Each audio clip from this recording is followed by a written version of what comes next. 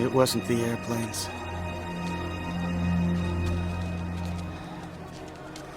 It was beauty killed the beast.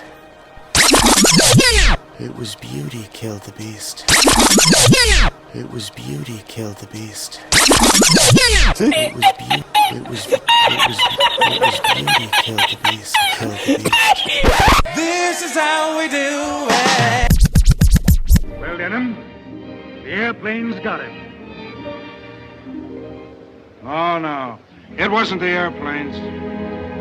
It was beauty killed the beast.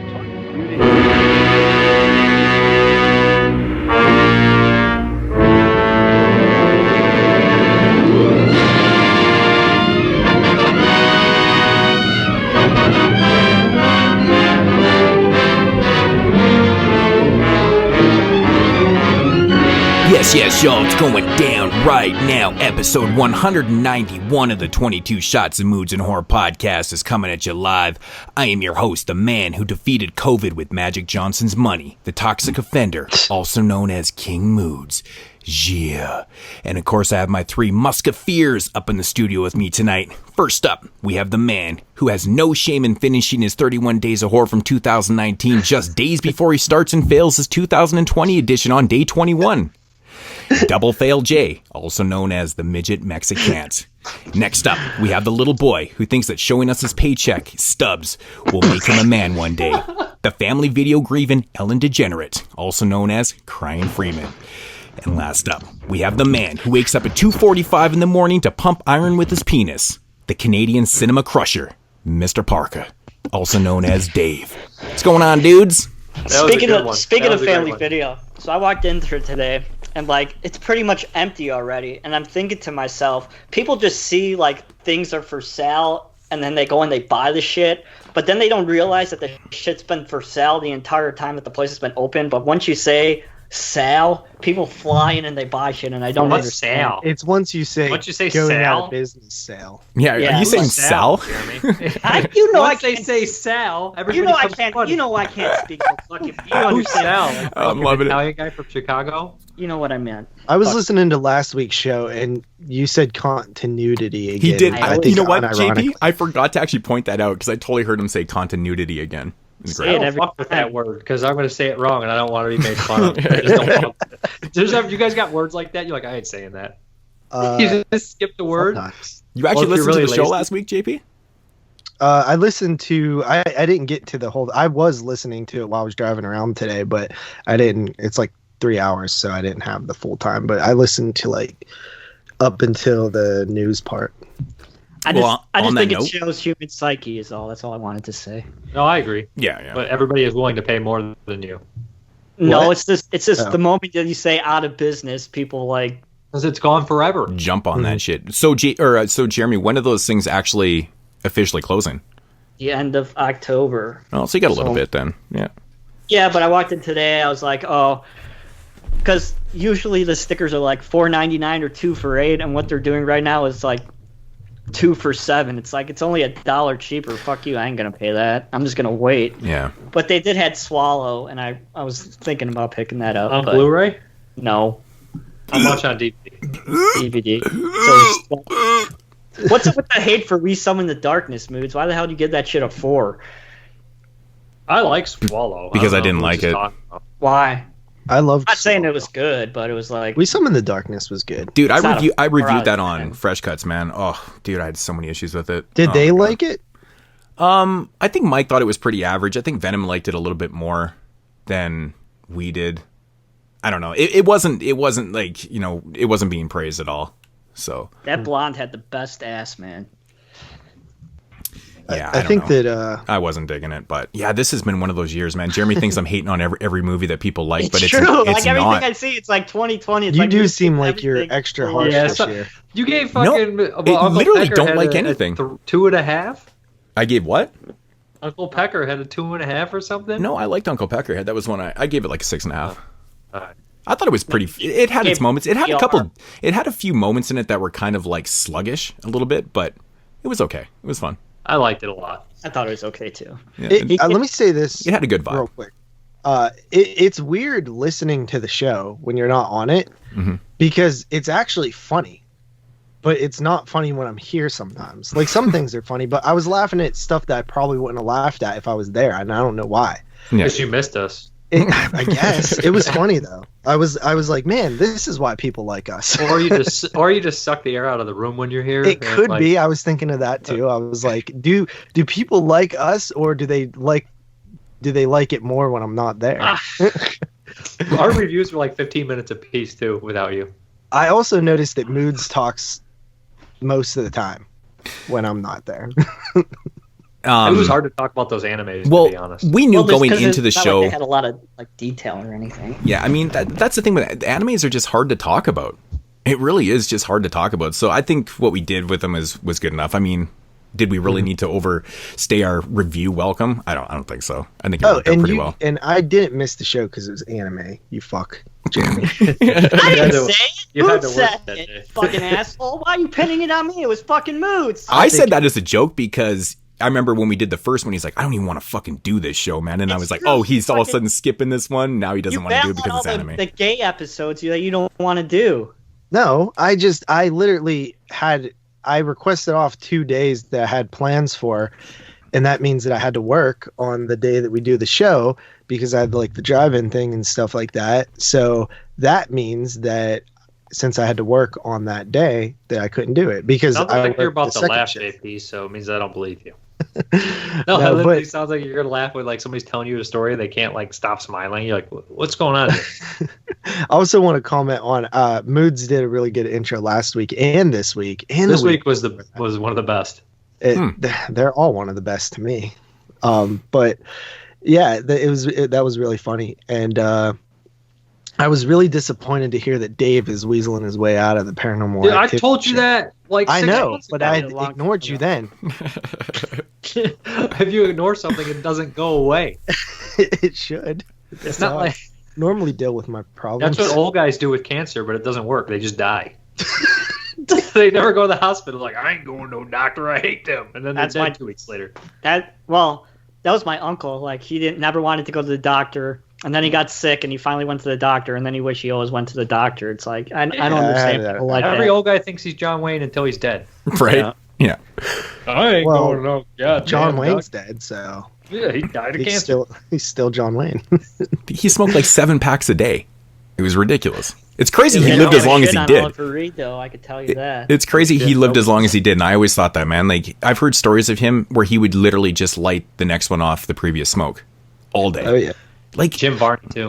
Fucking insane. That was really. I mean, you think I knew like a lot of people who chain smoked when I was growing up. It seems like people finally are like this generation does not smoke like the previous generations. Well, I mean, it has a lot to do with the price too. Smoking is expensive. Vaping, it's not even about being unhealthy. People never cared about it, or else people wouldn't smoke. It was cheaper.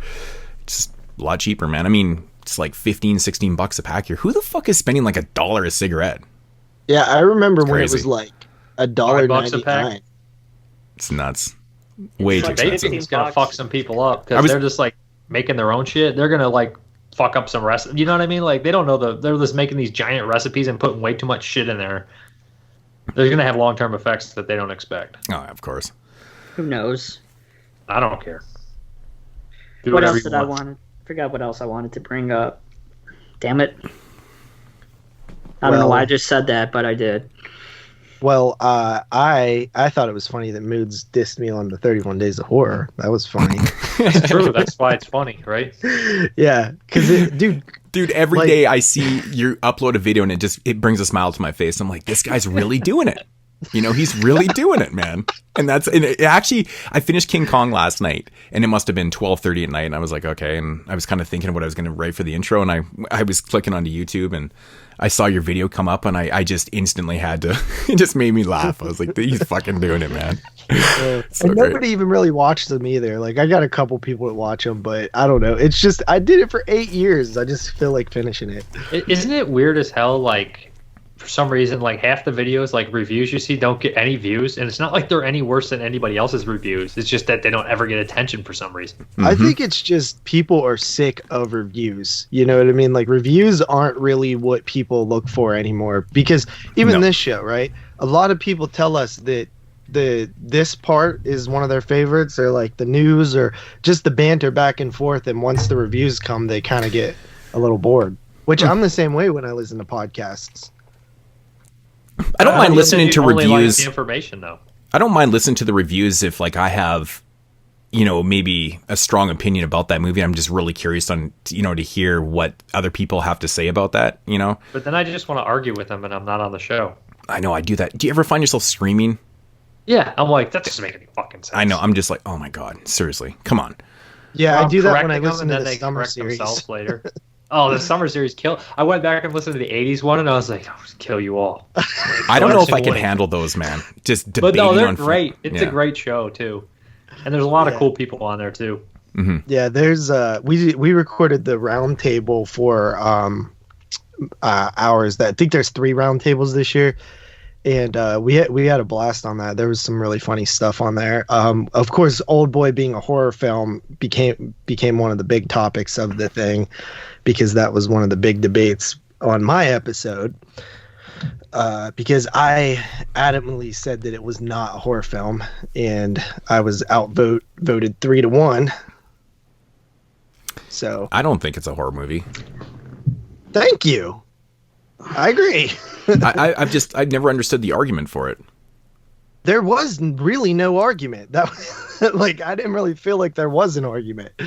I wouldn't even put through other like non-horror in my years, like Mulholland. Like I said, Mulholland Drive and fucking Irreversible are fucking like masterpieces. But I was like, they're not horror enough to be the number one though. It's horror. Yeah, exactly. I feel weird about Irreversible. I don't know. I don't see it as like a exploitation or horror film. It's like an art film, but I don't know. I don't know. I just feel weird about it. I would put it in my top 10 of a year, but like to represent a horror movie. All his year, films are kind of like that, though. Yeah, I brought that up. Category. Mm-hmm. I brought that up on the round table. I actually cited you, Dave, where I was like, me and Dave were having a conversation, and what he verbalized that I didn't really say on the episode was that I'm cool with it being on the 10, but when we're talking about the 2 best horror films of the year, I would prefer if those 2 were non-debatable horror films. They were just horror films. So I wouldn't even put Cape Fear through in the 90s. I would have argued that. I'm like, no. Says the same guy that has Deliverance as his number 1 in 1972. You don't want debatable films. I mean, that one is a big debate. I still think that one is a horror film, though. Like, I don't feel like I can't really see an argument for it not being, where the other films I can. And also keep in mind that's a personal list. This show has always branched out a little bit more. We're not saying we're straight horror all the time. You know what I mean? Of course, but I'm still saying like we do title those lists like top 10 horror of a specific year. Right. So then, I mean, if you're going to have Deliverance there, I mean, let's just face it. If you think it's horror, that's fine. If you don't, that's fine. Also, the point is it's a very debatable film to which side it goes to, right? I mean, you find it straight horror. I don't. I mean, I've said my piece on it many, many times. I mean, people agree with me, people agree with you. So, I mean, it is what it is. But again, it's very debatable. But again, does this mean we're going to have a 55-minute conversation about Deliverance if it's horror? 43 minutes, Jeremy. I'm timing it now. But but the difference is with these type of lists is that Dave was right. I mean, those are personal favorite lists. But if you're making a bona fide best of list like you are in the summer series, that's a totally different argument, right? So having Deliverance, and it's not your own list either. Sense. It's a combination of opinions lists. See, I mean, I can respect it. If you want Deliverance as number 1 for your personal list, that's totally fine. It is what it is. But for the summer series where this is a collaboration list and it's, the best of, no. I couldn't even see that being an argument. So like Duncan had me confused on that 2008 episode because he said that he didn't feel like Cloverfield was a horror film. Really? And I was like, that's weird. And I was like, I think it totally is. I think he put Jurassic Park through in like 93 as well. So it really confused me on that. Is he confused what a horror movie is? Just because Jurassic Park has dinosaurs doesn't mean it's a horror movie. I think Cloverfield is straight horror. Yeah, it's a giant fucking monster destroying New York. How is it not horror? The one thing that confused me greatly was that they put Shaun of the Dead through, which I like. I know you guys hate. But Ghostbusters wasn't even a choice in the 80s. And I was like, Ghostbusters is just as much, if not more, than a horror movie than Shaun of the Dead, if not the same. It's the same genre. It's comedy horror. Comedy first, then horror second. Yes, it's exactly what it is. Yeah. My mind was blown when they revealed the top 20. Like, wait do you hear that round table, Dave? Because like, I literally could, like, it is so bizarre where things ended up. I was completely in shock. Because there's some weak years. Like, what was 2009? What 2 went through for 2009 again? Jennifer's Body and Moodz bounced it. Yeah. What was the other one? It was Jennifer's Body and good script, bad movie. What the hell was the other movie? I can't even remember. What were the? No? Oh, for 2009? Yeah. What were the 2009 ones again? Oh, it was Thirst. Oh, well, that's a good one. Yeah. I think it was Thirst and Jennifer's Body, and then Moodz replaced it with House of the Devil. Yeah, 2009. House of the Devil was 2009?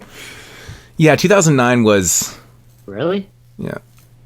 Was that long ago? Yeah, that was 2009. Yep. God damn. That's crazy. I didn't realize it was 11 years old already. Yeah, I was actually really shocked that Jennifer's Body came back with House of the Devil. Because, so I had 2009, or 5 and 9, and then I was like, what? Like, really? How does fucking Jennifer's Body do this shit? But, yeah, I bounced the fuck out of that. But I think Thirst is just a way better... I was just shocked by the people that were on the show that Jennifer's Body would have made it through instead of Thirst. Well, just so you're aware, when it went to vote, it lost all to nothing. So literally not one of us chose Jennifer's Body. Yeah. It was 100% vote for House of the Devil. That's crazy. I think we should appreciate... Can I bring something else up, or is this topic? Yeah, good. I just want to say that I appreciate that even though all this shit is happening, that haunted houses are still staying open in October. At least we have some level of normalcy going on. I mean, whatever. I've been seeing all these sad right there. all these fuckers trying to adapt to what's going on. I've been seeing a lot of like drive cars where you like go on track. That's similar to like a car wash, and they're trying to adapt that way and stuff like that. But I just feel like that's cool. No, it's not. And then they like fucking like throw shit at your car and stuff. I saw it. What? Like, yeah, they throw like motherfuckers. Like fake. Did you guys see the TikTok video of there's like a truck going by, like a pickup truck, and there's 13-year-old girl. Jeremy, there's people sitting in. No, it was on Facebook. Somebody posted it, but it said TikTok on it, so I assume it's a TikTok video. So they posted it on Facebook, and there was a truck, like a pickup truck going, and it was like somebody's phone, and like this guy just, I think it was Jason. I think Will Cardell posted it. Or Cardinal, whatever the fuck his last name is. And this fucking drunk ass Jason came running out like at him with a knife, and it was, I don't know if it was like a homemade haunt thing. Oh and he yeah, tripped. that video is old as hell. That video is years old, dude. It was great. I'm old. I just saw it.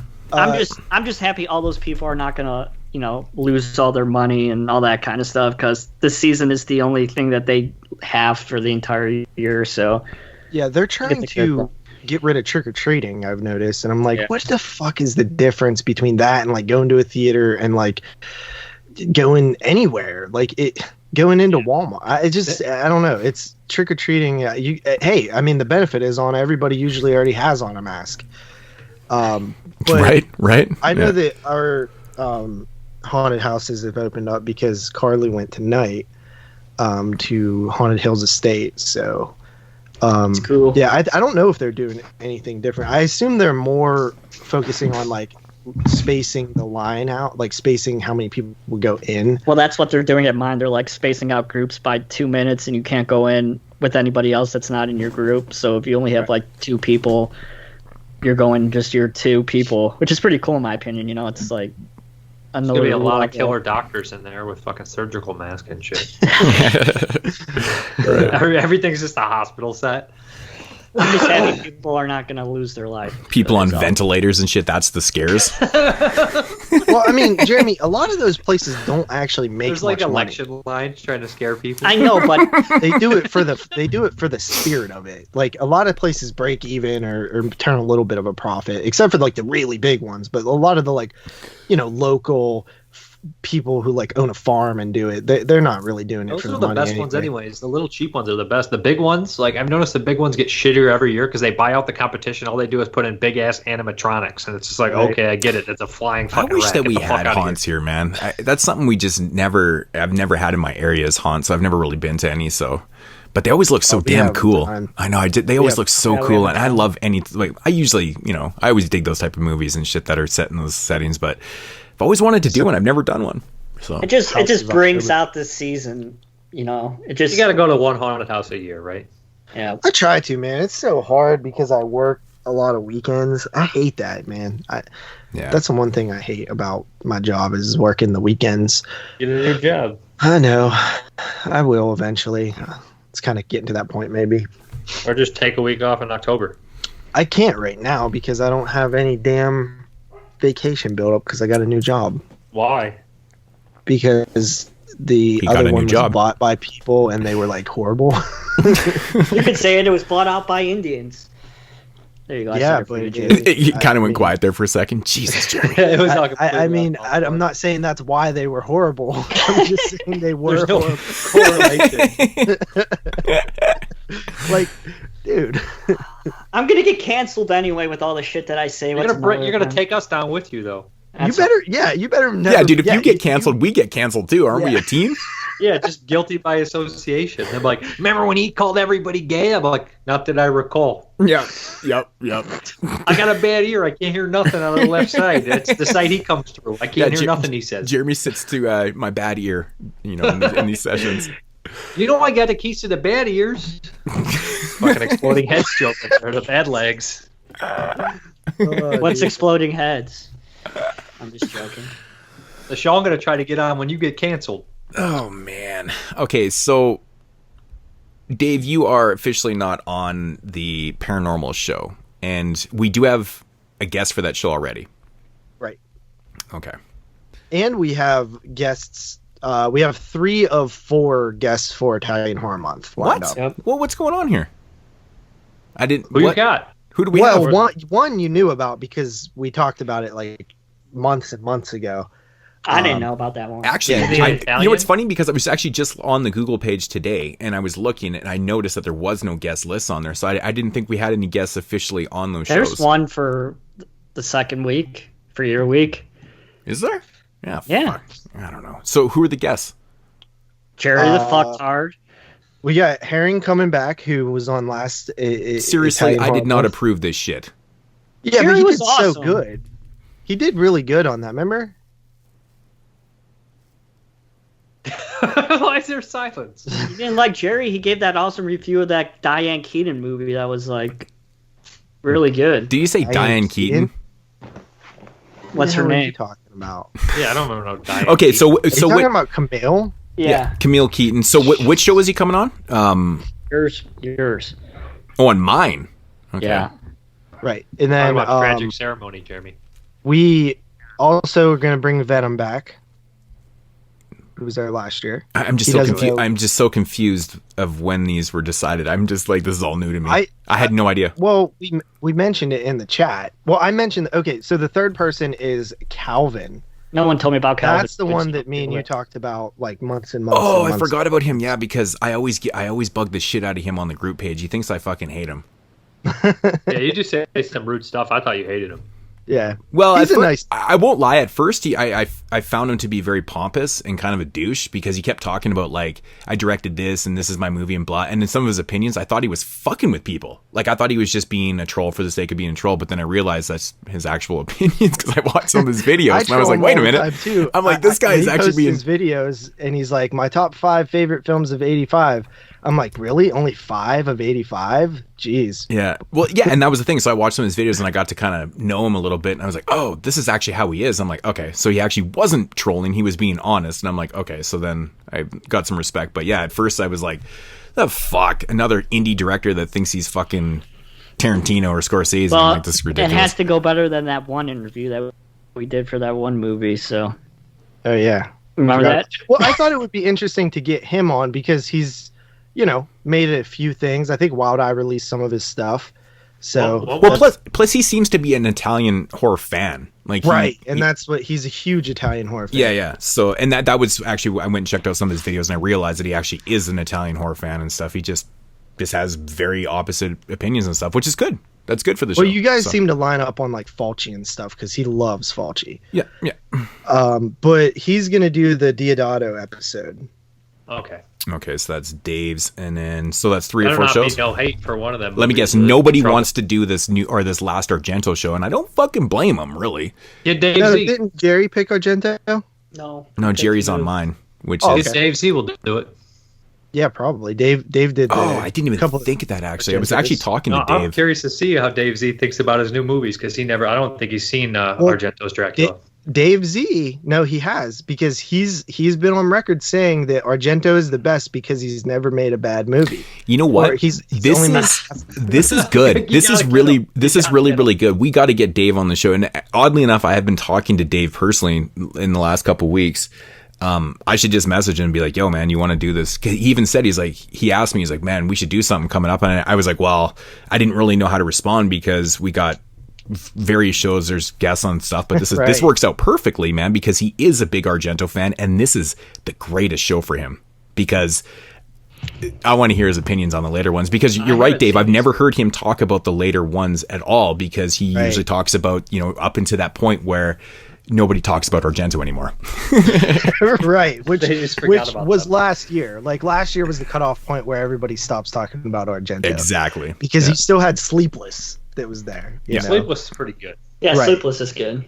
So yeah, that would be great. You should reach out to him and see if he'll do that. I know Derek wanted on one, but maybe Jeremy will fall off on a week or me or something. Might need an extra person. I mean, that's always a possibility. I mean, Jeremy's back working and stuff. I think he's going to be missing a couple shows in October, so who knows? Maybe he might have another job in November. But Jeremy's never done all of the Italian horror months since we've started. That's right. Well, because that's his work season, right? So, yeah. Not really. Not really. That was my work season. Most of the time it was because of work, though. I'm pretty sure. Yeah. Well, aren't you still working into October usually? Like, isn't that still kind of the end of the season? Yeah. So I meant November, December. Yeah, that's kind of your off season. But October's still kind of working. Who knows with COVID what's going to happen? Yeah, for sure, right? I mean, that's the thing. Did we announce the lineup? No. Oh, Jeremy? Oh, okay. So I guess we could probably do that since we just announced all the guests. Week 1, we're doing Argento, Do You Like Hitchcock, Giallo, and Dracula 3D. Next week, we're doing Luigi Cozy with Jerry the Fucktard, and we have The Killer Must Kill Again, Contamination, and Pagnini Horror. Then my week, we're doing Alberto De Martino. We're doing The Killers on the Phone, Antichrist, and Holocaust 2000.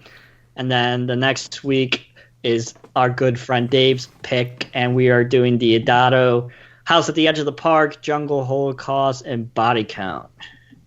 Yeah, buddy. Pretty good lineup. Pretty excited for that. Yeah, I'm excited to watch the Alberto movies because I don't think I've seen any of those. I think I seen Antichrist a long time ago when the DVD came out, but that's it. Yeah, I haven't seen any of those. Actually, this is one of the years where I haven't seen most of the movies. The last couple I've seen a few, so pretty cool. I have not seen one of my picks, The Killer Must Kill Again, and that's why I picked it, because I've never seen it. And I've never seen it either. The Killer is on the Phone. I've never seen either, but I've seen everything else. I've actually reviewed all the Deodato films myself before, but that's a good show because, yeah, those are three great films. That's a good show. House on the Edge of the Park was literally one of the films that I wanted to do since we started this. It's one of my favorite movies, so I was like, I gotta get on it. I've only seen it one time, and I loved it. Yeah, it's great, man. I rock that shirt all the time. I actually picked up one of that shirt at Wasteland one time, and I get a lot of comments on that. I'm like, where'd you one get of the that best shit? cover arts ever, in my opinion. It is, man. That's great. Yeah, and that's what I have. So, yeah, Italian month looking pretty cool. Finally done with the Argento. Looking forward to ending that. Well, not until I debut my new concept, which is the Dario Argento Writer's Spotlight. Oh my god, no producer way. Spotlight. No, but that goes against the rules. Spotlight. That actually goes against the rules here because this is director Spotlight. This is actually director Spotlight. Says who? It's always been director Spotlight. It's Italian. I'm the one that created the Spotlight. Oh god. But we've always stuck with the director Spotlight, so hence director. So Argento's done. Yeah. I couldn't figure out how to name last week's episode. I was like, is it Anime Spotlight, Volume really? 2 or is it Director Spotlight? I ended up going with Anime Volume 2.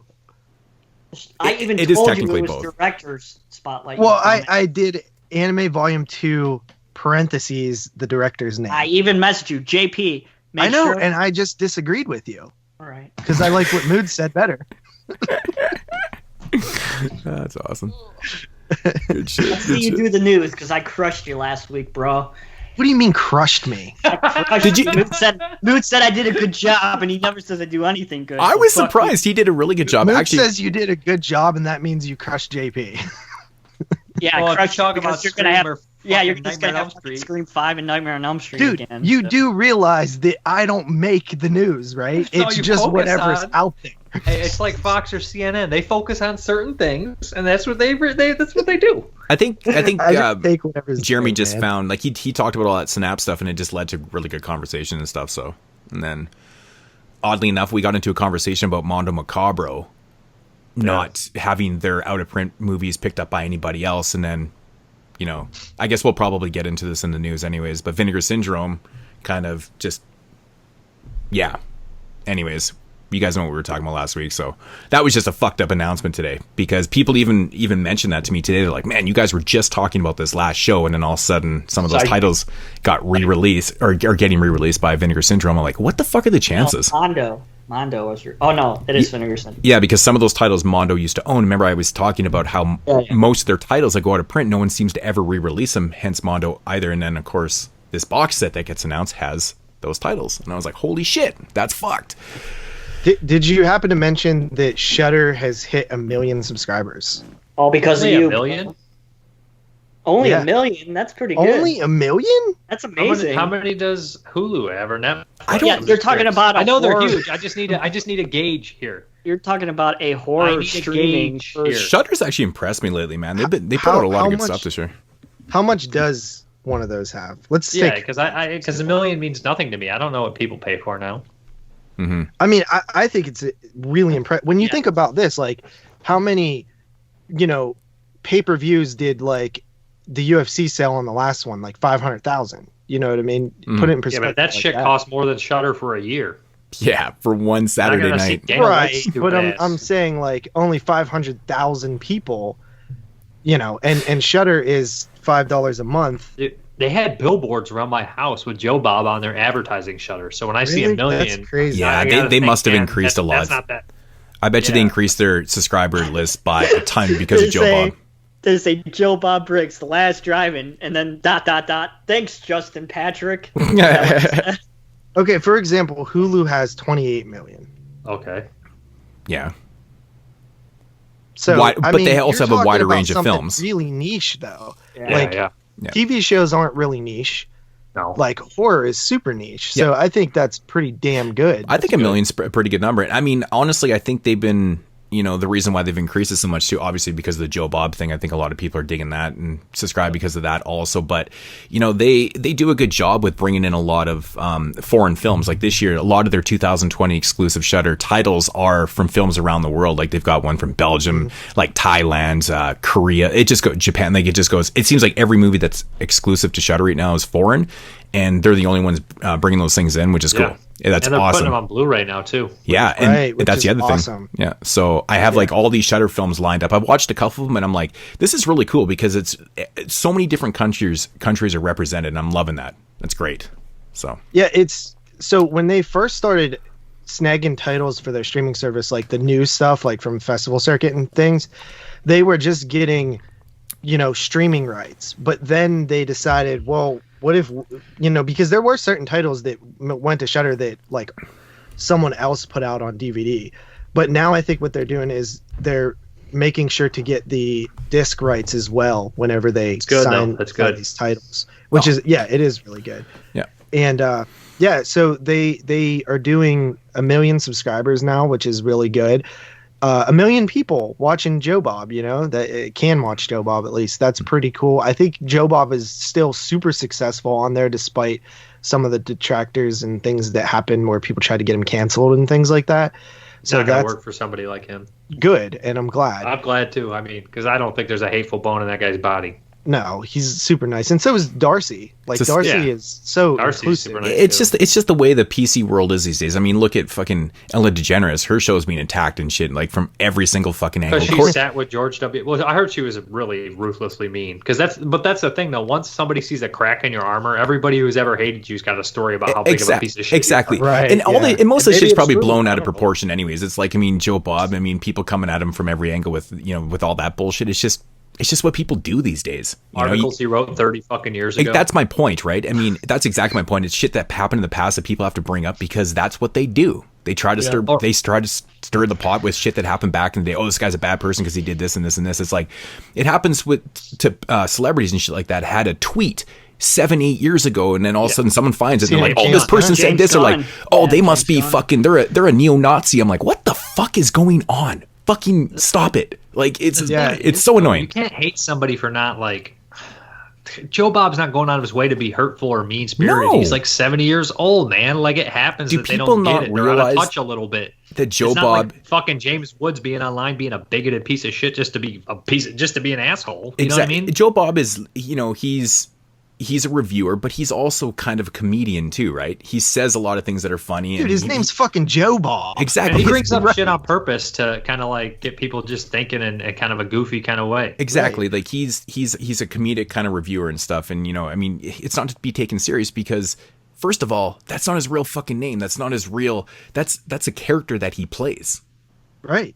Yeah, right? He created a character named Joe Bob. Are you getting mad? Are you getting mad at Are you getting mad at Robert De Niro's character in Cape Fear and because he's a rapist? Like, no, because people know and recognize that that's a character that he's playing. That's not him in real life. That's not Joe. Like they're attacking him like it's a real fucking person. I'm like, he's playing a character, man. This is no different than, a comedic standing up on a stage and telling a whole pile of racist jokes and doing whatever it is and shit. I hate when people attack comedians, and we've talked about this before, because of the shit they're making fun of. Like Chris Rock's last special, man, he got attacked like a motherfucker because he said something on the lines of Remember his last special? One of his first lines in it was, he was talking about, black people being shot and stuff, and he's like, I think we need to kill more white people. And he's obviously joking. He doesn't want people to be shot he doesn't want white people to be shot by cops, but he's making a contrast. He's making light of it because could you imagine all of a sudden that the cops started shooting white people? It would just be fucking pandemonium. Like, it's a joke, guys. He's not being racist. It's just fucking what it is, man. There is this double standard though too. There's a lot of like wannabe comedians that like will do anything to get attention. So they'll just say shit that's like horribly off colored and not funny, and they'll be like, "You guys are just attacking me because you guys PC please." It's like, no, you're a shitty ass comedian, dude. Right. And if you're gonna say something like that, that's fucked up, it better be clever. It better be fucking clever, or it's goddamn embarrassing. And if it's embarrassing, your guys are gonna get chewed out. I agree. Yeah. There's so many bad comedians too. That goes to the thing, like, you can say whatever the hell you want, but if it's not funny, then you're in trouble. Can expect blowback. And you should. And comedians are not for everybody. I mean, you look at somebody like Jesse Jesselnick or whatever his name is. Yeah, Jesselnick. I can't remember what his first name is, whatever. But you guys know who he is? Yeah, I think he used to do the roast, right? He was ruthless. Yeah, he does. But so this guy's basically what he stands for is most of his stand-ups are, he tells really, really dark jokes about death and stuff. And it's fucking hilarious. Like, it's just every joke he tells, it kind of drops your jaw a little bit. And you're just like, oh, I can see that's not for everybody. But how do you take that shit serious? Right? How could you attack his? How could you attack his act and be like, "Oh, you were talking about suffocating little babies and shit"? Like, yeah, if you put it like that, it's not funny. But if you listen to the act, it's fucking hilarious, dude. You're like, man, the way he words everything, you're just like, oh my god, I can't believe this guy's talking like this. But at the end of the day, you should have the frame of mind to be like, he's a comedian. He's telling jokes, and man. Also, the big takeaway is if you watch something, listen to something, see something, and you don't like it. Don't watch it. Turn it off. You don't have to watch it. That's what's glorious about. That's the joy of having a remote for your TV.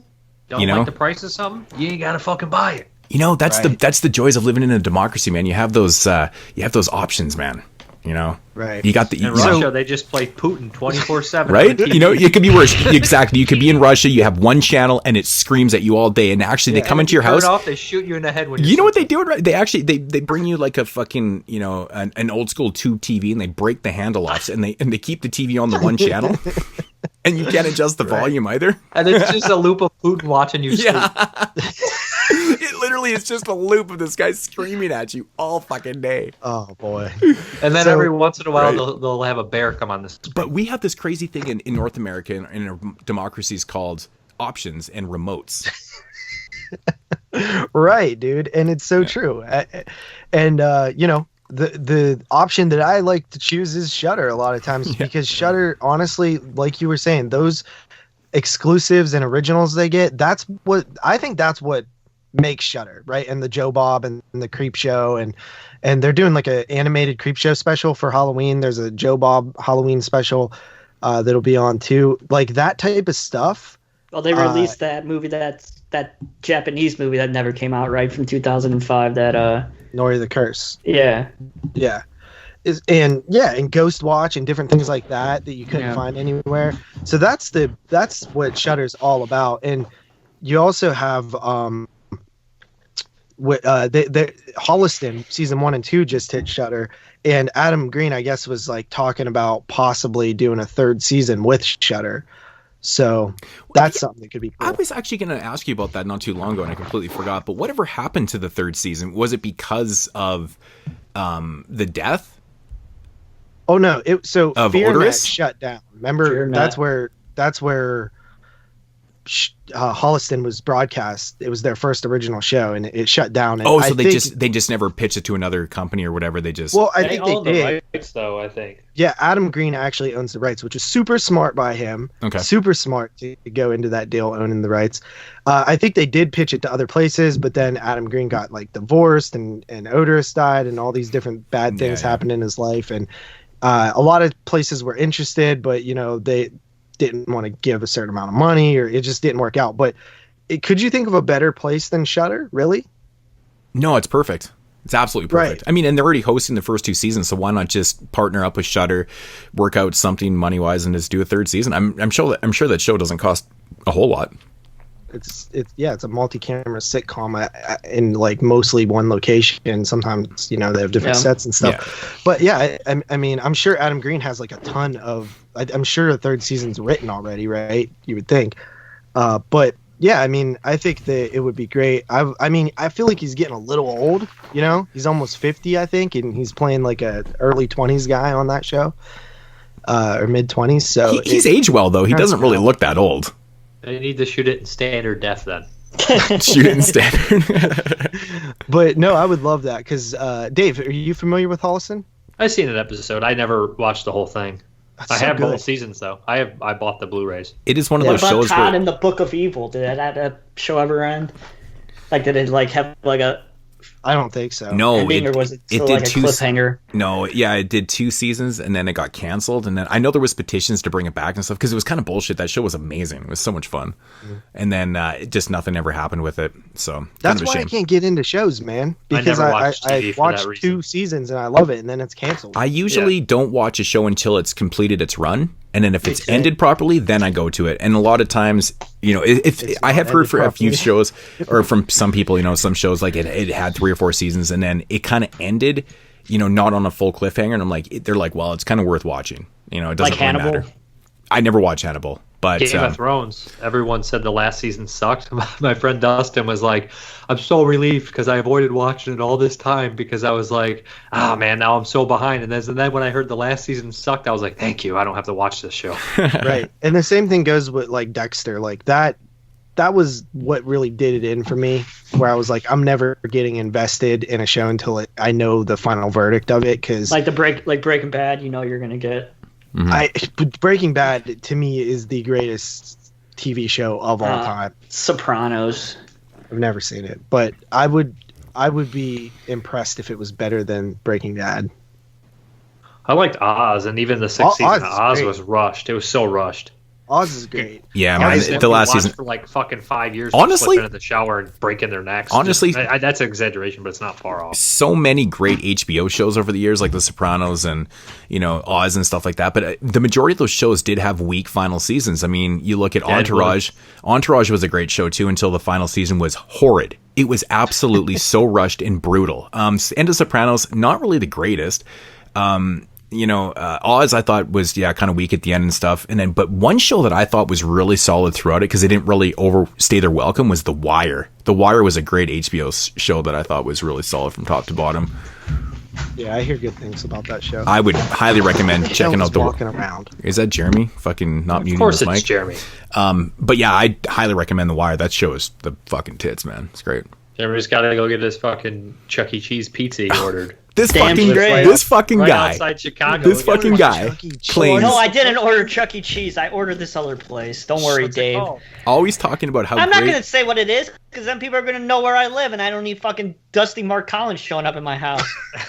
Yeah, you don't have to give your address, dude. 6-mile radius and track every single house to find you. You don't have to say your address. Dusty Mark Collins is going to knock on everybody's door.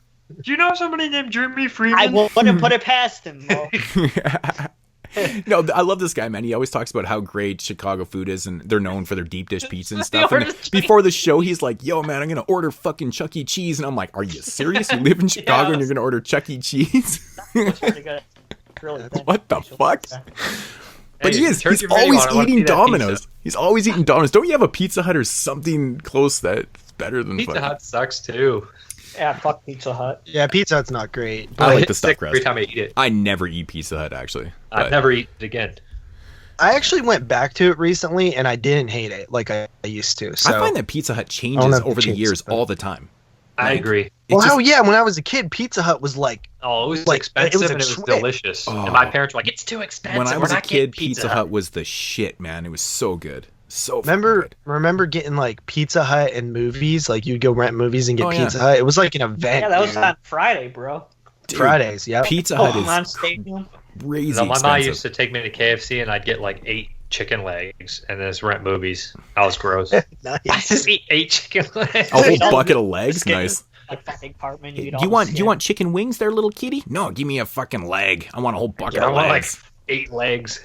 Fuck, that's a lot of meat, dude. Cheers. Sometimes I want to just take a weekend and do something like that and just turn off all like internet and pretend I'm in the 90s. But you got to have yourself friend with you the whole time so you can make like stupid side comments on. I did that movies. all summer. Oh yeah, it would was be me and Carly most likely. I did that all summer. It was great. Right. You're just like talking to yourself. You're like, this is stupid. Pretty much. I read a lot of books, man. Honestly, I read I must have read like 8 or 9 books this summer. That's pretty good considering, I got people. Stephen King? No, I was reading mostly music and horror books and stuff. But yeah, no, I haven't read a Stephen King novel actually in a while. But The Outsider is really good. I would check out The Outsider. It's like one of the newer ones. I heard that. Yeah. Yeah. Is there news? Are we doing I think this intro is longer than the entire last show. No, it hasn't been that. Actually, this is a pretty normal intro for us. It seems like it's been like 40 minutes. It's about 40. It's pretty fucking normal for it. But do we have anything else? Anyone who wants to say any house cleaning things? Just go. No. Okay. If you support the Patreon this month at patreon.com/22shotspodcast, I will send you the original OG Jeremy microphone from the 22 Shots of Moodz and Horror, and I'll sign it and I'll send it to you. So if you want to win the original microphone from 2013 to 2020, you can win it, and I'll send it and I'll sign it and I'll send it to you. I love how you failed to mention it's broken. Well, yeah, I'm not going to send them a fucking good one. Why the hell would I do that? Of course. Why would you give somebody something, right? I guess that would make sense because, yeah. I also have one person won the Guess the Next Year thing. If you want to, can you message me and I'll send you out. How do you win a guest on a show? No, Guess the Year for the next top 10. Oh, someone actually got the gots. Hey, someone got the year right. Are we right. going to do that too? Like, because we've been guessing everybody's top one. Yeah, so we've been guessing everybody's top one, like on the list, like 85 and 91. I suggested that the winner who gets the most right on the list gets to eliminate a year from the drawing. So if Moodz won or JP won, they're like, fuck, I do not want to do 1997. Take it out of the drawing. Oh, that's a good idea. Yeah, so I like this is a prize because there's like Carly will probably pick like 1975 or something like that. Yeah, she'll pick a 70s that will be like, oh, okay. Man, I could see Carly doing something stupid like taking out 1974, and I'd be like, no. I don't think she'd pick that. She'd pick one of the shitty, like, 70 years. 73 and 74 are good years. 71, and that's what I'm picking. Yeah, I'm going to pick 97 or something, or like 2002. 97 would be the ultimate year to take out. It's a really poor year. I feel like it would be easy, though. But I don't want easy. I like to watch a bunch of movies and have fun with it and find shit. I don't think you're going to find a whole lot of gems in 97. 2005. Because I don't know, man. I mean, I did the I own, like, for some odd fucking reason, I own like over 100 movies from that year, and I'm like looking at all this shit. I'm like, why do I own half this stuff? I'm the same way. I'm like, I didn't know I owned this. Like, you guys were talking about that Sino movie, the Sono. Yeah. And I was like, I think I have that. And I went and I had it, and it's like an out of print DVD. It's still sealed. I'm like, I didn't even open this. Oh, Strange Circus from 2005? I have that too. But the other one, the Nora's Dinner Table or something. Oh, yeah, that's right. Yeah. Strange Circus is a good movie.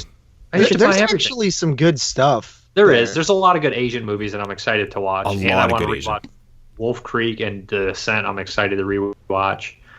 And I haven't seen Hostel in a long time. Yeah, I'm debating whether I should just put those on my 2005 watch list on Letterboxd right now, considering I just watched them all. Oh yeah, I would count them. Like, literally like a month ago.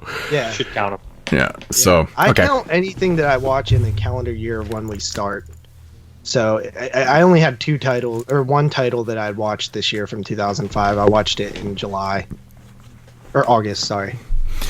So I only counted King Kong. I'm like 4 into it already though.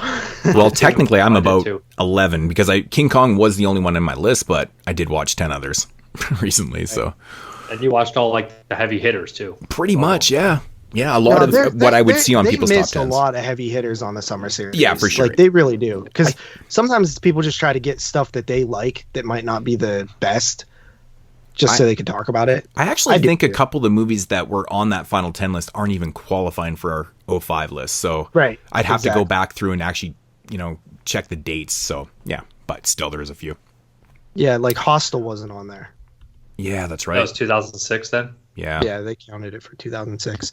Okay. But yeah, you guys want to hear some news? Yeah, let's ditch this intro and get into some news. JP, bring us some Scream news and Freddy news.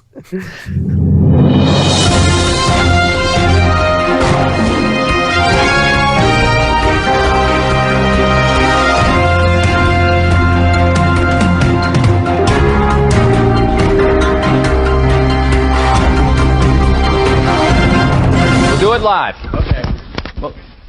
We'll do it live. Fuck it. Do it live. I'll write it and we'll do it live. Listen, to be fair, I never report that like so and so wants to be Freddy. Like that is such an exaggeration. I mean, Kevin Bacon. I see it everywhere. Kevin Bacon don't even bring it up. No, I don't want to hear it. Fucking man. It is funny though, because those are the two things you see all the time, like Scream and Kevin Bacon wants to play Freddy. Every couple years, it'll be like as news, like Kevin Bacon says he would want to play Freddy Krueger. I know. I made fun of this on that Fresh Cuts podcast, and I said I never want to talk about it again. It's so true though. It's annoying, and it's the worst. But at least right now, the Scream news is actually like news. Like they're casting people, and I think the shooting date got announced and stuff like that. So that's at least something. If we wouldn't have joked about the Scream stuff, would you even remember to bring it up? Nope. Fuck. That's fucking. I'm not gonna talk about it. All right. So this week, mentioned the Shudder thing, but we're pretty much just gonna talk about some new titles that were announced. So, Jeremy. The pre-order came up for Akira 4K, which I know you just saw in the theater. Jeremy. He's fucking throat deep in his Chucky Cheese right now. The mouse came over with it to deliver it. He's in this. Jeremy?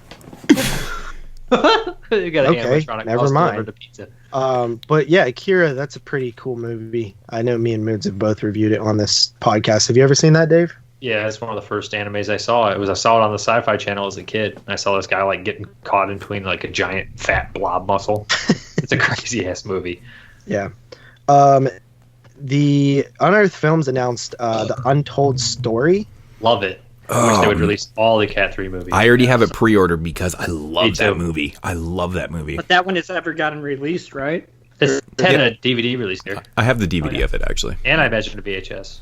Anthony Wong's top-notch in that movie. Yeah. If you like Ebola syndrome, you gotta check out The Untold Story. Was Ebola syndrome a category 3? Yeah. Yeah. Same director, same lead actor. Yeah. I would say that I love Untold Story is a little bit classier in some. Not really, but I don't know. Until you get to the third act. Ridiculous. The thing is, I saw somebody say that it's a comedy, and it's like, yeah, it is a comedy, but it's only a comedy. There's scenes of comedic shit, and then like, it's not funny in the other scenes. Like, it's just like random shit. You know what I mean? Like, it'll be like a funny moment, and then like the next scene is horrific. I mean, I've heard people say the same thing about Ebola syndrome before. They're like, it's just a comedy. And I'm like, I guess you could take it. I mean, if you take it as a comedy, it's actually kind of ridiculous and stupid and funny. But I don't think it's supposed to be a comedy, and it's just really kind of in bad taste because of what he's doing. But I love Anthony Wong's so over the top in those movies that he's just like fucking nuts. Those glasses in Untold Story. Yeah, I think that made like all of our top 10s in '96, except for maybe like Dave Z. It would have made mine, I'm sure of it. It's actually one of my more favorite movies of the 90s, to be honest. It's a standout for me big time. And it's got a lot of replay value too, because that shit, like every time you watch it, you just shake your head and you scratch your head and you're just like, fuck, this is amazing. But then you almost feel bad for saying this is amazing because of what he's doing. It's just crazy. I have it on DVD. I'm pretty sure it's out of print now. It hasn't got a re-release anytime soon, has it? No, there is a Blu-ray, but the Blu-ray's cut and it's overseas release. It's like a European release or something. Discotheque. I didn't know that was cut, Dave. I didn't know that Blu-ray was cut. I have that too. The same people that put out Mika Droid and a bunch of other shit. Yeah, Mika Droid. That was fun. That's all right. A company called Turbine, not sure where they're out of, Germany maybe, announced a huge American Werewolf in London 4K. Do you trust all those German releases? Like, I hear sometimes they're not even actually 4K. Some of those German releases aren't even official. Like the fucking, like I bet the Hitcher, I'm not sure if that's official. Fucking Death Weekend, that NMSW. These movies never came out on 4K. Death Weekends never came out on 4K. No, but I'm talking about Blu-rays. I'm not sure. I'm not really 100% sure how those European countries get away with putting out those gray market releases so often. You know, because you can't do anything to them too. Because it's hard to sue German companies. Stephen Bureau had a huge fucking podcast on Sadistic Cinema. Great podcast. Check it out. Yeah. And he had a 2-episode thing where he talked about it's really hard to sue German companies. See, that would make sense because I know Spain does a lot of like gray market releases. There's one very I wouldn't say controversial, but a title that just came out, you know, True Lies, a Schwarzenegger True Lies Blu-ray that just came out, and it's a gray market release. It's not like a full bootleg or whatever, but again, you know, it's Europe just getting away with it and stuff. But I've heard really good things about the release in itself. So if you're looking at a Blu-ray release of it, but this looks like a pretty legit release, though. It's like it looks like an Arrow. Yeah. I imagine there's some real companies like that company that released that Resurrected in Germany. That was legit. Yeah, that was Yeah, like my Midsummer 4K is pretty legit, and that's from Germany. And I think I only have one other. My Darlin Steelbook that's from Germany too, and that looks pretty legit. It has the Dark Sky logo on it, which is cool. I've just heard people say that like they've gotten releases that are like just upscaled bullshit, like. No doubt. Like, I remember getting those hard boxes, and everybody's like, these hard boxes are amazing, and you get them, and it's just like, the hard box looks great, and you pop it in, and it's a fucking VHS upscale. You know? Of course. I have a few of the, like, Halloween hard boxes and stuff, and you basically, I mean, if you're buying those hard boxes and collecting those, it's more for, like, you know, for the box. It's about the artwork and putting them on the shelf. They look really good. Like, you know who has a fucking ton of those is Tom, the Horsball. Yeah, he's I remember got shit tons of hard boxes. It's videos crazy. on his channel was like, he like picked up like a new one like almost every like video. Like if you ever watch his video, liked stuff like that. I'm not into like the collectible aspect thing, so I never really was interested in them. But I could see why people, you know, get their favorite films and cool. Well, I don't know. I think that Dawn of the Dead set looks pretty dope. I like collectible things. I don't like all of it. Like hard boxes never really fully interest me either because I was just like, whatever. If It's I just can't it's just get a big it any box. other way, I'll get the hard box. Yeah. But Ms. Pole had every hard box. Remember Ms. Pole? Oh, the British yeah. guy? Yep. He was a nice guy too. He basically got sick of everybody being a piece of shit probably and just left. I think Yeah, you guys were talking about that last week. I think Moodz was saying that nasty comments drive people away. Yeah, well, It's also fellow collectors. Like he'd be nice and send somebody a Blu-ray or something. And they'd be like, "Well, this has a dent in it." It's like it's free, motherfucker. Shut your goddamn mouth. Right. Remember Yeah, I mean, Alcaro Moods from Canada? Who was that? Alcaro. Who? Alcaro. He was a big collector. Yeah, I'm not sure. I know there was a few guys from Canada that were. I remember one dude that we used to talk to. I can't totally forget his name right now, but he was really, really into steel books and all those collectible things and stuff. And then he just dropped off too. He just dropped off. He's like, I just wonder what happened to these people. Dude, there's only like 10% of people that were around when I'm around, that when I first got into it, that are still around. Like I know, like Danny it's talks insane. to Scotty, but like I think about Scotty every once in a while. Like, what's he doing?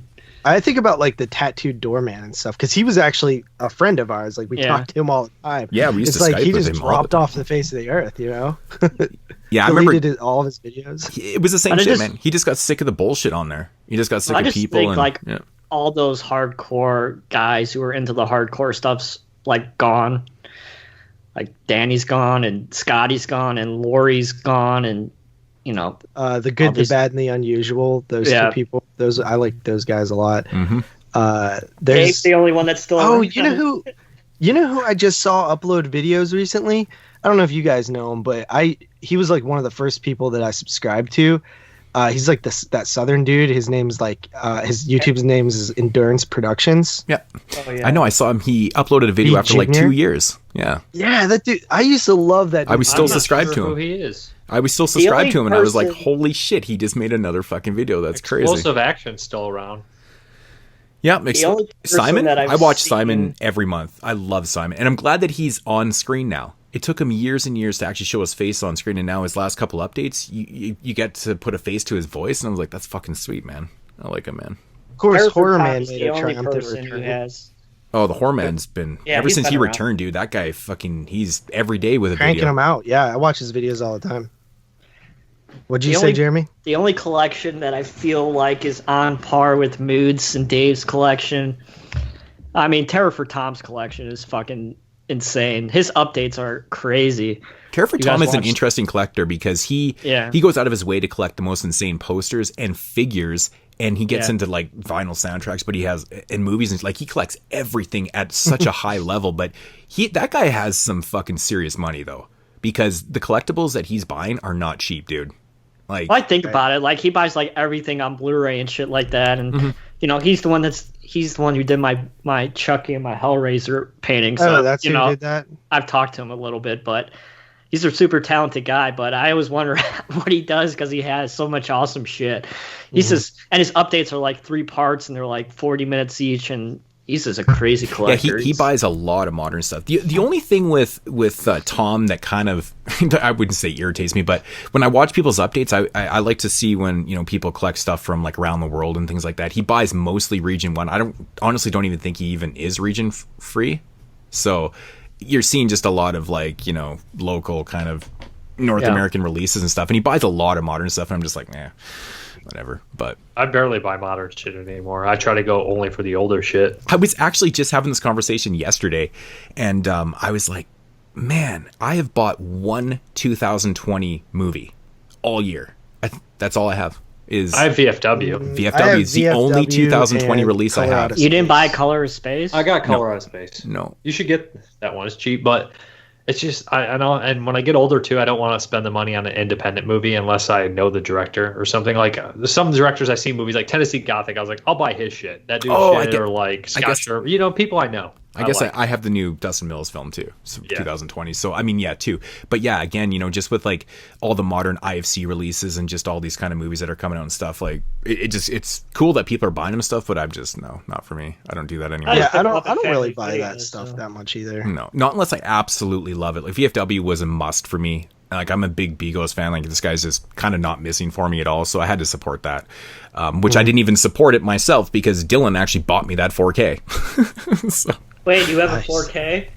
Yeah, I actually have a few of them, but just it's almost time. It's almost time. Yeah, I mean, at the same time, it's nice that the 4K releases come with the Blu-rays, and so I'm content with the Blu-rays until I upgrade.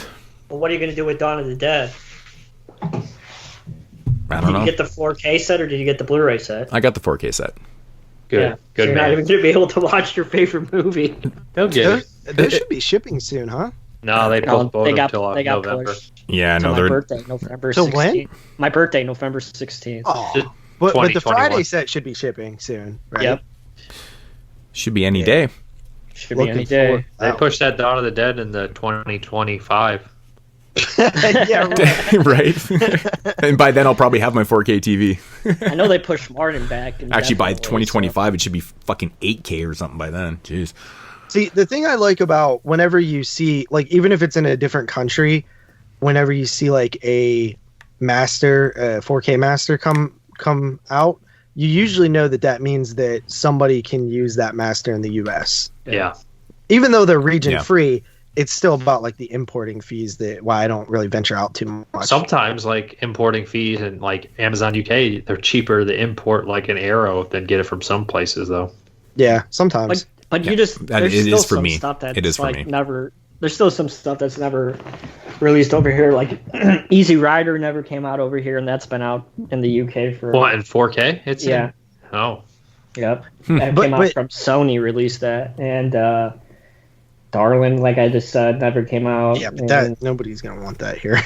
I mean, in 4K is crazy. I mean, I like the movie, but on 4K, I'm like, what? It was €7 or €7. Like, come on. Speaking money, be leery about German releases though. Germany is weird about uncut and cut shit. They cut so much stuff. Yeah, Why would they cut a brand new fucking movie?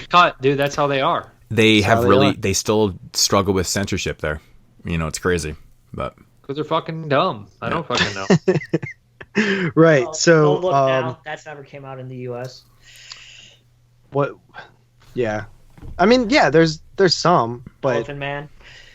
I'm sure we'll see those events. Well, maybe not Elephant Man, but I thought it was a huge misstep for Criterion to not do Crash on 4K. Like, what the hell? That was so dumb. I wonder why. I wonder why, because Criterion's so successful, you think they would be all over that game. I think Criterion's fallen off, man. I don't think they're as important or like as high quality as they were. Like, I think they still sell well, though. I think they are. I just think that they have people that are on their level now. That's what I meant. I didn't mean that their quality has dipped. I meant like everybody else has caught up to them, and they're still, they're still selling at $40 a piece or whatever, except for on the sale. And like companies like Arrow and Scream Factory to a lesser extent have put as much effort into like the special features and putting the definitive editions out that Criterion once was the only person doing that. So I think that now they're like less important to me. Like, and Kino I barely stepping up their game too, and they have sales. Like Kino puts a bunch of features on their shit, and then when they have a sale, it's like, oh, brand new Clint Eastwood movie with like, not new, but new release with like all these features for $12.99 on a sale. Yeah, Kino's quality is just crazy. Way up. Yeah, and Kino does actual sales. Like, it's like 10, like Scream Factory has $15. sales, and they're just the regular price that you. They're have like 8% MSRP and free shipping when you spend $50. Like that's like a big deal now. $100 for international. That's what I like about that's one Blu-ray. Vinegar Syndrome, man, shipping for free now. Yeah, Vinegar Syndrome is like I've never paid for the shipping one that I Vinegar like Syndrome. champion the most because the best. Vinegar Syndrome seems like they really have their finger on the pulse of the consumer, and they're also the nicest guys too. Yeah, they're that nice. too, and they're small. You want to for the small guy. Not the time that I walked in and I was wearing my 22 Shot shirt, and the guy who owns Vinegar Syndrome goes, "Hey, I've heard of that podcast. Somebody hit me up to get free movies." So I was like, "Oh." He still if I could hit him up right now, he'd send me some free shit. I just don't like to be that guy. Every once in a while, I'll hit him up. You are that guy. Yeah. No, I'm not, because I actually love Vinegar Syndrome. I buy a lot of their releases like with cold hard cash. You buy Beats Master? I'm friends with Of course I'm gonna Joe buy from Vinegar Syndrome, And I always buy the yearly or whatever. I'm going to buy the yearly thing every time now, just because I think I'm going to start saving up for it, honestly, because it's worth it. It's well worth it. Yeah, it is. You could sell the ones you don't want. You could sell the fucking slip covers later down the line, the ones you don't want, and make your money. I don't want any of the slip covers, pretty much, because sit on them and sell them a year later. Moodz. You see how much Rad is going for? I can't even imagine. Like $150. Man, so crazy. That's insane. Somebody sent me a screenshot of the slipcover on eBay, and it was selling for like $75. I was like, what the fuck? For the slipcover. I don't know if it's sold or not, but whatever. Someone was asking that, and I'm like, I wouldn't put it past anybody to, pay that for those. So if you were a millionaire, you'd buy it. You'd be like, why not? I'd buy everything if I was a millionaire. I think about that sometimes, how awesome it would be if you had a lot of money and you could just buy whatever you want. I feel like I would get massively depressed. Yeah. Yeah, because you get bored of it eventually. Yeah, you like nothing's exciting anymore. Yeah, there's no thrill to it. It's like I think I would be like that. I'm sure. Yeah, well, I'd like to try it out for a couple of years. I wouldn't mind doing that either. That'd be You're fun. talking about being depressed that you had $1 million. Don't be trying to talk yourself out of it. I'd be like, give me the money. We'll find out. No, I just understand why all these like musicians and people who get like ultra famous. Because they get famous when they're fucking 20 years old and they're fucking dumb as shit. That's why like John Jones is always causing problems because dude got fucking world famous athlete at 23. If I was world rich famous when I was 23, I'd be a fucking. I would have been dead. I'd be dead as fuck. Yeah, think about Patrick Mahomes. He has like $1 billion now. Like, yeah. You never had to work at Big Lots or in a factory or fucking retail, dude. That shit fucking sucks your soul out. Dude, makes you a human. LeBron James had $100 million in his bank account before he even played one game in the NBA. He was fucking 18 years old. $100 million in his bank. Isn't that fucking crazy? Not as much as people on this planet would do unspeakable things for an eighth of that. He's kind of an exception because he's had a pretty controversy-free life. So Patrick Mahomes' deal is crazy because like it's such a huge investment on something you don't know if it's gonna what he looks like now, but I mean, well, football is always a big gamble because one hit and you're over. I mean, look at Bo Jackson. The guy was the best in the game, and all of a sudden, one little fucking weird tackle, and his whole career was done. Yeah, and then he went to baseball. Was that before baseball or after baseball? That was during baseball. He played. And both. That guy had the greatest outfielder I've ever seen. He played, one of the greatest outfielders. Yeah, he played for the Royals, and he played for the White Sox. He played for the Royals at the time he was playing for the Raiders when he got hurt, but he still played baseball because he could play baseball still. Hey, all three of our teams are undefeated right now. Yeah, how about that? Do? Right? Not for much longer. When was the last time, man? Holy shit, both teams 2-0. Man, I looked at the Bills' schedule the rest of this year. It's a tough schedule, man. We're playing all top-tier teams. It's going to be rough. Bad, Ours is rough. This is one of the roughest schedules we've had in years. I think we might play you. I'm not sure. I think we do. I'm just waiting for my $10 from JP. I think they play the Raiders this weekend. Okay, me and Jeremy have a bet. I said that the Chicago Bears will win at least 7 games. And it's possible. He said they wouldn't. But think about it. They're already 2-0. So I only need to win 5 more games out of this is like the easy games. They're not going to beat the Falcons. If you think the Falcons are going to beat 0-3, you're crazy. You know the Falcons are going to bring their A game, and they're going to fucking beat the Bears this week. And then they maybe could beat Carolina the next week. And then after that, it's all fucking like hard teams. Yeah, but even some of those games that like they might beat the Lions again. They could split, even though they could split Minnesota or even win both Minnesota games. That's already 4 right there. We'll see. We'll see. We like the bet. So anyway, moving on here. Seven Films announced a couple titles. This one I thought was hilarious. Patrick Still Lives. Yep. The uncut version. Which I don't know if any of you have seen that, but the Italian film. It's I guess it's a sequel to Patrick or more of a ripoff, but it's an unofficial sequel. It's an unofficial sequel, a very Italian thing to do. Dude, we watched it. It was Carly's pick for one of our Halloween parties, and it killed because it was just so absurd. She picked Patrick Still Lives? Yeah. How? That is super random. Yeah, she likes the first one. Okay. I've only seen the first one. I like the first one. Yeah, I've never seen that one either. Never seen the sequel. The first one? No, I've seen the first one. I love the first movie. Patrick Still Lives is ridiculous. It's like filled with nudity and like sleaze. Sounds like Severin would put that out. Yeah, right. It's really funny though.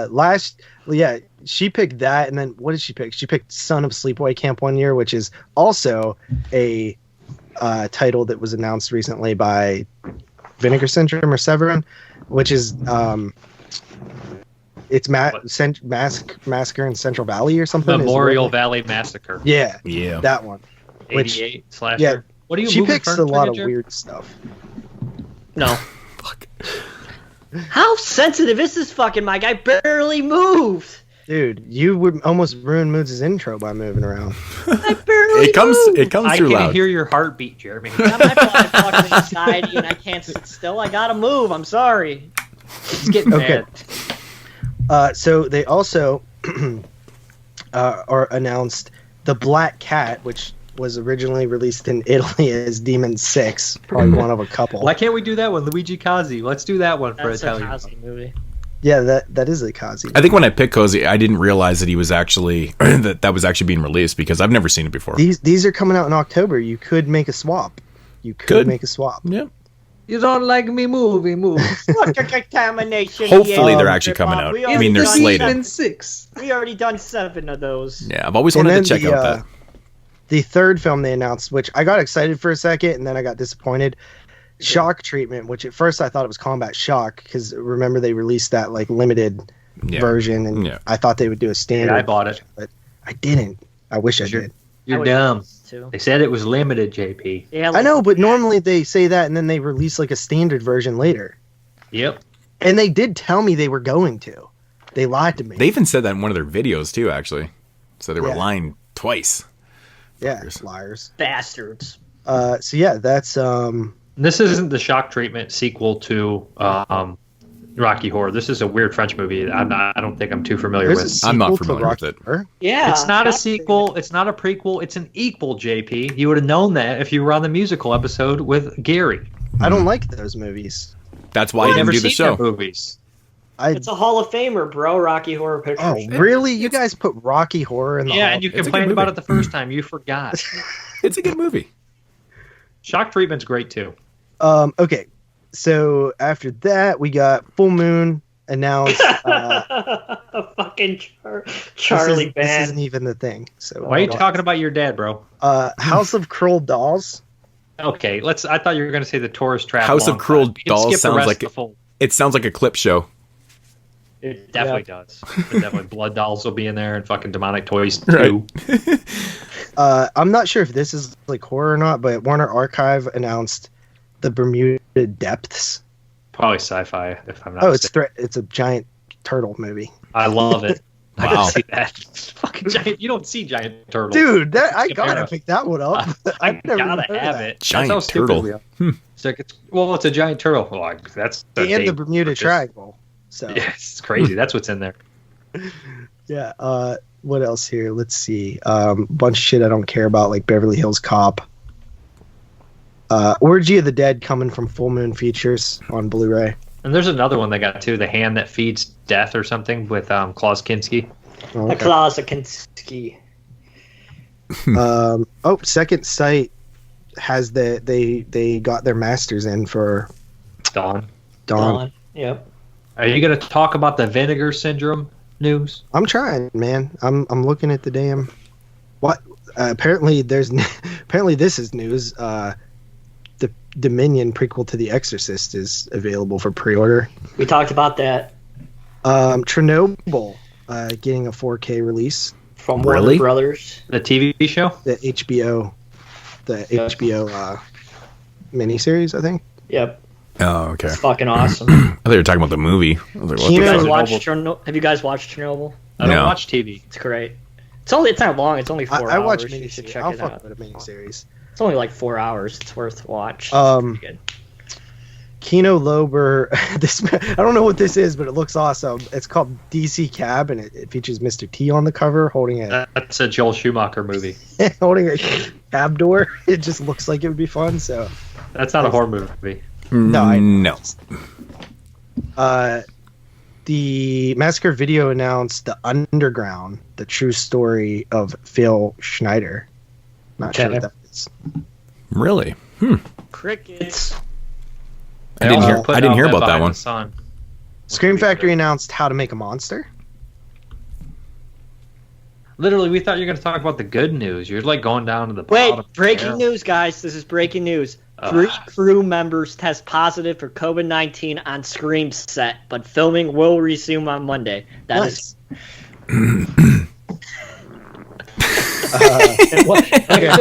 If they're resuming on Monday, why are they even telling us?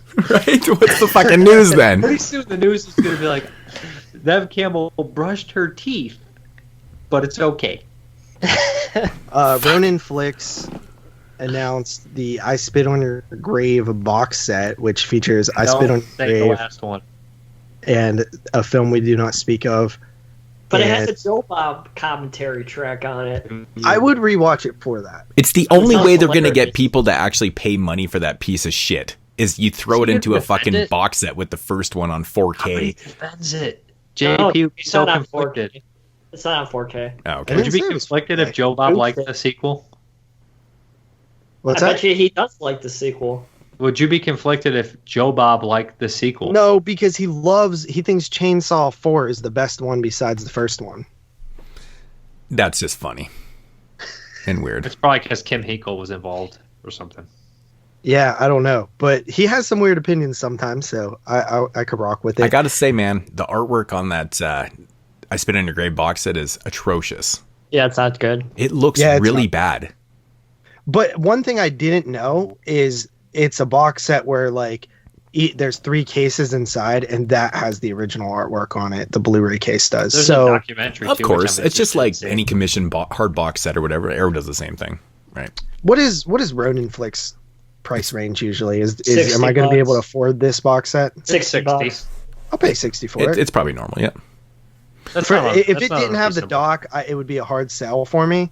I wish I knew, because the old Blu-ray sold about that, and I would have sold mine. But of course, I didn't know it was going to get re-released. Son of a bitch! I was a little bit shocked that it was Scorpion picking that up. That's crazy. It's not. It's just a company. Ronin sometimes sells stuff that's not Scorpion. Oh, it actually isn't a Scorpion release. Oh shit! No, I think it's independent. Yeah, I know that they sell stuff. I'm on the site all the time. I just assumed it was Scorpion. That's crazy. It's probably the people.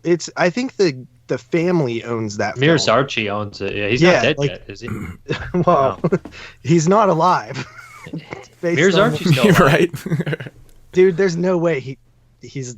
I think his family directed that movie. Oh yeah, he didn't direct it. He was there, but he wasn't. He was. If you want to call that there, fine. Just because you're physically there, though. Well, if he had anything to do with the directing, man, he's completely lost his mind.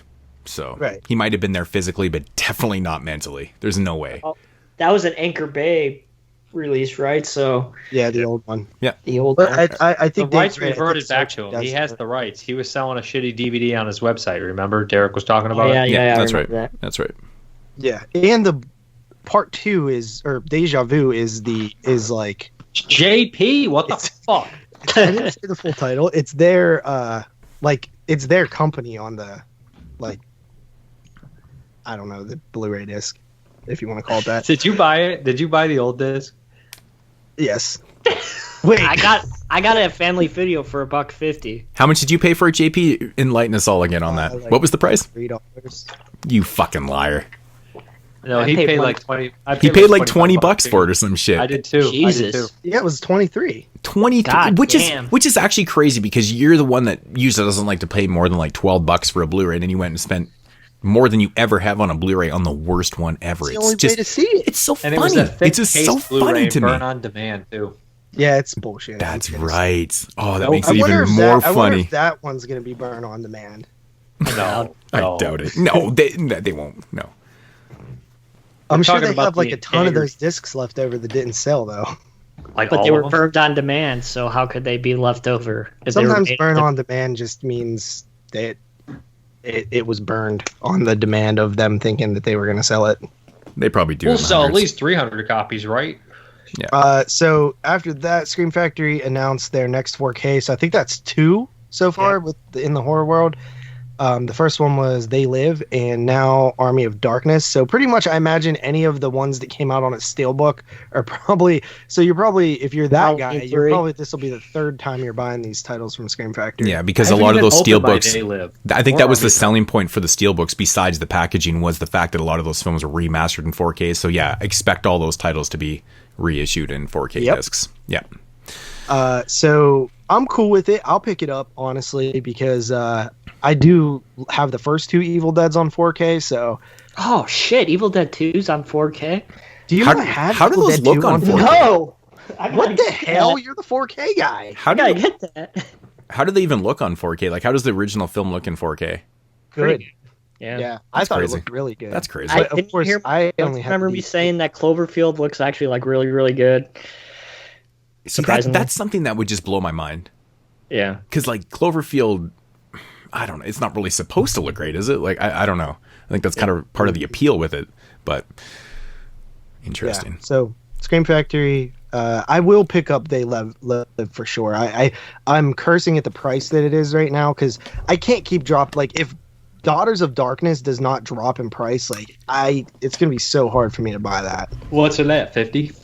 It's at 38, I think. $39.97. That's the 4K price for Blue Underground. Just no, for that one, not usually, because it comes with a soundtrack. So he's what did we get the first one for? The first two for like 25? No, they were like 28. No, I paid like 25 for the first two. The second 25's a good price. The second two I paid 28. Well, Beastmaster was 37. It's a pretty deluxe edition, though. It's kind of loaded. Yeah, Beastmaster was 37. Not for me, because I did the 6-month thing. Yeah. Yeah, I got to do that, man. I just bought the whole package today, so I was like, whatever. Then Blue Underground announced another 4K, Fire and Ice, which I've never even seen or really heard of. It's a fun movie. It's a fun animated movie, man. Ralph really Bansky. Good. I have the Blu-ray of it. Actually, Derek bought me that. King Necron. Villain's awesome in it. The villain's great. It's a great one. Yeah. And then great animation. A huge announcement title for me. Tremors on 4K. Gotta have it. Because that Blu-ray is awful. So it'd be nice to get a new transfer. And Tremors is horror movie in 1990. Yeah. Damn close. It actually. I said I might not even do that, but I might actually pick it up. What did we have? When we reviewed it, we all gave it like 10s, dude. Yeah, Tremors it's the perfect monster movie. It's absolutely, it's fantastic. It's fantastic. It's a buddy film. Yeah. Well, beats Rock. Well, what we learned from reviewing that whole franchise is that it's one of the more solid franchises in horror history. And really, also every film is pretty good. The new one comes out. The new one comes out in this next month. In a month. Tremors Shrieker Island. On top of Tales of the Hood 3. Right. I didn't even know that was coming out. When I saw that and Tales from the Hood 3, I was like, what the fuck? Really? Man. Yeah, because you were gone when it got announced. Yeah, I think. I totally missed they're that. making that shit a franchise. Huh? I was shocked after I didn't hate part 2 as much as everyone else did. I didn't think it was that bad. I didn't hate it either. It wasn't great, though. But it was right in the middle. Just because of the reception on the second one, I was very shocked to see part 3, but I'm curious. I'm definitely curious. Keith David was funny in part 2. Keith David is probably the best part. It must have done well. That Tremors one is that US as well? Yep. Yeah. Yeah, it's that all box three. set, so I'm hoping they're coming out with like a standard edition of it. I'll grab the box set. They always come out with the standards, but yeah, it's available in the UK, US, and Canada for both those titles. Well, I guess the next one you're going to say. Sweet. So wait, there was another title. They announced Versus. Oh, I see that. I don't even know what that is. It's just Blu-ray though. It's not 4K. It's just an awesome release, though. It definitely needs an upgrade. Is it like a like a martial arts movie? No. There's zombies and shit in it. Shit. Okay, cool. It's a horror film. No, Versus is fucking amazing. I see. There's like monsters on the cover. At first, I just thought it was like a samurai film. Yeah, it was released by Tokyo Shock back in the day, and the DVD is pretty muddy looking. So I was very excited when I heard that they were putting that out on Blu-ray. I'm like, that's a great movie to put in high def. So excited. I wonder if Wild Zero is going to get a Blu-ray. I know, right? We talked about this a few times because we reviewed it on No More Room in Hell. And it's Wild Zero is it's a great movie. It's so much fun. fun. That movie's crazy. So much. I want Biozombie. Biozombie's underrated. That's a fun movie. Biozombie is a blast. So good. Yeah. All right. Then Vinegar Syndrome announced a 4K of Beastmaster. Yeah. Yeah, buddy. I'm excited. We ordered that shit this morning. That's Coscarelli, right? Yep. Yeah.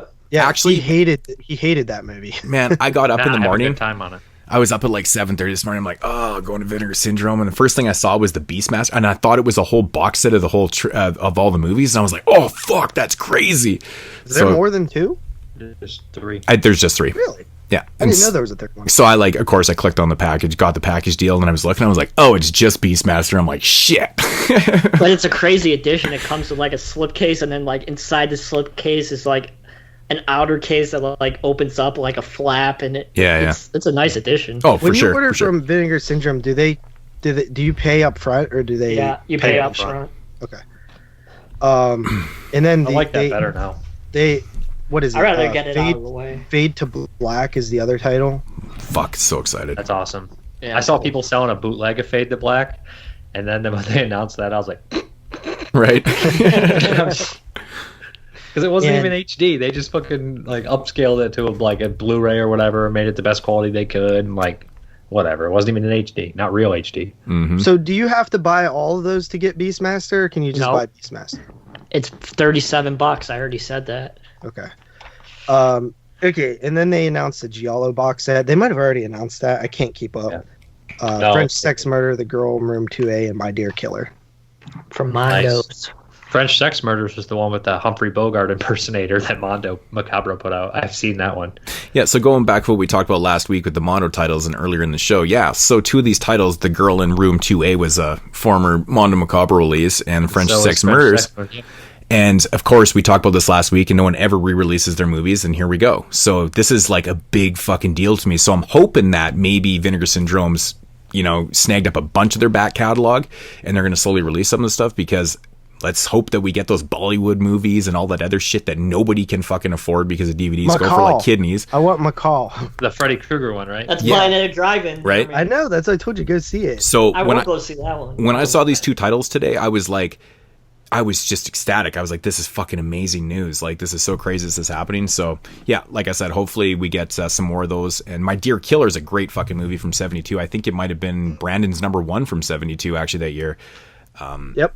I have the Shameless DVD. I think it was also released by Shriek Show. Shriek Show. Yeah, Shriek Show released it, and I have the Shameless DVD. Great Giallo, but this is an awesome box set. Very excited for this.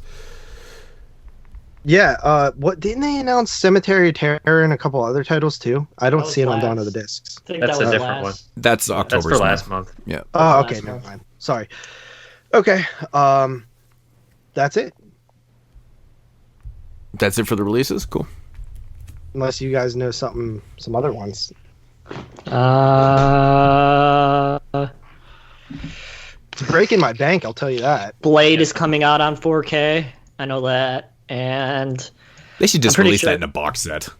Yeah, Blade's coming out. Like you said, Bruce Lee's coming out. There's a Bruce Lee 4K set that's brand new that's coming out that has... This is from Japan, and it has The Big Boss, Fist of Fury, The Way of the Dragon, and Game of Death.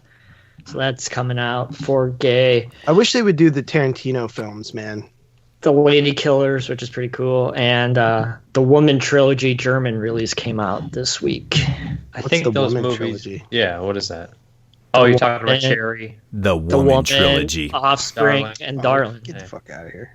That's what it says on the cover. The Woman Trilogy. You fucking asshole. All right. Is news done? Yes, news is done. That's it for the news? All right, so that is the news. Fucking thing sucks! All right, moving along here into a knowledge segment. The word I bring to you today is knowledge reigns supreme. You got no time to joke and play, cause knowledge reigns supreme.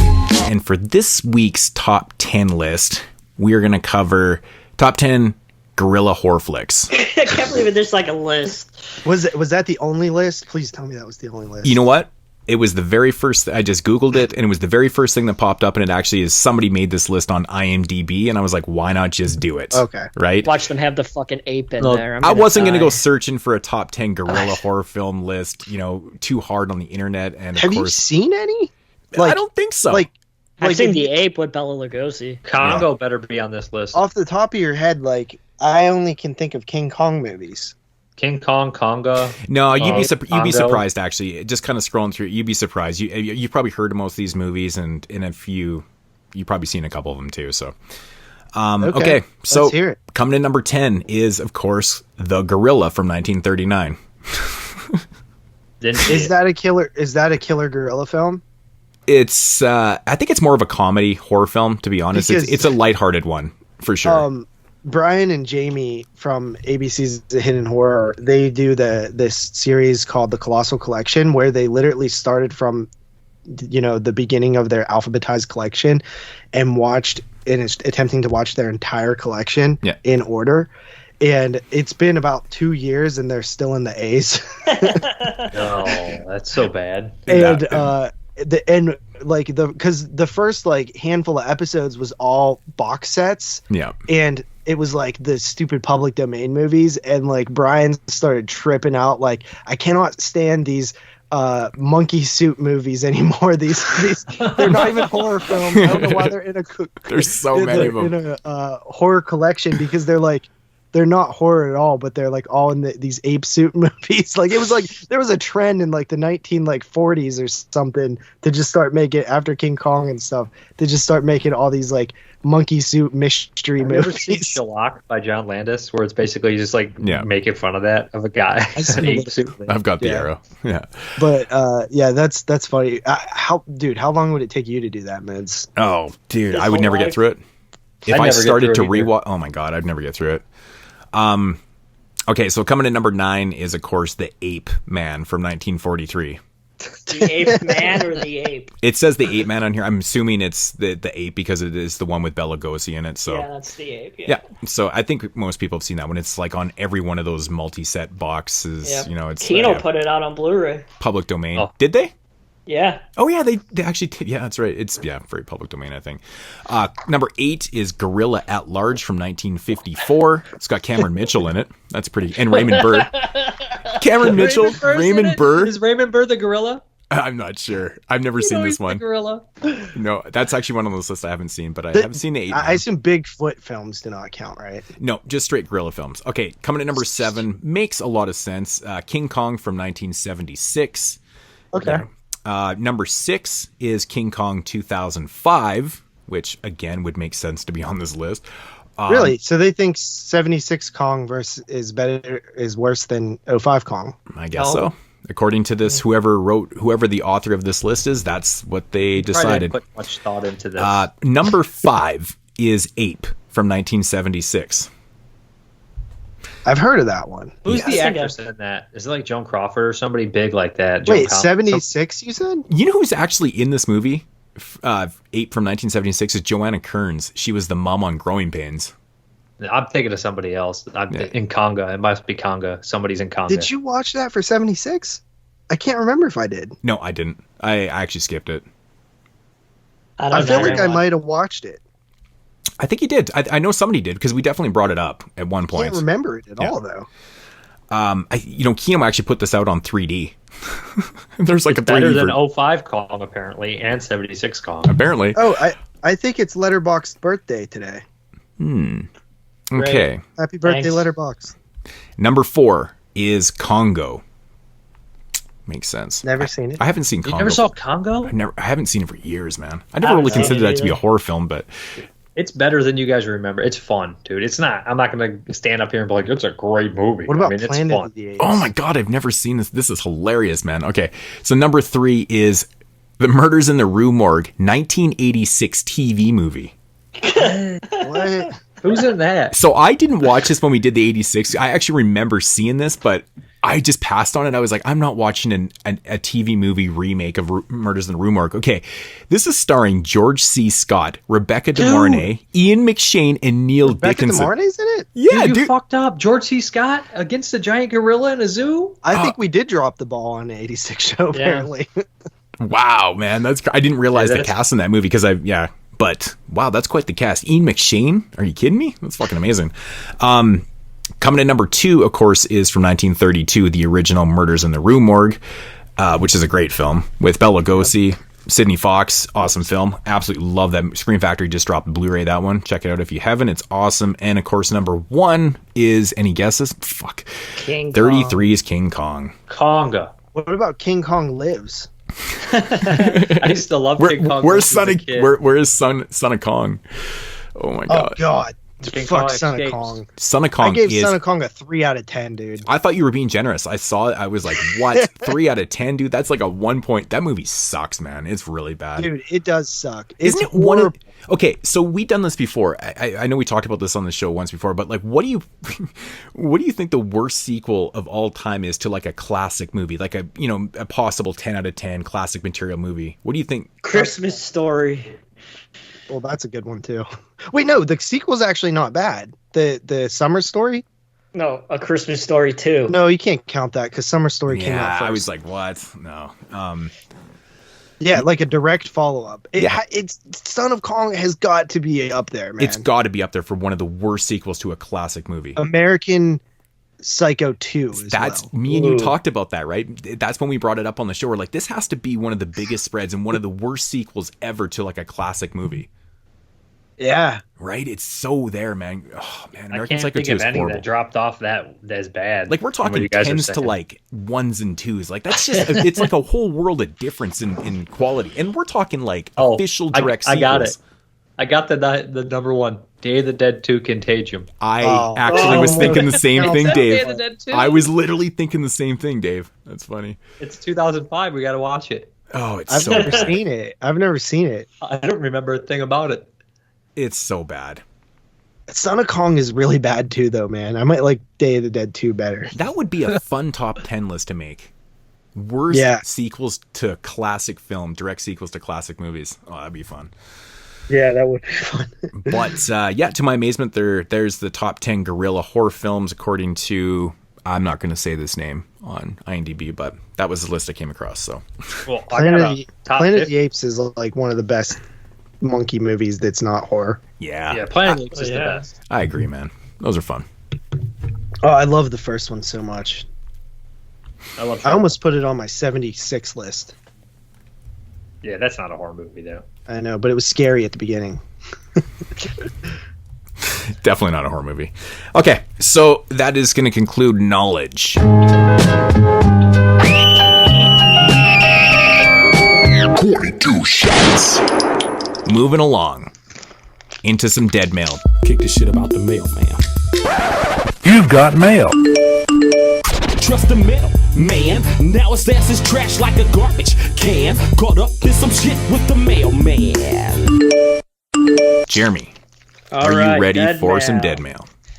Reading all issues from 2005 for the first couple more editions of Deadmail. So this one is issue 251.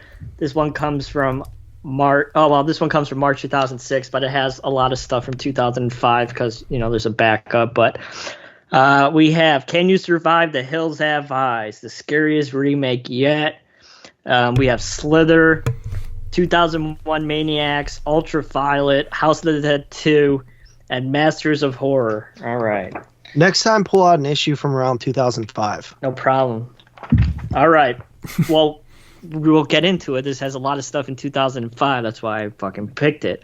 Oh, it is? I thought you were talking about 2006 shit. Fuck you. Pete from No Address, it says. He says, first, let me say that probably like most readers of Fangoria, I do consider myself a gore buff, and I've seen dozens of slasher films. Every Friday the 13th, Nightmare on Elm Street, Child's Play, Halloween, Texas Chainsaw, Scream, I Know What You Did Last Summer, an urban legend film. Plus, too many single shot, no sequels ever made slashers to list here. So yeah, I'm a big fan of hack 'em and slack 'em shows. What's the point of this letter? When it comes to horror movies about psychopaths, there are two types, the slasher film and the torture film. To specify, the slasher film will have a large group of people, almost always high school or college age, no shit, who are targeted by a killer and picked off one by one. The thing is, in this sort of film, the bad guy wastes no time in killing his victims. He bumps one off and moves on to the next. The torture film, on the other hand, will be about a small group of people, generally between 2 and 4, who get kidnapped by a maniac or family of maniacs, and the bulk of the film is about the victims being abused in all kind of ghastly ways until the end when they are finally killed. This, for me, is too much. Though I get a thrill from slasher movies, somehow I don't see the appeal of watching some poor girl locked up in a basement crying and begging to be let out while some sadistic freak giggles madly as he makes small cuts on with her with a knife. Now, when I hear people complaining about horror movies and violence in films, my response is generally, if you don't like something, don't watch it. However, I got suckered into watching House of a Thousand Corpses and now just recently Wolf Creek, and both times I felt like I was being punished when seeing them and had paid $6.25 for it. What I really hate most is when one of these flicks ends with the killer doing his thing and then walking away, still alive and free to keep on killing. I'm supposed to be happy that this asshole gets away in the end? Anyway, here's what I'm asking. Please, Hollywood, let's make an official label for these films. They shall be referred to from this point on as torture movies, and thus, the only people who will watch them in the future will be those who actually want to, and guys like me will know to stay far away. I hate that he fucking listed every goddamn movie he watched. He could have said, I watched all the big franchises. He wrote fucking 500 fucking words. Was he trying to pad his fucking essay for school or something? I don't know why people... What movie was he talking about? Wolf Creek. What a little bitch. And House of a Thousand Corpses. And House of a Thousand Corpses. Why does everybody that watches all the major franchises consider themselves to be like a bona fide expert on the whole slasher genre? Right? He didn't mention anything that was obscure. Have you seen any of those movies and stuff? You know, there is knowledge in those things also, right? I mean, who hasn't seen all those? If you watch any type of horror movies, everyone's seen all those things, except for Jeremy apparently. But yeah, why would you want to be like live in a world where like it was in the 30s, where the monster always had to die at the end?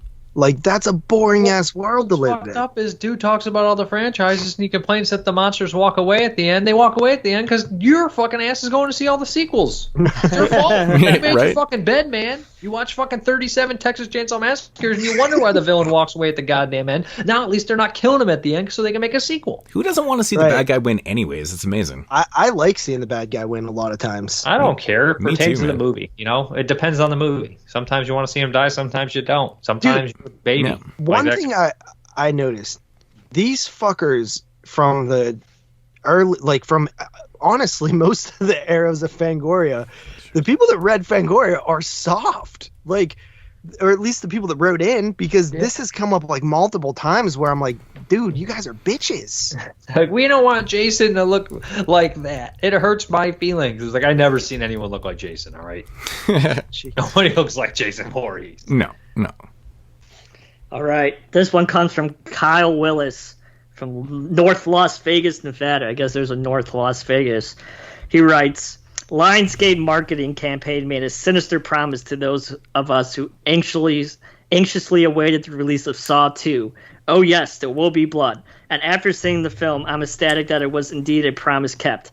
Saw 2 taken itself seriously as a sequel in a way that most follow-ups do not, and seems geared more toward an audience unfamiliar with its predecessor. The bitter mastermind tagged as Jigsaw is reintroduced, and the sick game he plays in this one overall stands apart from his previous efforts. Yet fans of the original Saw are rewarded for their devotion with little tidbits they can link to the first entry. Particularly a moment in the last few minutes that had nearly everyone in my theater taking a deep breath and saying, "Oh my God." That said, Saw 2 does suffer in some places, as in any horror sequel.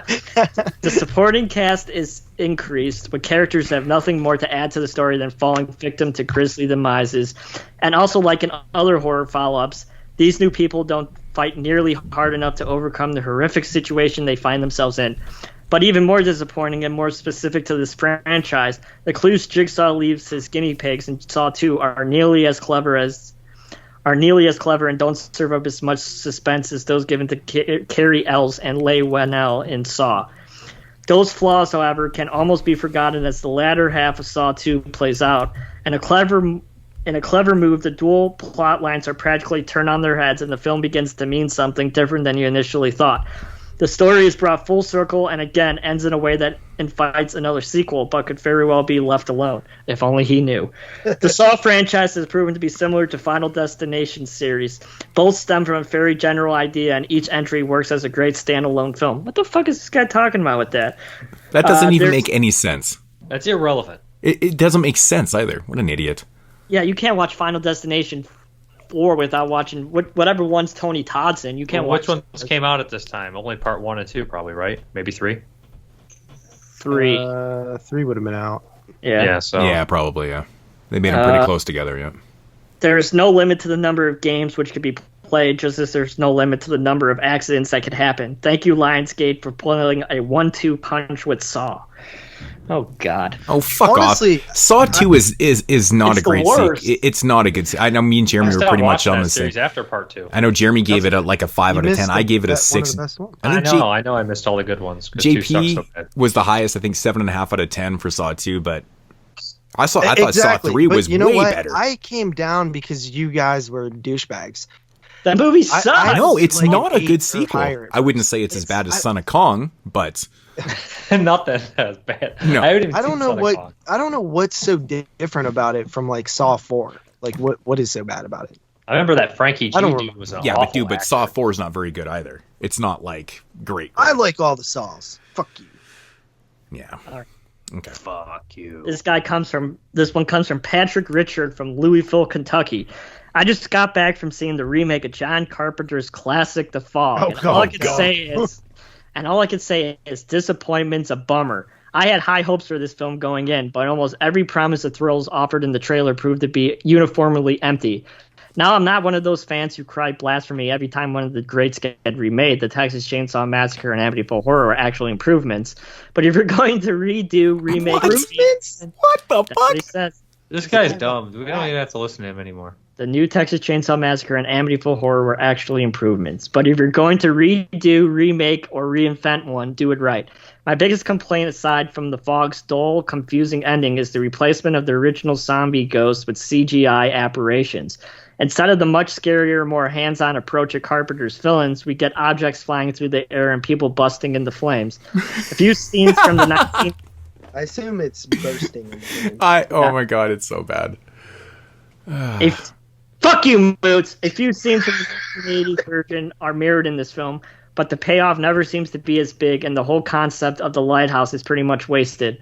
The cast is competent and does what it can. What is the cast?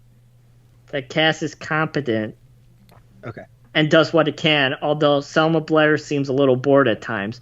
Maybe it's more a case of trying to imitate Adrienne Barbeau's. See a fucking much sexier radio voice. Barbeau. And enough of the PG-13 rating. It's supposed to be horror. I pray that the other remakes brewing out there in Hollywood will actually take note and learn from the Fog's mistake. Some of them won't. I'll just tell you right now. Improvements on TCM and the Amityville Horror. Wow. I don't think neither improved, to be honest. No, but 100%. And I'm a stan of fucking TCM remake. Like I love it. I give it like a 9.5. You can't improve the original Texas Chainsaw Massacre ever. No, it's one of a kind for sure. It's untouchable, man. It's one of the best. It's one of the goats, you know? Yeah. I mean, I've heard a lot of people say that they actually prefer the Amityville remake to the original, but it's personal. I mean, I don't mind the remake. I don't, but I don't think it's better. The only thing that's improved in the Amityville franchise is Amityville 2. It was better than the first. Debatable. Yes. No. He just loves that incest angle. I'm telling you. It's good. No, actually, Amityville 2 is good. It wasn't making my top 10s or nothing. But all right. This one comes from Corey from Sunrise, Florida, and he writes, everyone who reads this magazine knows the definition of horror immediately, I'm sure. However, it has become painfully obvious that Hollywood no longer knows it. Everybody was so bitter in 2005. This was the bitter era, man. I'm telling you. I know. The year I graduated from high school. You should seriously pull one from this era up until we do the 05 show, or until Well, I already read the issues I had, and there's some good stuff in future issues from this period. So yeah, it's fun. I like hearing what the people's mindsets were during this time, especially since we're going to be watching most of these films. Yeah. All right, I'm going to start over. Everyone who reads this magazine knows the definition of horror immediately, I'm sure. However, it has become painfully obvious that Hollywood no longer knows it. I have tried. God knows I have tried to be optimistic. But the remake of The Fog was definitely the straw that broke the proverbial. Proverbial, dude. Thanks. Jesus, man. You got JP correcting you on fucking or English, man? Pervert pal. Holy shit. This is amazing. Dude, that was like the worst attempt you've ever done at anything. You sounded like the kid in Billy Madison. Tut, tut, tut, tut. Today, Junior. Kid can't even read. Say the word now. No. I'm so sick of these genocides, watered down, crappy PG-13 horror movies. While the original Fog had its flaws, it was still a dread-inducing, frightening film, due in no small part to its score by John Carpenter. The ghosts were actually scary for a movie of its era. In addition, the acting was convincing. The new version seemed more like a sequel to Pirates of the Caribbean, though that may be giving it too much credit. It was more like a WB Hollywood special with a very lame ending to match. Not to give it away for those who still want to throw away their money and see this, but the movie's ending was the actual reason. Was the actual reason the ghost showed up in the first place. After returning home from the theater, I stood in my living room and looked at the spines of the horror movies on my shelves. The Last House on the left, The Exorcist, The Texas Chainsaw Massacre, Halloween, etc. I could go on, but you see my point. Collection. I thought about the directors of the horror movies from the 70s and early 80s and finally figured it out. The children of the 50s and 60s grew up in the shadow of the fear of nuclear annihilation and real-life violence, Vietnam assassinations, the Manson murders, etc. Even as a child of the 70s, I'm old enough to remember the after effects of Vietnam and the remnants of the Cold War. However, the young directors and writers who have emerged recently have nothing significant to reference. They're too young to remember the Cold War and are protected from the horrors of actual war by the now squeamish press. This thought made me seriously wonder about the future of horror movies in general. While it's true that a gem comes out once in a blue moon such as The Devil's Rejects, though Rob Zombie is not part of the new generation of which I speak, most are shadows of what they could be. Let's hope that films of the Fog's ilk are only a blimp on the radar and that filmmakers get back to the business of actually scaring people. I mean, that is such a poor example of horror from 2005. Like, even though there are some weak stuff, like The Fog is bottom tier shit. And it's a remake. Right. I like how he has this huge spiel and then manages to throw a little jab at Rob Zombie in there too while he's at it, right? It's like, but I mean, I disagree, man, because he wasn't saying he's not part of this generation that's making he likes bad Rob movies. Zombie.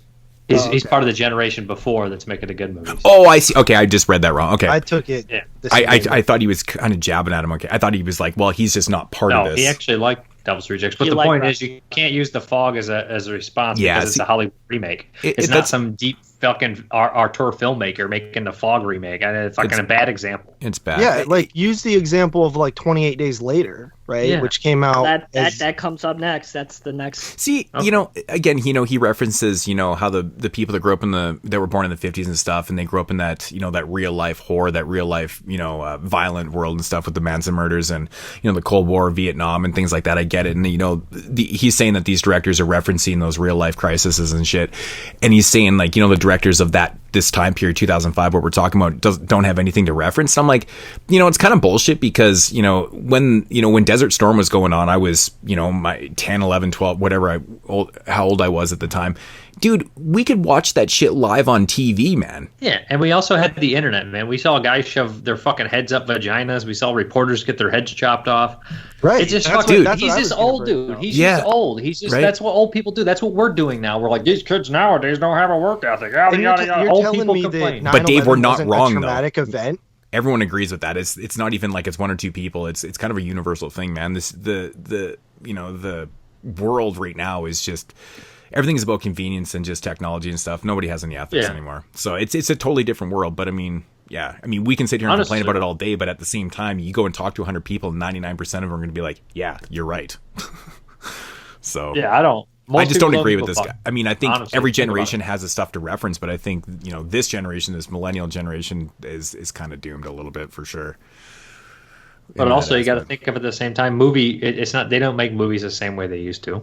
No, definitely not. No, they make them on iPhones now instead of film. No, but I'm just saying back then when he's talking about the early 2000s, they didn't make movies like they did in the 70s and 80s. For sure. Yeah. They're shooting on fucking digital. doesn't look. Well, and that was that period too, because they talk about how the ghosts were all CG and stuff like that. Like we look back on it now, it's kind of laughable and stuff. But in 2005, that was that's where the technology was going. Obviously, it was cheaper to do and stuff, but that's what they were trying to forward with the movies and stuff. They're trying to push this and stuff, and it kind of makes sense. But now looking back on it, it is pure hilarity. But that's that's the way they were making movies. The guys in the 80s wouldn't have used that shit too if it was around. Or we can't pretend that every movie from the 80s was a classic either. But no, it's just because where I was raised watching older movies, I have much easier time watching a bad old movie than a newer old movie. So it's probably the same with him too. Mm-hmm. Just you like what you like, man. I mean, he just sounds like an old guy complaining. It's not like it used to be. And I don't like what is with everybody referencing? To like 2010 was so bitter. Like, what is it is, man? You know why, man? Because we've talked about this many times too. It's that era where all of our favorite horror movies that we grew up and stuff started being remade, and it made people bitter, and then it just kind of escalated. And all of a sudden, Rob Zombie got into the game, and then people were like, "Fuck Rob Zombie, man! You should just continue to make music." And it just there was these little elements in the horror genre that were really making people pissed off, and it just escalated for years and years, and until that craze was kind of done, and people the Rob Zombie thing is never going to go away. I swear. Can you imagine this? Like, let's say that guy who made that, people are always like, Rob Zombie, stick to music. The guy who said that, like, let's say he working in a factory job and he gets offered a job in the office, and you walk up to him like, hey, motherfucker, stick to the factory work. Right. Like, dude. I think a lot of people tend to forget. Change their job too. Rob Zombie isn't just this guy that, had this band and made it huge and stuff and decided to become a director. His life goal was to get into movies before he was all about the movies before the music and stuff. His goal was if he ever made money from music and stuff, he would start to do movies and shit. It was just the way it could go. It worked out for him. So he's a fan. He didn't just become this. I think that's what people kind of forget and don't understand. It's not like the guy who directed the Nightmare on Elm Street remake. I mean, didn't like the fucking movie. If you put 2 and 2 together with Rob Zombie, everything kind of makes sense. He named his band White Zombie after the movie. Bela Lugosi movie. Right? So that says a lot about him right there. It's not just, it sounds like a cool thing. He was legitimately a classic horror film fan. Well, Ozzy Osbourne named their band after Black Sabbath, the movie, right? Exactly. But I don't know if he even knew what the fucking movie. He probably just was like, I was gonna say. I don't think he was a fan. I mean, it's such an amazing. It's amazing naming for a movie and a band. It just sounds awesome. So right. Can't blame him. Rob Zombie. Look at his music videos, man. Clearly horror references and influence all throughout his whole career. Absolutely. Yeah. All right. This one comes from Lee from England. All right. Oh, the arguments I had over this one. I read in issue 249 that Joe Dante was aggravated because 28 Days Later ruined the staggering zombie image in favor of the more swift-footed approach. There have been many forums and discussions of whether 28 Days Later is a zombie film or not. I would like to put this issue to bed once and for all. Ready? Here we go. The infected are not dead. They do not rot. They have a heartbeat. Shoot them and they will die. Cut them and they will bleed to death. They also starve to death. They do not eat. They do not crave human flesh for consumption. They do not stagger around. However, their condition is communicable. They do not attack each other. They do not register pain due to what could be described as adrenaline overload. Therefore, it is clear that they are not zombies. I have gotten bogged down on this before, so I had better set the references. Whenever people mention zombies in films, it's almost without fail that we think of George A. Romero's work. They are the benchmark by which zombies are gauged. Sure, they have been standalone examples such as The Return of the Living Dead, in which, while the ghouls are able to run around and speak, they are in fact corpses to start with. The infected and 28 Days Later are just that, infected. They are not undead ghouls seeking to devour us. Feel that? That's the weight off my chest. I hope this clears things up once and for all. Keep up the fantastic work. You know what? For once, I actually agree with someone. We've had this argument on the podcast many, many times, and I always say that's what defines a zombie is the dead rising. But that's not 100% true either. No, because voodoo zombies. Yeah, but that's a totally different type. I'm talking about the modern. We call them voodoo zombies now, but they were just zombies. I know, but this has nothing to do with voodoo. I'm talking. That's a totally different era and a totally different scientific thing with the zombies and stuff. I mean, using the word zombie with the voodoo thing is kind of bullshit. I mean, I guess because they're just being mind controlled kind of thing. I'm talking about the modern zombie, starting with Romero. These are the dead rising. That's just the definition that we're using as, what defines an actual zombie. And 28 days later, they are strictly living people that are infected with a rage virus that makes them do this crazy shit. There's not dead. They were never dead. I know, but I'm just saying. Plot structure. Technically, they're not zombies, but it's the same plot. It's the same everything, except they're not zombies. Yeah. It's like when you call like Devil's Rejects has Western tones, but it's not. It's a horror movie kind of, but it has Western feel. Honestly, it's not technically a zombie movie because they're not dead. But at the same time, Martin's not technically a vampire movie. Yeah. But you would put it in the vampire section. Yeah. Right. It's a vampire movie. And that's kind of my whole argument with infected films is to me it's just a version of a zombie film. I don't know. I think if you just take Romero's as the bottom line, this is what a zombie is, and then you look at, a storyline like 28 Days Later where they're clearly living people just being infected with a virus and stuff. To me it's completely different. And I just kind of use that as a focus point, the dead rise. That's what a zombie is. This is a virus Frankenstein's film. dead. Jason's dead. Vampires are dead. But you wouldn't say Friday the 13th is a zombie film. You see what I mean?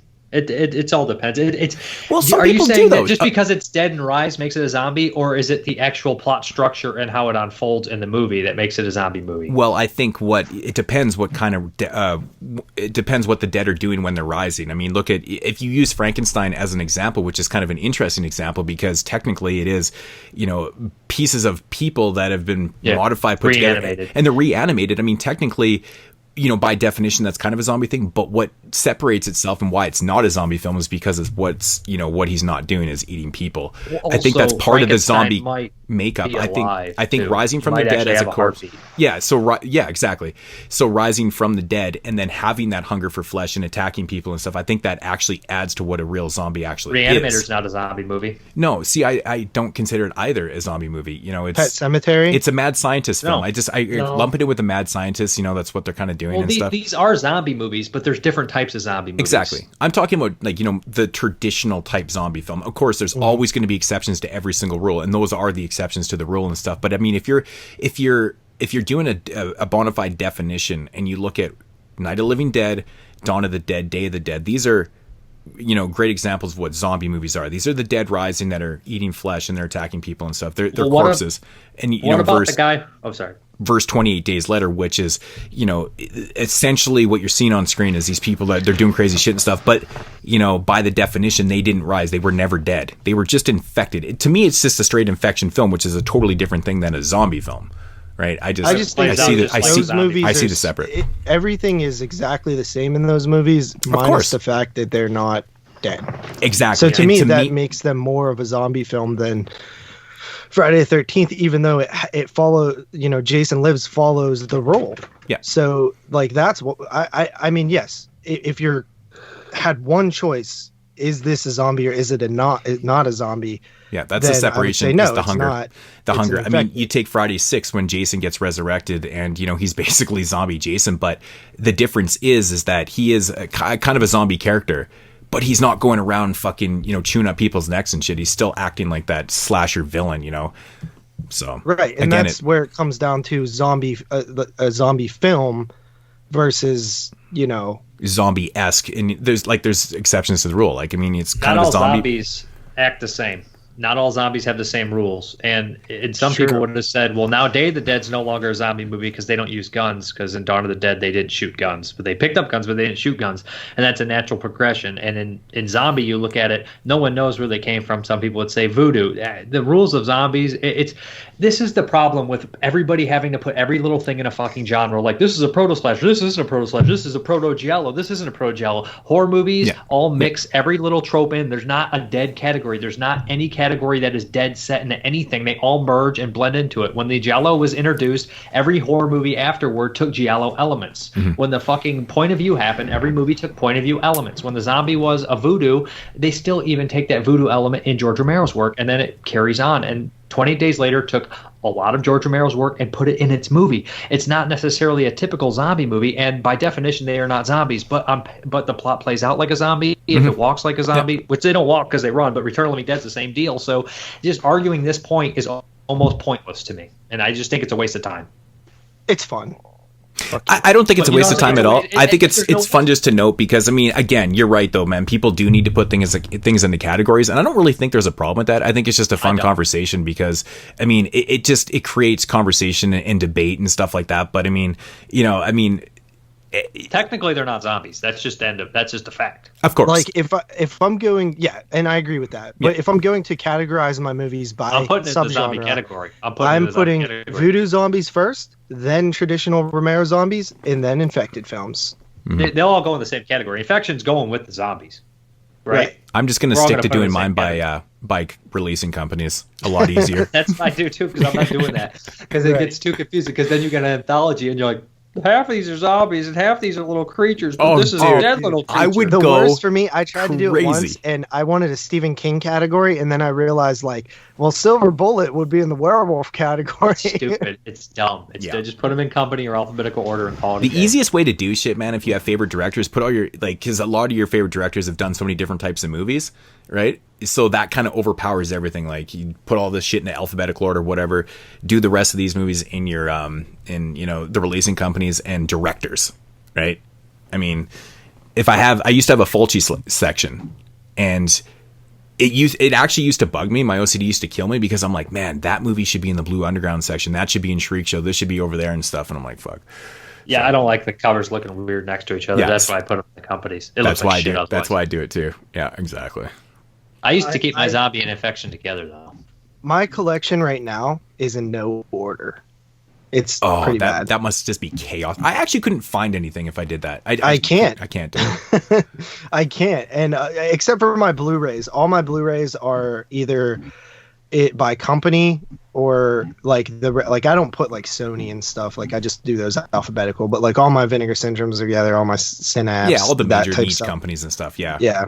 Don't put you don't worry about breaking up MGM. No, right. I have like a standard Blu-ray part where I just have like it's a whole shitload of companies together, but all my niche stuff like Synapse. Yeah, that's like where I put Alien and fucking all that shit. Yeah.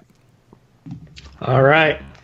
These are some of the films that are coming out on DVD in March 2006. We have Let Me Die a Woman from Synapse, Parent/Fear from Lionsgate, Sharp Teeth from CJ Productions, Canadian filmmaker Christine Willock, whoever the hell that is. What a fucking idiot. Subspecies, The Also Epic Collection. 13 Curses from Lionsgate, Death Tunnel from Sony, Discovery from Tokyo Blast, Tokyo Shock.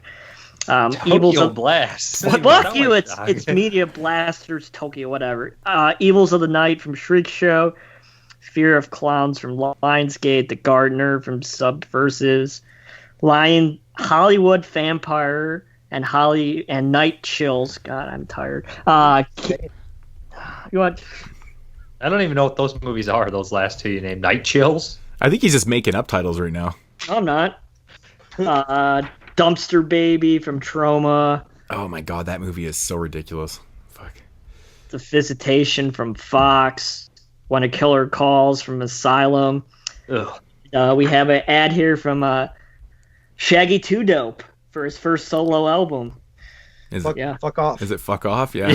He can fuck off. It is Fuck Off. I think it was like an EP. It was just like an EP. It's not that bad.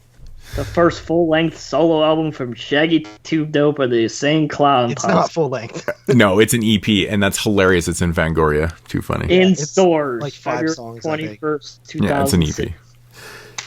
Had a cool cover, though. He's grabbing his nuts and flipping on the bird. Yeah. That's fucking hilarious. That's it. Do you know the government has them? Is that true that they have them listed as an actual terrorist organization? They were labeled as a gang. Yep. That's fucked up. Because of the whole Juggalos thing. Crips. Yeah. They're so out of touch. They have no clue going on. Oh, it was so bad. It's because they have a really stupid. famous festival called the Gathering of the Juggalos. I know. Yeah, and then they just, there was a couple bad apples that started some shit. Actually, those guys are quite fucking intelligent, man. Like really, really intelligent. They are misaligned a lot, Juggalos. They are. Like, it's fun to joke around, but they don't really do anything. And like, they're just like us. They're weird. Yeah, they were shooting down like the KKK and all that shit and stuff. And they're very anti. Big time, bigot. Big time, man. I've always respected them tremendously, even though I'm not like a massive fan. I've always thought that they were like did something amazing. Dude, well, they created an entire empire and sold millions of records independently. You know how hard that is to do? Like no radio play. No, nothing. But like they just created this whole image and shit, and everyone, it's just crazy. Violent J is a really, really smart guy, really smart business person. I've never listened to the music, but I don't hate him. They're super intelligent. You should see interviews. Silly. Listen to them on Stern. They're like crazy. Violent J, very, very well spoken and shit. It's kind of funny. They always do their interviews in their clown makeup and shit. It's just fucking hilarious to me, man. They're always in like that character, but they're very well spoken, very smart and shit. It's crazy. They've been around since like the early '90s, and they're still putting out music and selling out shows and.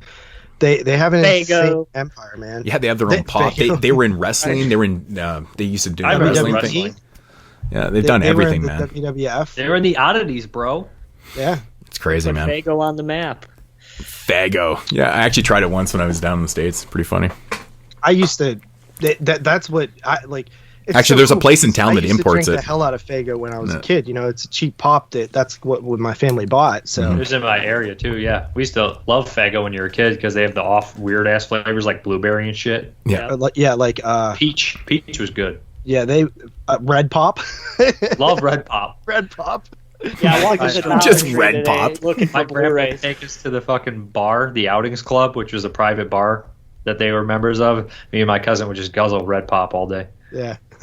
I went in to buy Blu-rays today at Dollar Tree, and I walked down the aisle, and it's just like all Fago, like huge ass, like fucking 4 liters for $1. It's like it's if I chugged a Fago, I'd probably just puke. There's a lot of rappers who shouted out Fago throughout. Yeah, but nobody did it more than nobody did it more than them. But ICP was notorious for shaking up bottles and spraying the fans and shit. They got really into that Fago stuff. It's fun. Better than shit like G.G. Allen, so. Oh, for sure. Yeah. I'd rather be at an ICP show getting sprayed with root beer than fucking spraying with diarrhea.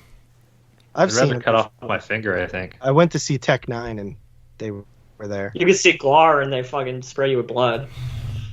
Yep. Yeah. I was actually at a Guar show years ago when they brought out a fucking thing of Bush and cut his head off and it was just spraying. It was awesome. It was so fucking good, man. Yeah. I saw him do a live commentary to Nightmare. What's Rock and Roll Nightmare? Yeah, Odorous was quite the entertainer, man. Yeah, sorely missed. Guar was another really political, great band. Yep. But yeah, so that is that it for Deadmail?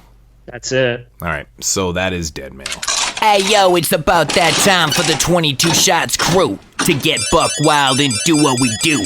You got that fatty in hands, so throw us a few, and we gon' hit your ass up with a bonus review. Yeah.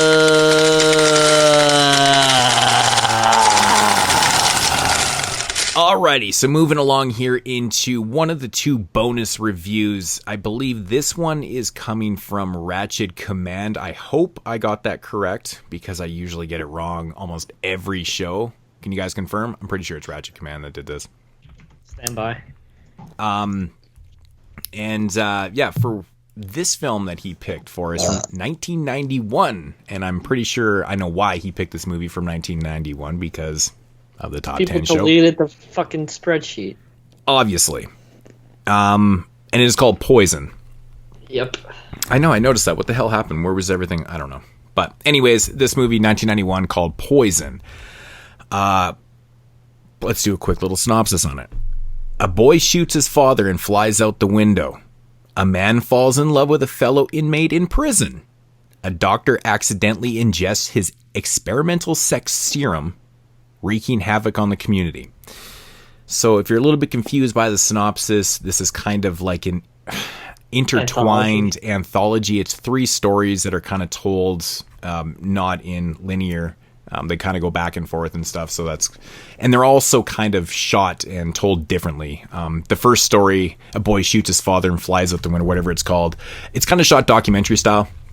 It starts out with this little boy who actually kills his father and ultimately just flies out the window and disappears. And the short is basically just a series of interviews with people like his parents and teachers and friends and things like that, and talking about this child and stuff. Second story is pretty self-explanatory. It is about an inmate who falls in love with another inmate. They have kind of a history together, and they're obviously having gay relations. And the third style one is, it's kind of like a throwback to like a 50s mad scientist type story, where this doctor who's, he's doing these investigations and these experiments on finding or capturing the human sex drive. And by chance, in this weird, odd scene, he just ends up drinking his serum, and then he turns into like this leopard killer who goes around like killing people and shit. It's kind of strange, but... So those are short and longs of the anthology shorts. Your guys' thoughts on Poison? Anybody explain the second story about the guys in prison? I think that was like the hardest one to follow for me. Honestly, I had no idea what the fuck was happening. That one's in the 40s, right? And 50s, basically. This whole movie is a big gay allegory. Like the last one is obviously an AIDS one. Yeah. The one with the kid's like an outcast too. At the same time, he was obviously abused, and the one, they're definitely making a statement about being a homosexual and being a homosexual in prison. The difference, because the one character is clearly homosexual all the time. Even when he's admitted, he's like, they says here that you're the main character. He's like, whatever. He doesn't want to the guy say that they show at the beginning. Yeah. And there's like a difference, like the sexuality, you know what I mean, between being gay and being a prison gay. I know that sounds weird, but there's definitely something going on. I mean, and obsession. That one's about obsession too. Yeah. I mean, if you know anything about prison life and stuff, that's just what they do. It is kind of a weird thing, right? Like, I mean, if you're willing to hold guys in jail, like, why aren't you doing it on the outside? But it's just like a different type of gay sex. It's very strange. You see how they treat him? Like they don't. You think like he was known gay, they would like beat him and molest him, but they don't. It's so weird. Like they do it to the other guy. It's strange. Like he's almost like he's off too. Like he's obviously like a lifelong criminal in and out of all of them. Like this whole point, when they have like the point where they're like go back and show like them young. It reminds me of the places that they used to say people like Albert Fish and Carl Panzram were in with the boys' schools where everybody was abused, and it just made monsters of everybody from that time. Yeah, it definitely feels like that, but I don't know. Because they got caught, right? Well, it seemed like they got caught. I feel like that's like that boys' school. It's like something you send young people to before prison. Yeah. Okay. And the conditions back then were probably pretty fucking awful. For sure. Yeah, there's like they made monsters in those places out of those kids. It's like a terrible scene How much where you want to bet JP didn't watch this one? I already told you I didn't watch it. It's a terrible. There's a terrible scene in this kind of like this flashback thing where. Hold up! You didn't watch it? I already told you I wasn't watching it. But you've seen this before, though, right? No. You actually didn't watch this? No. What the? I said I wasn't watching that one. I tried watching a pretty it. Interesting movie. I tried watching it when we did the 91 show. I couldn't get into it. I watched like the first segment, and I was like, I'm not watching this. Well, I mean, it's all intertwined. I mean, you didn't get through the whole first segment. What a bitch. Exactly. I wasn't paying attention. You need to watch the whole movie to conclude all. I could not get into it. I'm telling you, I could not get into it, and I was just like, you know what? I never fucking Violent Shit 5, but I watched it anyway. Listen, buddy. But the difference is that you and those are solo picks for you. I don't skip the ones that are for me. This is a group pick. 3 of you guys watched it. I figured that was good enough. You guys already watched it. You didn't watch it for the show. Well, he bailed out on the anime movies, and now he bailed out on this. Dave watched it 3 times, and you didn't watch it at all. Years ago when I was a kid. Yeah. Not a kid, but like 10 years ago. Then I rewatched it for 91.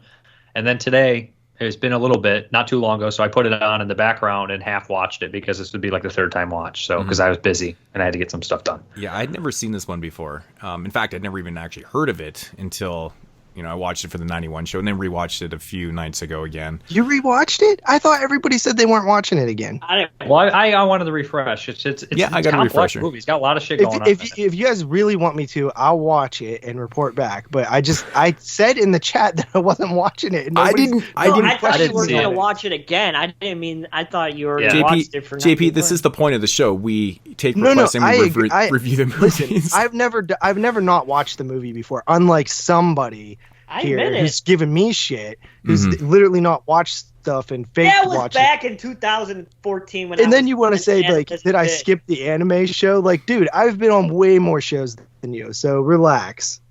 The director of this movie actually went on to do a bunch of other movies, like Tom, Hayes? Haynes? Yeah, Tom Hayes. Haynes. Yeah, he's actually a famous director, and his other stuff I'd never seen. So, I mean, this is the one I'm most familiar with because it's the most cult item, I guess, you know? Yeah, I've heard of some of his movies. Yeah, I've just never seen them. Yeah, I personally like the documentary story the best. Me too, actually. I like that too. Honestly, I was a little bit, by the end of it, it was interesting. I think one of the most disturbing things in that documentary story about the little boy who killed his father was the part where they're interviewing the kid who's sitting on his bed, and the kid is telling the interviewer that he's explaining how the kid would like make him spank, or he would make him spank the kid. And I was like, what the fuck, right? But then it's kind of going back to the whole thing of, this kid was obviously abused and things like that. And the kid's like very uncomfortable telling the story how he would manipulate me into doing that. And he would just like kind of push it on me, and I would spank him and shit. And I was like, oh my God, this is so awkward. But I just think the end of that one was kind of a, I don't know, man. It just wasn't that fulfilling. I like it. It does honestly sound interesting. It does sound, it sounds like something that would like, Carly told me that it was horrible, so I was like... Yeah, but Carly likes Christopher Walken bad movies. That movie's fun. That Walken movie's fun, let's be honest. It's an easy watch. That Walken movie's an easy watch. This one is, if you're not into it, it's not an easy watch. It's different. I had a lot of stuff that I needed to do this week. I don't know. I just was like... I think that like, the way that these three stories are told, they're told in like kind of 5-6 minute intervals, right? It kind of switches back and forth. So, if you can't get it, if you're not liking the first story, it switches up right away. Honestly, I just feel like you have to watch the whole 90 minutes. And I was busy. I didn't even barely get... That's like the Christmas Horror Story. Like, I like 2 or 3 of the stories in that movie, but I hated one. So like, instead of getting it out of the way in one bulk lump sum, it kept coming back. So it's like good, bad, good, bad. Which is the story that you don't like in that whole movie up. I absolutely hate the one where they go to the school, and it's like that one's a garbage story. Oh yeah. That's my least favorite one too. That's my least favorite one too. Story. Yeah, that's my least favorite too. And this one, I liked all 3 of the stories, just on varying degrees. I wasn't a fan of the prison one, but I liked the other and it's nothing to do with the gay stuff. I just didn't really care for the story. I get the message and stuff, but there was just, I don't know, man. I just couldn't get into it whatsoever. It's also the least horror. The prison one, there's horror being in a prison, but a horror obsession, but it just doesn't really fit the other ones. Like the other ones have supernatural tinges to them. Yeah, for sure. Yeah, but I noticed that all 3 of the basically the main characters in this aren't great people. Like the one who gets sick with the medicine, I know he's like an outcast, and maybe he's like the plague, and everyone looks at him like, someone with AIDS, and he's spreading the plague, and he should be put down. But he actually is spreading the plague. Like, you know what I mean? He just refuses to just, in that case, like the movie The Carrier, that dude should have just blown his brains out and been done with it and stopped killing a bunch of people. And this guy should have just done it. I know he was in love and felt like he had something to prove and had an ego, but it was just like, what the fuck ever, dude. And I was also confused in the story with the kid, the 16 millimeter one, and maybe it's all shot on 16 millimeter, but the documentary style one where they're telling stories about him. Now, is everybody saying they really didn't like the kid except the mother, right? Yeah, pretty much. There are some people that said that they liked the kid, or no? Was it everybody? Well, his schoolmates. His schoolmates hated him. Yeah, but it is weird. They said like sometimes you felt bad for him, and sometimes you wanted to hit him. Like something with him brought on like that people couldn't. Like there's some supernatural tinge with the kid. Like he's like a Jesus character or some shit. It's weird. Yeah, you just get this impression that, he was that kid, man, because there's an interview in there where I think they're interviewing the school nurse and stuff, and she's like, I was just giving him a shot or something, and then he just piped up and told me I was fat. I was like, so you could tell this kid was just like, he had problems. And like it's coming from the vantage point of everyone that gets to see him a lot, and like, the mother's the only one that says good things about him because she's his mother. And he also saved her.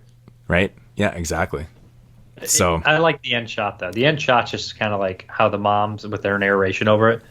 It's like, and he flew away, my little boy. I don't know. It just makes me really kind of. It ends on a really good note for me. Just the lines. It was kind of throwing me for a loop a little bit because he like literally flew away, and I was like, and it was nice camera work. Maybe I'm a sucker for that.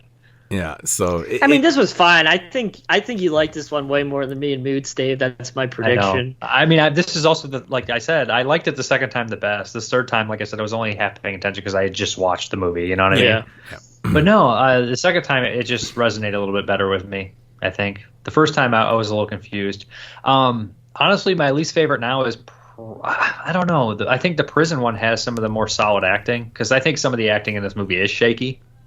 Yeah, for sure. I do. I think that is. But I think the guy in that prison, he's unsettling. He's obviously not right because he's not the gay thing, of course, but the obsession. Mm-hmm. And did you guys notice John Leguizamo in the prison one? Yep. I sure did. Yep.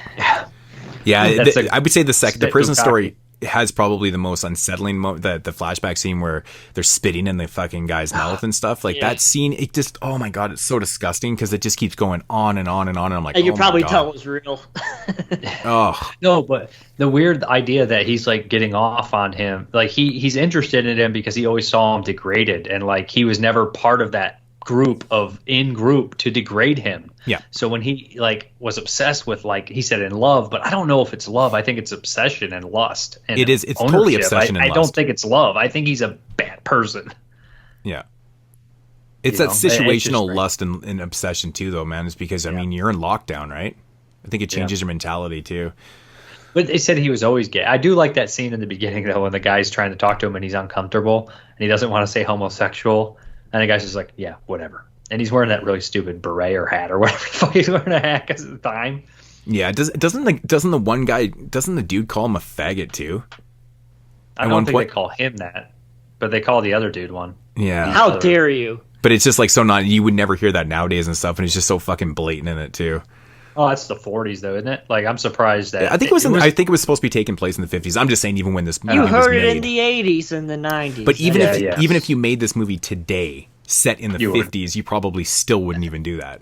That kind of annoys me though. That's what I don't like. Like it's not a word that is like appropriate. I don't say it, but if you're making a movie where you have ruthless pieces of shit, they should say it. That's why I know it's a stupid complaint, but that's why I was a little iffy on Becky. I was these are neo-Nazis, and you're painting them in a better light than you should. You have them kill kids, but they won't be racist. This is stupid. Yeah, and I know it's not a serious movie, but I just couldn't take it. I was like, people, and this one is not like explicit in its language, but they do use the term because people talk like that. They say rude shit like that.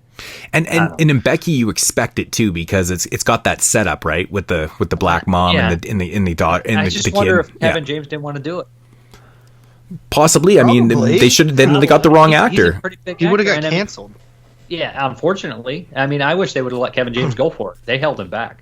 Yeah. Yeah. I mean, it is a character he's playing, right? So yeah, I agree that there's a lot of missed opportunity there. It felt so tame for what it should have been. Absolutely. I'm used to movies like Fight for Your Life, so when I saw that, well, see, when I was watching Becky, the first thing I was thinking of was Fight for Your Life. And me too. And I was I was thinking to myself, I'm like, is this kind of like a loose kind of remake or something? You know what I mean? Right? Yeah. It kind of feels like that, but then a movie's so damn tame. I mean, this guy's literally tatted up. It has all the elements to it, and then just comes off as being super like PC about his Nazism. It's really fucking strange, man. The dude that would get a swastika on the back of his head is not worried about what he says. Right. So, really quickly, because you were saying about the F word and stuff. Carly, I recently gave her Reservoir Dogs to watch, and she was like, "Wow, they say the N word like pretty openly in this movie." Django. That's what bad guys talk like. I was like, "Yeah, well, it's Tarantino," and I'm like, honestly, that one's kind of tame. And how everybody like super analyzes Tarantino movies. Like, there's a website that has like a counter for all the bad words he says in all throughout his whole filmography, and I was like, yeah, this one has 5 N words. Django has 130. Django's different though. Right, yeah, but But like Jackie Brown had like 34 or something, and even Hateful Eight had like 40 or something. But yeah, it was just funny because she's like, this is, you know, it was like that one had like some of the least. I know Chris Penn says it a couple times too, and well, Tarantino himself drops it pretty blatantly in Pulp Fiction. In Pulp Fiction, in the scene that where they go to clean. Though. Yeah, because he's talking directly to Samuel Jackson. It's like, yeah. man, dude, and it's like, but I get it though. It's film, you know, it's characters and stuff. I mean, I know Spike Lee was very, very outspoken about Tarantino's use of the N-word and stuff and shit. But I'm just like, dude, you know, these characters that he writes. He writes these piece of shit characters, right? Like, and they feel like that. Those people would say stuff like that. Exactly, right? I mean, I know Samuel L. Jackson has defended Tarantino's use of the N-word in films. Well, of course, he continues to do every movie with him. So, Sam Jackson, man. Who wouldn't want to work with Tarantino? What'd you think of the leper story? I like the leper story. I thought it was pretty good. Shut up, JP. What? Fuck. You're trying to take a joke from I me, like we'll the fit fact right that, at you know, your door. it's the black and white story. It's that mad scientist type thing, and it has that commentary, obviously, about him spreading, you know, AIDS and you know, that. I mean, it has all that going for it. Honestly, the acting in it is pretty bad at times and shit. He's a little shaky. But isn't that supposed to be the point? Like, it's a bad. It probably is. 50s I think movie. you're probably right. Maybe it is. I don't know. It is trying to come off a little bit serious, but not serious at the same time. It's weird. It has this really strange tone to it. Style footage is very natural. That's pretty natural. Of course. Yeah. And the other one's kind of dramatic, but it's appropriate. And then this one, it is a little over the top. It's got to be on purpose. But when he takes it, it's like a sex drug, right? It makes him like his sexual. But he never actually has sex with anyone. He just like strangles them because it makes him kind of crazy. Like he just goes kind of straight for the crazy. But I like how it affected so it's the like whole a population. Jekyll and Hyde thing. No, he never changes. He's changing over time. It's making it worse and worse. Dude, but he drinks. He's developing this. No, like no, he doesn't change. Like he doesn't like change overnight if he drinks a potion. He accidentally drinks the potion, and it immediately affects him where he starts to get lesions and shit, and he starts to have start to go crazy and shit.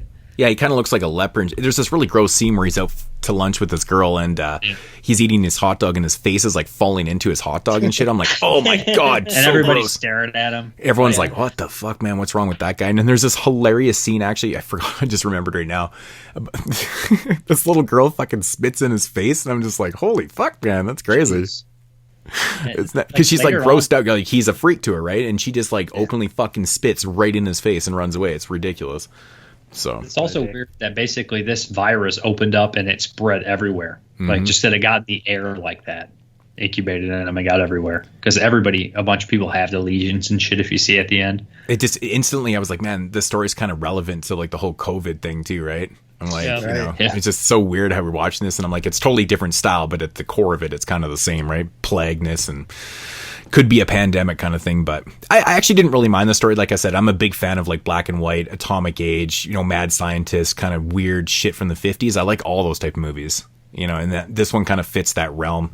The most intriguing story for me is the first one with the little boy killing his father. I think the ending just kind of, it kind of fell flat for me though. I was expecting something a little bit more from the ending, because like, you know, it starts out with and he flew out the window, and I was like, what the fuck? I can't wait to see where this goes. I thought he was going to fly out of the window because the way it was so straight, you know what I mean? Yeah. And then honestly, I didn't care for the second story whatsoever. It just, me neither. You know, it has. That was my least favorite too. Again, not because of the gay stuff. Oh no, I could care less. I mean, if you like Oz, you watch. I just didn't like it. Yeah, if you're a fan of the TV series Oz that we mentioned earlier, there's a lot of gay sex in that. And I gay or straight in that. If it would have been anybody, it would have been uncomfortable because it's like obsession stuff. Yeah, you know? I'm just not into that type of thing, and I don't know. It just really did nothing for me. And it actually really kind of got underneath my skin a little bit. The flashback scene with the spitting in the mouth and shit. Very gross. I'm just like, oh my god, dude, it's so ugh. It just was unsanitary. It was making me kind of itch my skin too. I was like, oh my god. But yeah, you know, I mean, I do like the overall product, the way the stories were told, you know, like the intertwining and stuff. I like that kind of artsy thing. And I do like the fact that these stories were all kind of shot differently and, you know, black and white and documentary style, and they were all kind of done differently. There's a lot of really good elements to this, but as a whole product, I mean, it's kind of underwhelming for myself a little bit, but yeah, I like it. I think it's different and unique. And this time, like I said, I always kind of enjoyed it, and I like how the stories kind of are separate, but they are one at the same time. I think there's definitely this director's putting a lot of himself in here to kind of say kind of an experience of alienation or obsession, and it just kind of comes together as one, but also they're so different yet the same.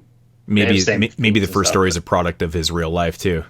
Yeah, you know what I mean? Like, you feel like some of this is definitely like confessions. You know, he was an outcast kind of created by, you know, his home life and his upbringing. Yeah, for sure. Anything else? I'm good. I'm good. Ratings. Who wants to go first? I'll go first. JP, just shut the fuck up. I can't believe you didn't fucking watch this. I thought you were fucking with me, man. Sorry. This is like that time where Dave was like, I didn't watch it. I'm like, bullshit. Nobody told me. He actually didn't watch it. I was joking. I was joking because I always try to deadpan everything. But nobody told me either. Oh, fuck off. Listen, I said I'm not It's been on the watching it, and spreadsheet nobody for months. said you have to watch it. Yeah, because we thought you already watched it. So I was like, okay, I guess I'm cool on this one. Oh my god. All right, Dave, why don't you just go first? I would have given it an 8 the second time, but I'm going to go 7.5. Wow, crazy. Well, I'm a big fan. Like I said, I've seen this one before, and I think it's interesting. I don't know if I'll revisit it again anytime soon. Fuck, I wouldn't after watching it 3 times in 1 year. No, I saw the first one time years ago. Oh, okay. Like, I mean, like 10 to 15 years ago was the first time I saw this movie. This is when asking for a 1991 movie backfired, because like once we finished that year, I want nothing to do with 91. Yeah, somebody was like, review Molly and the Ghost. Sean Donahue said that underneath. I was like, I am done with 91. Yeah, like somebody recommended Haunted Ween for the Halloween poll, and I'm like, no. I haven't seen Haunted Ween. Oh, Molly and the Ghost. I forgot that was from 91. I actually own that movie. I own the DVD. Me too, I didn't watch it. Yeah, I didn't rewatch it either. I remember watching it. It's in one of those fucking box sets. Carly said it was awful. It's not good. It's not good. So, Jeremy. 5.5. I am at a 5 out of 10. Like I said, the first story, the ending just was kind of a letdown. I didn't really care for the second story whatsoever. Third story is decent, you know, but you know, as a product, I think it's pretty average, but you know, it's okay.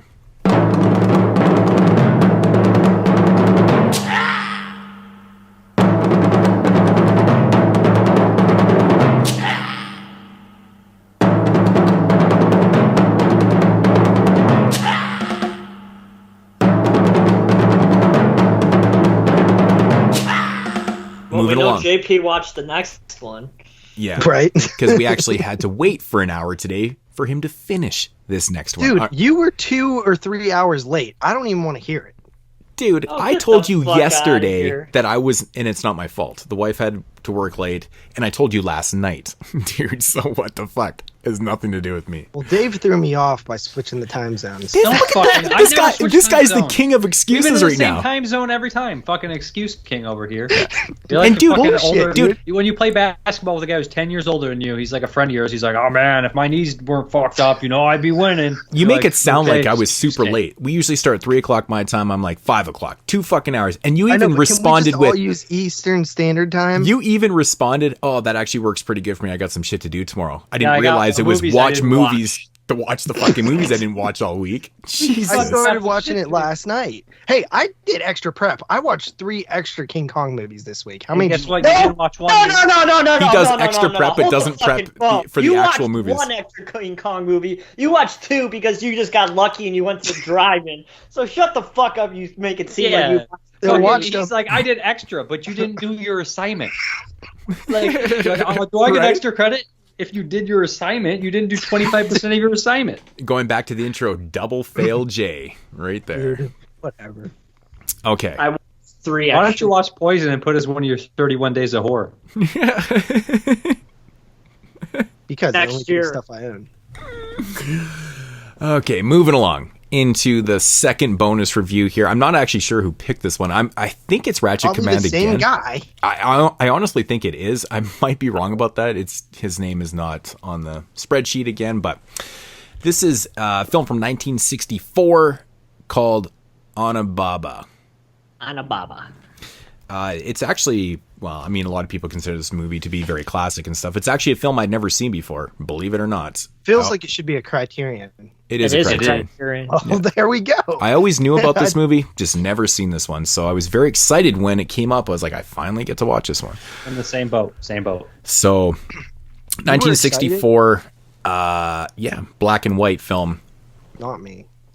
Synopsis. I'm never excited for these picks. Well, I wasn't excited because I had a bunch of other movies I had to watch, and everything was like 2 to 3 hours long, and I was like, That's what I mean by these picks. But I'm glad I watched this. Like, I'm glad I watched it. Like, I was like, I just wish it wasn't the same week as I had to watch Hard to Be a God, the 3-hour Russian movie, and 3 hour and 20-minute King Kong, and another hour and 44-minute King Kong. Yeah, that's pretty horrible. Yeah, that's a lot of long movies. Yeah, none of them were bad. So it's just like, but still, that's a lot. I was actually shocked that this one wasn't longer.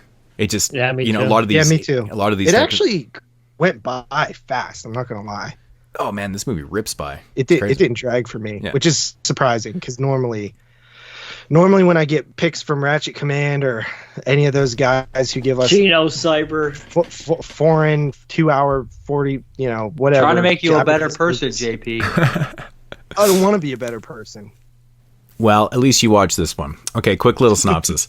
Two women kill samurais and sell their belongings for a living. While one of them is having an affair with their neighbor, the other woman meets a mysterious samurai wearing a bizarre mask. All right. Now, do you guys consider this horror besides the last 15 minutes? Yes. Dude, the whole movie has this ominous fucking kind of dreadful feel to it. I didn't say it wasn't horror. No, I'm just explaining. Mask. It's literally a haunted earlier mask. In the chat. Yeah, it's about a haunted not really mask. A horror movie. I just think the whole setup, I mean, if you're watching this movie thinking, where's the horror? But visually, it is, and the aesthetic of the film is very horror-like, man. It has that fucking, that really kind of haunting score to it. It's got that horror atmosphere. Whisper in the wind. It's got that whole kind of dread, like there's dread ahead kind of thing, going on the whole film and stuff. The hole's pointed out in the very beginning, and they come back to it, and it plays into the end and all that shit. I love the hole, man. The first thing I thought of when I saw the hole was literally the movie The Pit. I'm like, did they get the idea thought of from all those movies. I also thought of the one Jug Face. Yeah, Jug Face, which is a fantastic movie. I kept thinking to myself, I'm like, she's throwing down all these dead samurais into this hole and stuff. I'm like, I wonder if the troglodytes are eating them. I was thinking of the troglodytes too. Right. I love the point when the two samurais are fighting and they like start to wash over to them and like help me, and she just stabs. Dude, that must be that like one's floating away. That's got to be the shallowest lake. Like it seemed like they were so far away. It must just be the way it was shot. But it seemed like they got over to them really fast. Yeah, they're just so stupid. Everybody in this movie deserves to die. They're all fucking douchebags. I mean, okay, so we should set it up. They're in a desperate situation, though, right? They're in a desperate situation. Well, of course. Okay, so here's a little bit of, the movie's set in the 1300s, the 14th century and stuff, and there's obviously a war going on in Japan and stuff, and these two women, one is actually the mother of a soldier who's gone to war, and she's living in this hut with her daughter-in-law, her son's wife. Right. So that's the relationship between these two women. Anyways, the son obviously goes to war, and the guy he went to war with comes back, and he's by himself. And then he tells, the mother that, he defected after, he got away from the war and stuff, but his son actually got killed there and stuff. So not very trustworthy, though. He's he's a dickhead. Everyone. Oh, this guy. I mean, obviously can't be trusted. I mean, he defected from the war when he shouldn't have been. He was basically in hiding, because he wasn't supposed to be there. So it's kind of funny, man. The setup to the movie is interesting because all three of our characters are like. I mean, I shouldn't say the daughter-in-law is overly that horrible, with the exception of that she goes along and has to kill these samurais, but. It's kind of she kind of forgot about her husband right away. He's dead though. He's supposedly dead. He's been gone. Supposedly dead. I wanted the husband to show up at the end and be like, "Oh shit!" But I mean, they're living this life. They literally live in this wheat field or this kind of farmers type field.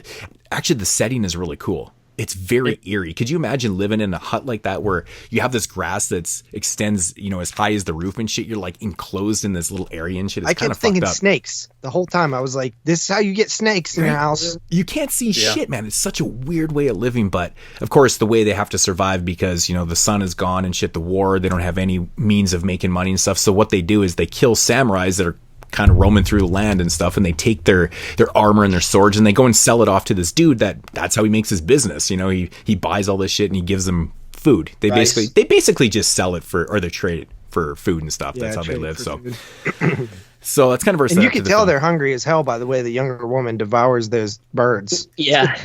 And when the soldier comes, he's like, he ate like fucking like 3 plates in like 2 minutes. He's like, give me some more, woman.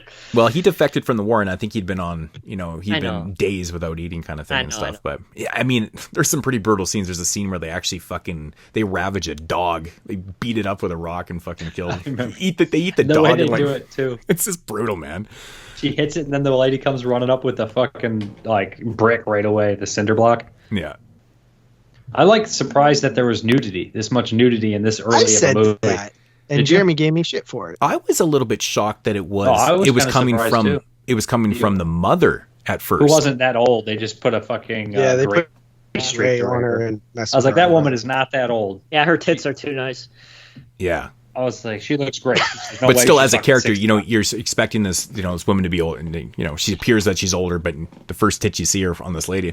But I mean, but even before you see her tits, like their shirt, like you could tell it's like filmed like provocatively because the way that their shirts are like dangling down, you can almost see their boobs like earlier before there's any nudity. Like I found that pretty interesting. I mean, I think that's also the attire of the time too. Like, I mean, they're very poor, and that's what they could basically afford was rags. They didn't really have much. And they probably lost some weight. Any '60s Japanese movie before this that shows nudity.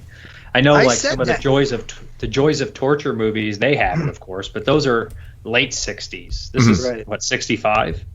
64. It's at least a few years before. I think that definitely pushed the boundaries. So this has got to be one of the very first films, maybe.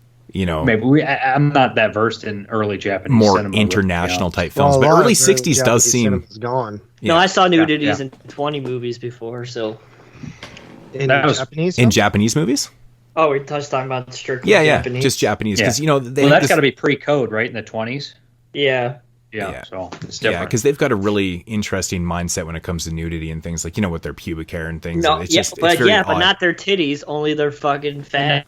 1964, I'm sure they did. But I'm just we're talking about the time. About in the chat, Jeremy, is like you say that. It surprised me. Like, think about the other ones, like Qui-Gon, or like I said, and then like after it hit a certain point, this is also like a well-made horror film, or even art film.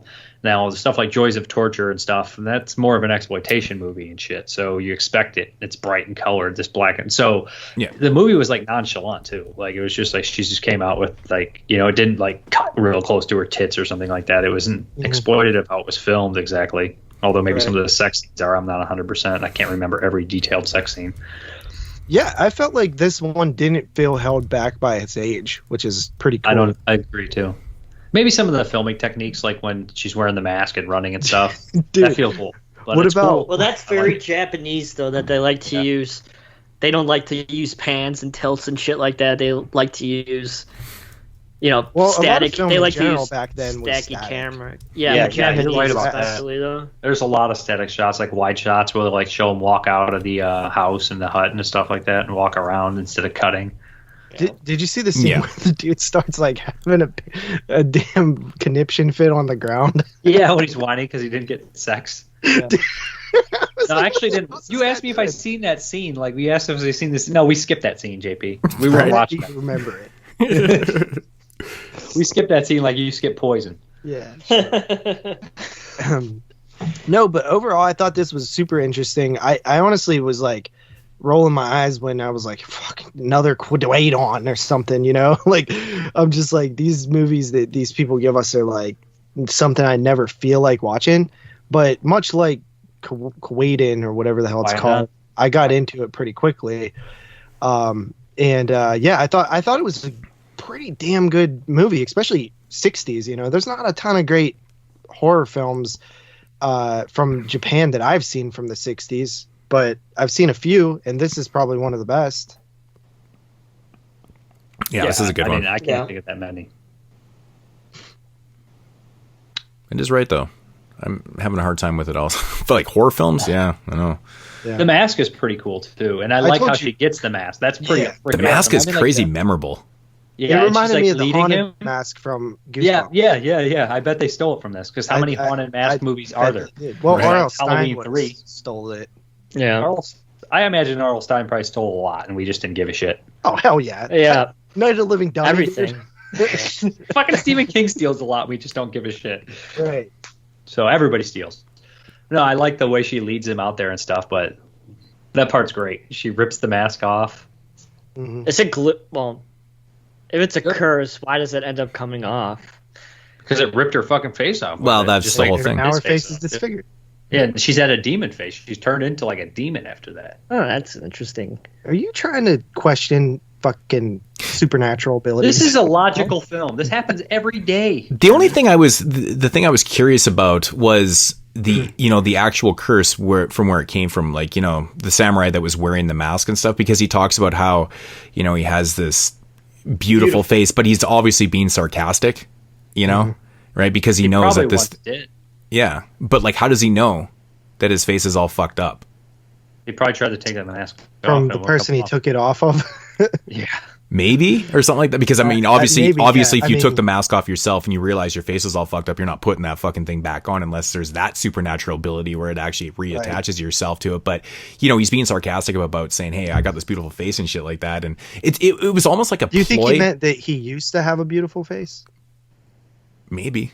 But he doesn't say that. He says he has Hard one. to say. He says he has one. He doesn't talk in the past tense, right? He talks in the present tense, which is interesting. That's why I kind of questioned it. It could be a translation thing. It very well could be, but I kept thinking to myself by the end of the movie, I'm like, how did he know that his face was all fucked up? Because he was obviously being a little bit facetious there when he was talking, but I was like, okay, interesting. But it's still joke you'd make. I have a beautiful face because you ain't gonna fucking see it. It doesn't matter. It's a mask now. Yeah. How do you fucking eat with that mask? Are they actually demons? Maybe they don't have to eat. They don't have to eat.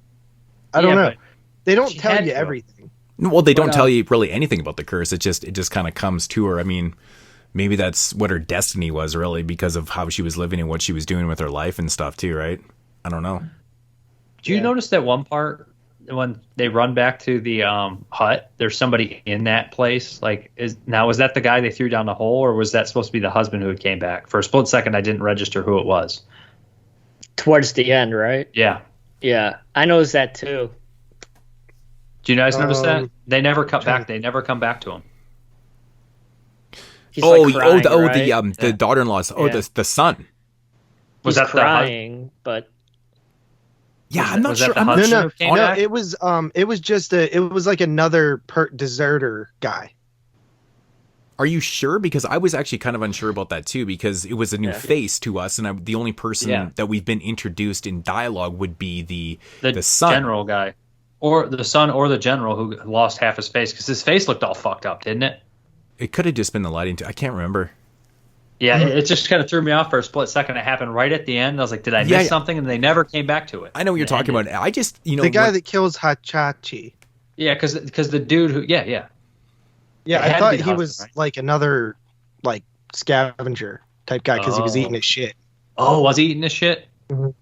Probably could have been. See, that left me off, and that makes us sound like fucking idiots. I almost didn't bring it up. No, that's just the type of. That's common in Japanese cinema. Okay, it's not. Yeah, you're right. It is. It's totally like another. It's the whole drifter thing, man. It's everyone. Was it another drifter? Did you look it up? In this movie. I think it is, man. I think it is because it's that. It is an odd scene though, because just to throw that in there does throw you kind of for a loop and stuff. But I think it's that whole area. Everyone is just doing the same shit, right? That's all they have. Right. Yeah, they're all scavengers, and they're all talking about the war ending soon, and like they're like some people are like the war's not ending soon. Because I mean, the only characters you get a sense that the whole country is kind of in like a Great Depression type thing. Yeah, it's basically everybody for themselves. It's everybody for themselves and stuff, and I think that's just what happens to him right there. It is a deserter. He gets done up by a deserter for sure. Yeah.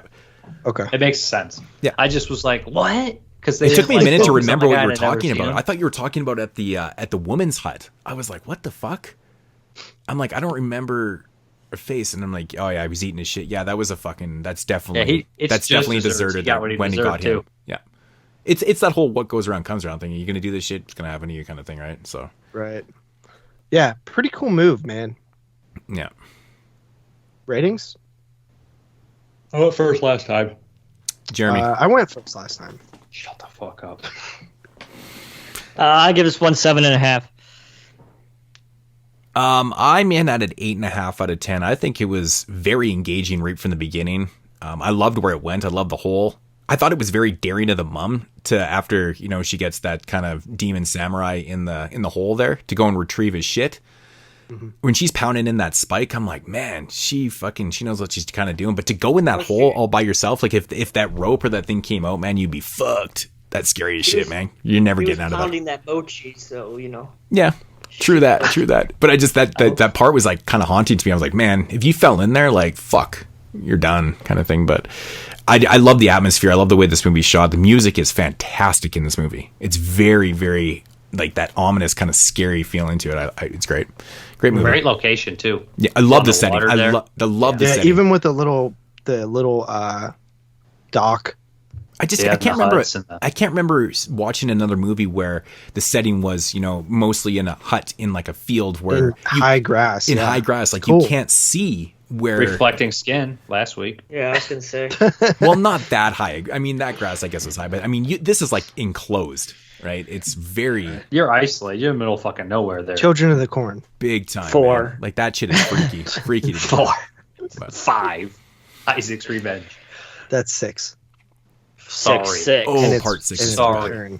I've only watched part 4 up to 4. Don't never watch Isaac's 666. Skip 5 and 6. Well, 5 is like silly.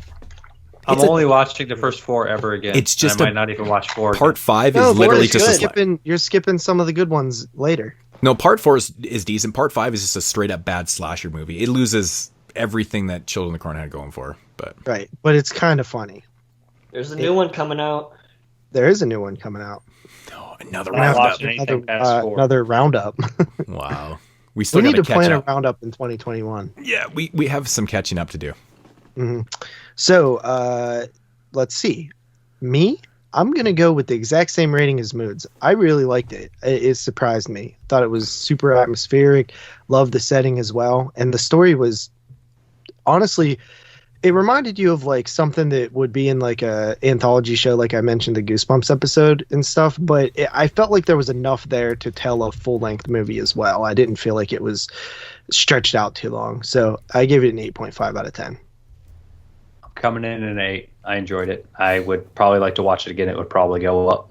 Yeah, I would grab this on Criterion. Is it a blue or just a DVD? Then I won't grab it. I think it's a blue. Let me check. Because I think I have a DVD. I'm not 100% sure. Like I said, I know Eureka's released this, and I heard the release is amazing. So it's just a DVD. And it's cheap. Yeah, so I don't fuck with just DVDs. No, me either. Eureka. Especially Criterion. Eureka's there's an import. It's on their Masters line, too, so you know that shit's going to look great. They release a lot of good. It's kind of like the American. It's kind of like the UK version of Criterion in a sense. Okay, so that is Onibaba from 1964.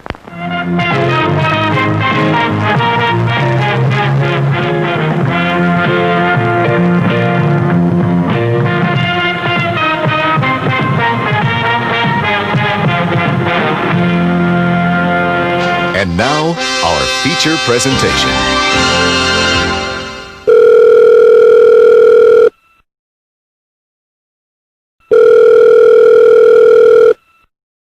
Yo, who this? Yo, Moodz, it's your boy, the ill-mannered funky child, calling you to remind you that the featured reviews on this episode contain spoilers. Aw, yeah, man, that's right, brother. Thanks for the heads up, playa.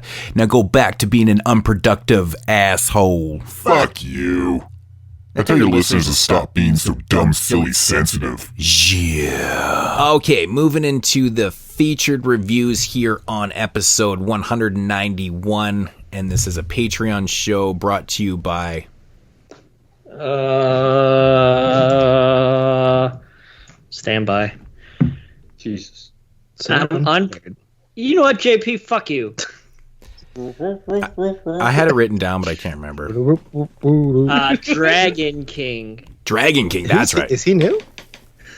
For at least one show. I'm not Has sure. he given us anything else before? He gave us this one and the Wizard of Gore next week. Okay. Cool. Somebody asked us about doing a Evil Dead show. Mm-hmm. Somebody asked us about doing a Stuart Gordon show today. Both cool. I'm down with both. Yep, I love me some Stuart Gordon, man. Just recently watched a lot of his movies. When he passed away, I popped in a bunch, but I've always been a big Stuart Gordon fan. I got to meet him in real life, and he was fantastic. Awesome. He was fantastic. Yeah, he seemed like a cool dude. Really into theater and stuff. Chicagoan. He was He was loving the fact I was wearing a doll shirt at a Reanimator convention. Fuck yeah, it's good shit. All right, so first movie, King Kong, from 1933, King Kong. King Kong, starring Fay Wray, Robert Armstrong, Bruce Cabot. Lots of names from the time. Let's do a quick little synopsis. A film crew goes to a tropical island for an exotic location shoot and discovers a colossal ape who takes a shine to their female blonde star. He is then captured and brought back to New York City for public exhibition. That's pretty accurate. See, that's what I like when I think about King Kong. I think about when he gets brought back to New York. And that section of the movie is only like 15 minutes, and I feel like minutes. that's like it's exactly not even that long. It's like that's the one part everybody thinks about with this movie is Kong on top of the Empire State Building, but it's just an iconic scene. It's just an iconic scene, right? Yeah, but that whole third act isn't even that long. I mean, everything's pretty much. When they get back to New York in the original film, it's literally 20 minutes. I have it all mapped out.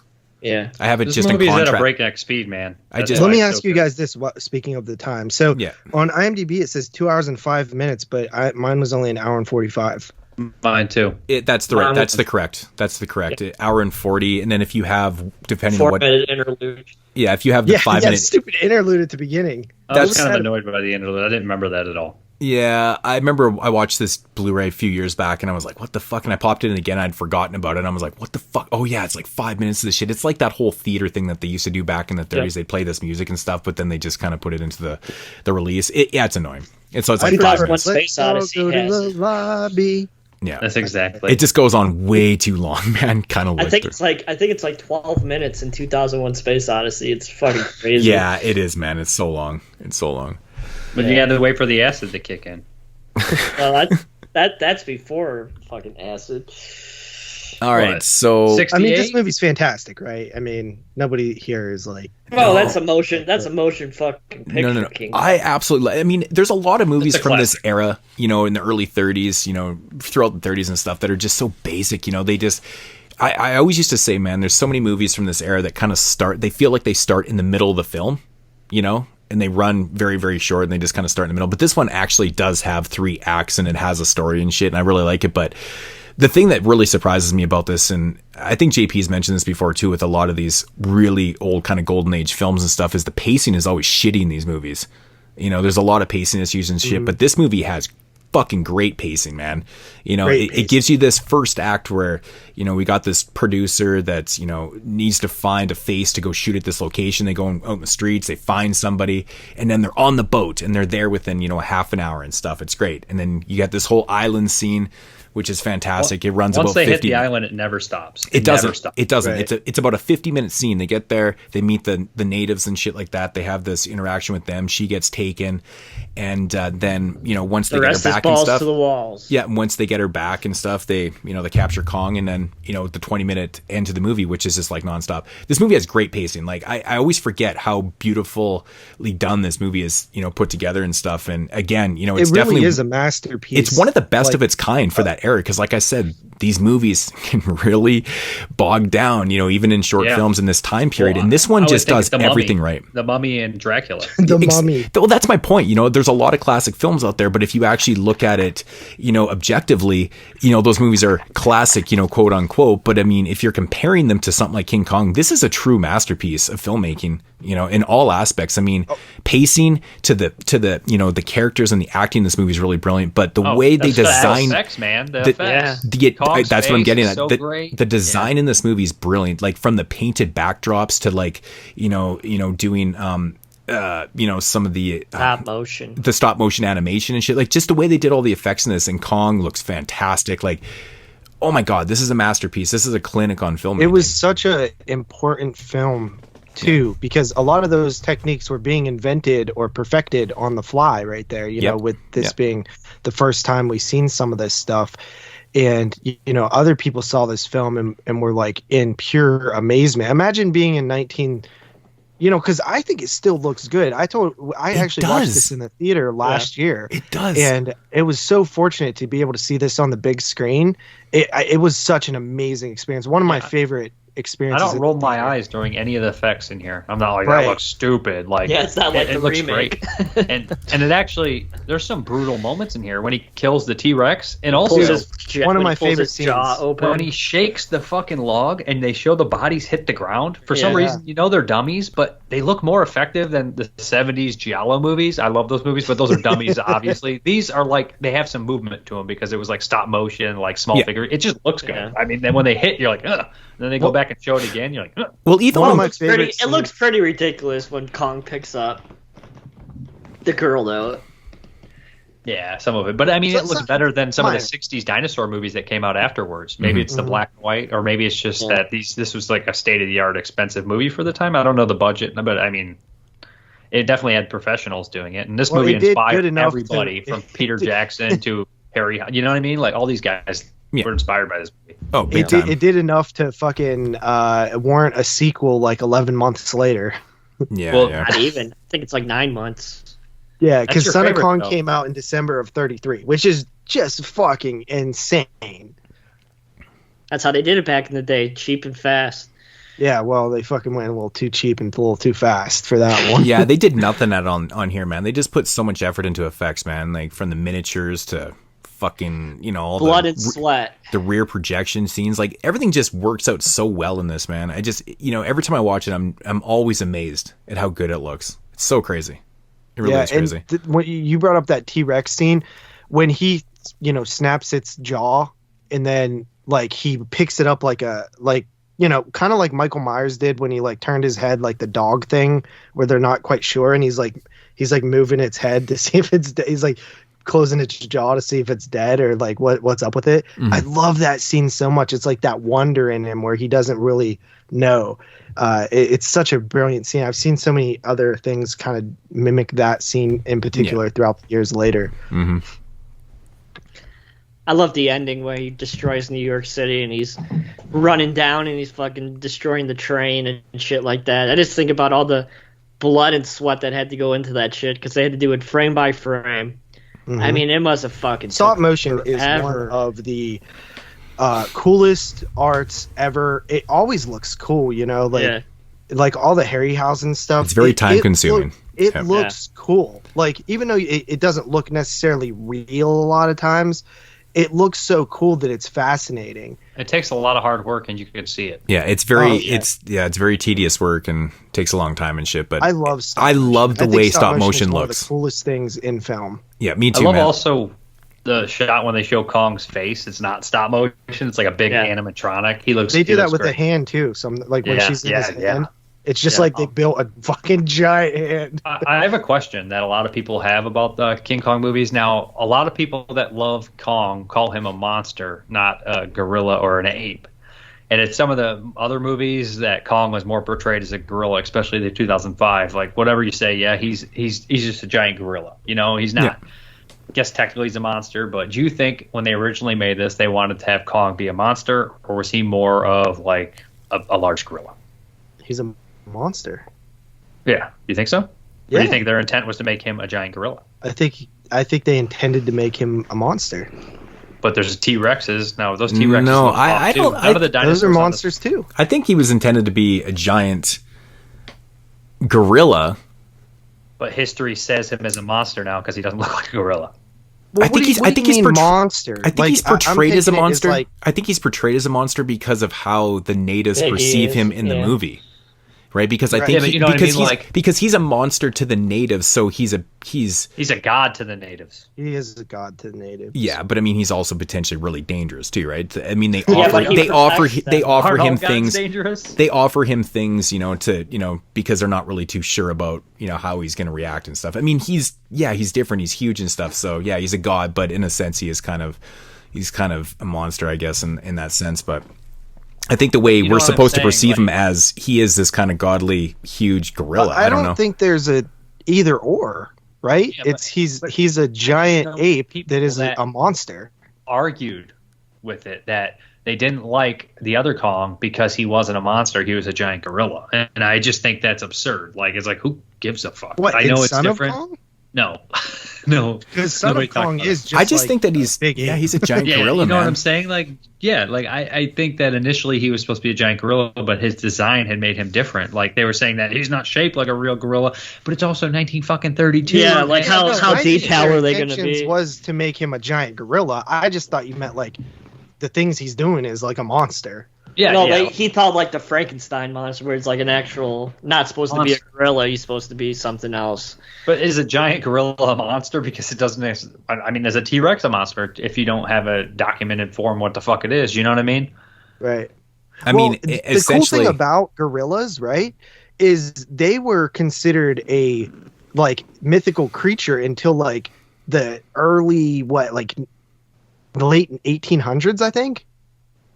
I don't really know the whole history about gorillas. If you look that up, I'm pretty sure like the silverback gorilla was considered. You asked Jane Goodall. I don't know. Yeah. I'll look it up while you guys talk. One of the most interesting things about this movie, I remember discussing minorly. We never actually fully covered this when I was in college, when we were in film class and stuff. But I remember having conversations about King Kong and about, just of the times and stuff and what a lot of people thought this movie stood for. The whole racist aspect of it and stuff. Are you guys familiar with that whole conversation? Yeah. About how it was basically like a metaphor for interracial relationships and stuff. Like the gorilla was obviously, the metaphor for, a black person and she was the white person and shit like that. And it's just and also slavery too, right? And slavery, of course. Yeah. Go to a different country and take somebody and put them in chains. Yeah. And see how the gorilla's portrayed. See, if you look at it like that and, you believe that and stuff, you're looking at King Kong as a monster. If you're not into, if you don't agree with interracial relationships and things like that, and that's how a lot of people kind of saw it back in those days, right? Like, if everything was so different back in those days, everyone just stuck to their own kind. It was very wrong to have interrelationships and stuff. And I remember that was a huge controversy. I think this movie was actually even banned in Germany, I think, and maybe a couple other countries and shit like that too. Germany, no, they were so progressive in the 30s. Right, because obviously, if they saw it as an interracial, if they saw the metaphor, portraying to, interracial relationships and stuff, obviously they're not cool with that and stuff. I think the irony is that the rumor is that Hitler was a massive fan of this movie too, which is very ironic, isn't it? But I remember having conversations about that. So, I mean, honestly, a lot of people watching that movie now would probably see right through that because we don't really focus our time on, and like the way we perceive relationships in the world, interracial stuff is fucking, it's okay. Yeah, it's fine, you can right? see it too as Americans. Like, what were you saying, JP? So the gorilla remained a myth until 1902. Oh, that's crazy. Yeah. So I think they first identified by German captain Robert von Beringe. So there was 29 other years Yeah, after. don't they kind of portray them as monkeys and mystical in Gorillas of the Mist? Aren't they kind of treated as like a mystical creature in that movie? Right. So you look at King Kong and you're like, the gorillas is kind of a new thing. Right? Yeah, so 29 years, maybe. So they're like, well, there could still be other gorillas out there. There could hence still be why dinosaurs out there. They're a little naive in that. Hence right? why to the natives he was considered a god, because he was very mythical and stuff like that. That's why it depends on how you look at it, right? If you're seeing him as that, but I mean, in theory, if you want to describe him, he is a monster gorilla because he's really oversized. Do you guys Do you guys notice how hard it is to get to Skull Island, but when they leave, it's just like, we're out of here. Right. It's always easier to go back. I was always confused at the fact that like Skull Island was, it wasn't really discovered, but it had a name. Right? I'm like, obviously people knew where it was if it had a name. Up with the name, though. Right? I thought he came up with the name, the director. I think he did. When they were like, or maybe that was in the remake. Well, no, they talk about it like it's been, in the original film. I think that it was undiscovered, but it had this name. I don't know, but I mean, he looks at the map. It wasn't undiscovered. Nobody it was uncharted. Uncharted. Okay, yeah. He looks at the map and doesn't it look like a skull? And then he goes, Skull Island or something like that. This director is crazy. He's like a hard-nosed guy. He's out there right in the front lines and shit, doing everything. Mm-hmm. He's an interesting character. And, like, it's funny because in this one, although he is an asshole and he puts their life at risk, you don't hate him as much as you hate Carl Denham in the 05 one. You mean Jack Black?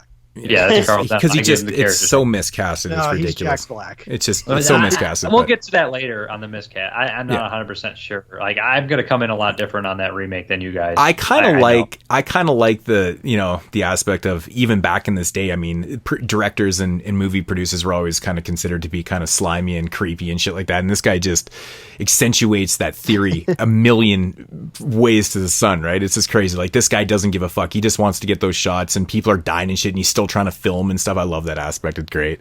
Absolutely but great. What's different than that with like a war photographer, right? Like, I kind of get. Well, he's doing it all for personal gain. It's all about him.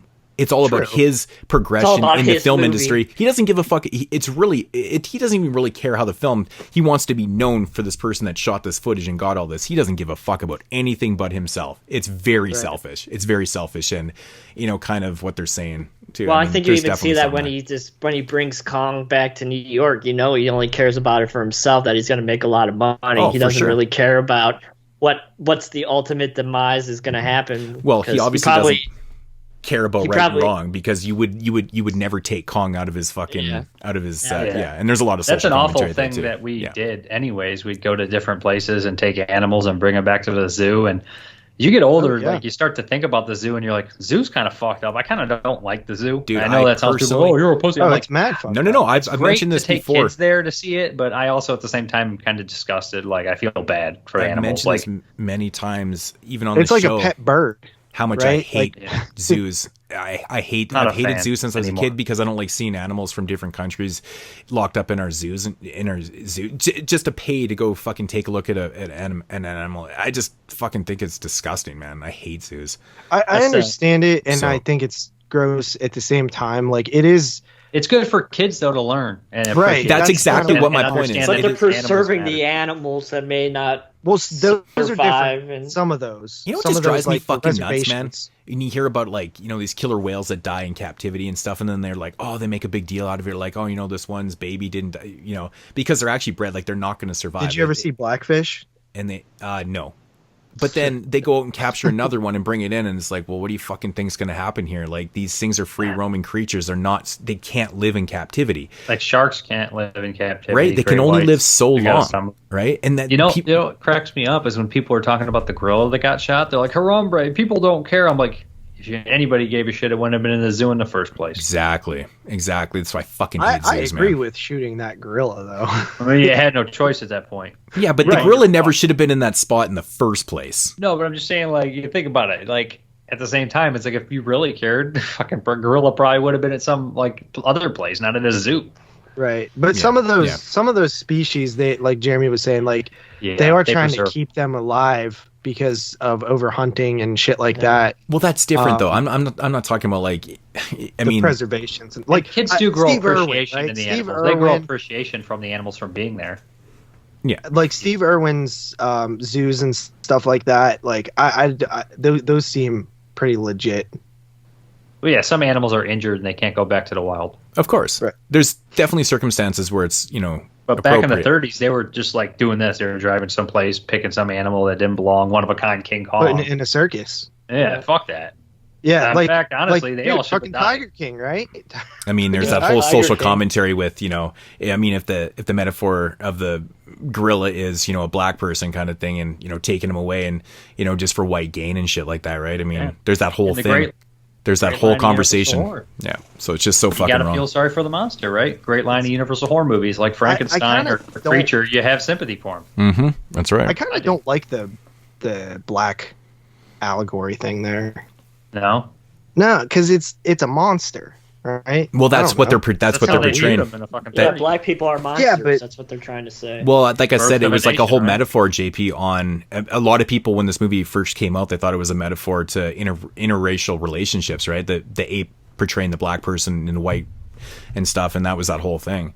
And right, so that was the whole thing, and then it just kind of progressed from there. That's why this movie was like banned in Germany and stuff, because they saw it as that. They saw it as this commentary on relationships, and the ape. And if you look at it like that, they were portraying the gorilla, which I don't think is supposed to be a monster, because it obviously has feelings and it has emotions towards this, this girl and stuff. Like, it's not actually a monster. Once it's taken out of his home, he turns into a monster, because wouldn't you if you were taken out of your fucking house? He's also lonely. Right, he's a sympathetic character. He's very sympathetic. Lonely. He doesn't have a mate. It's like the Creature. He's the last of his kind. There's not another mate. I just think there's just so much they could do to make him sympathetic. They weren't thinking Son of Kong when they made this.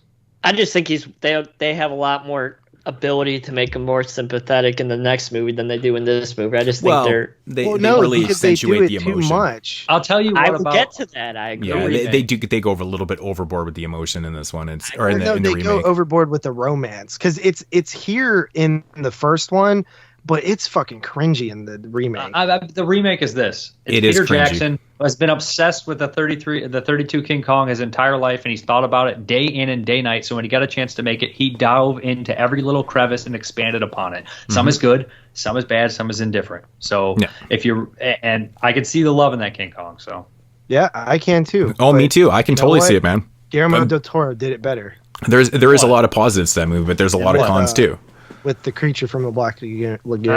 Honestly, I like Shape of Water, but I don't see much. I know it's an underwater creature, and I just don't feel like it's much like the creature from the Black Lagoon. It didn't do justice for me, man. I think it's a decent movie, but nothing. I just don't feel like it's a creature from Black Lagoon movie. That's literally his key inspiration.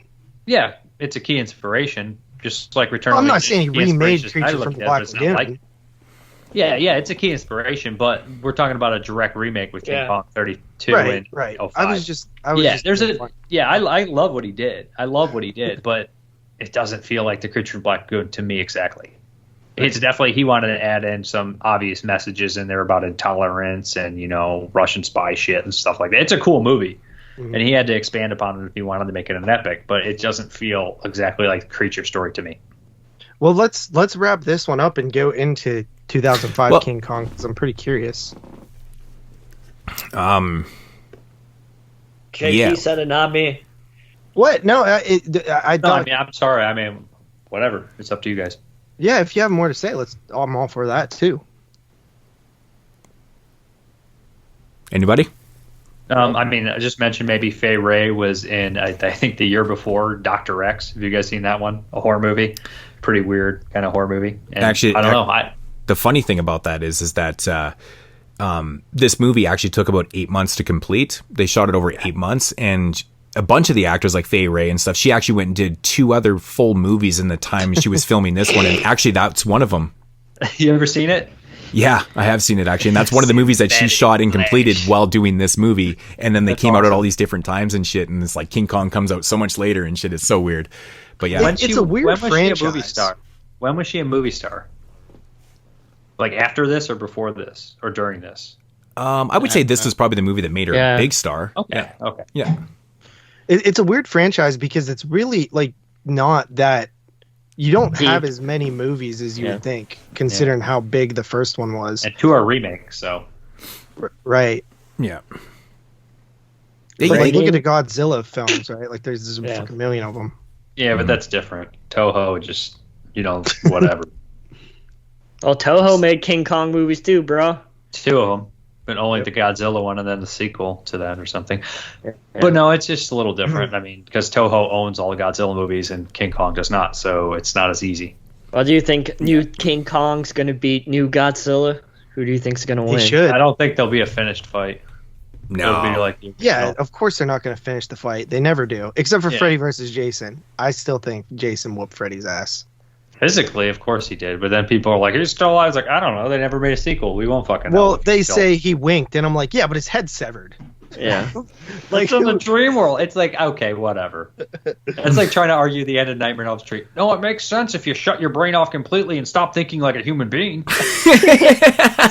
Right? Like everybody sounds like a politician trying to justify it. It's dream logic. I don't fucking know. What do you want me to tell you? It's fucking the science of Freddy Krueger is nonsense. Yeah, it's pure nonsense. From movie to movie.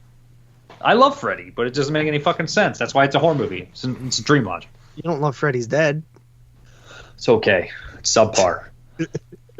All right.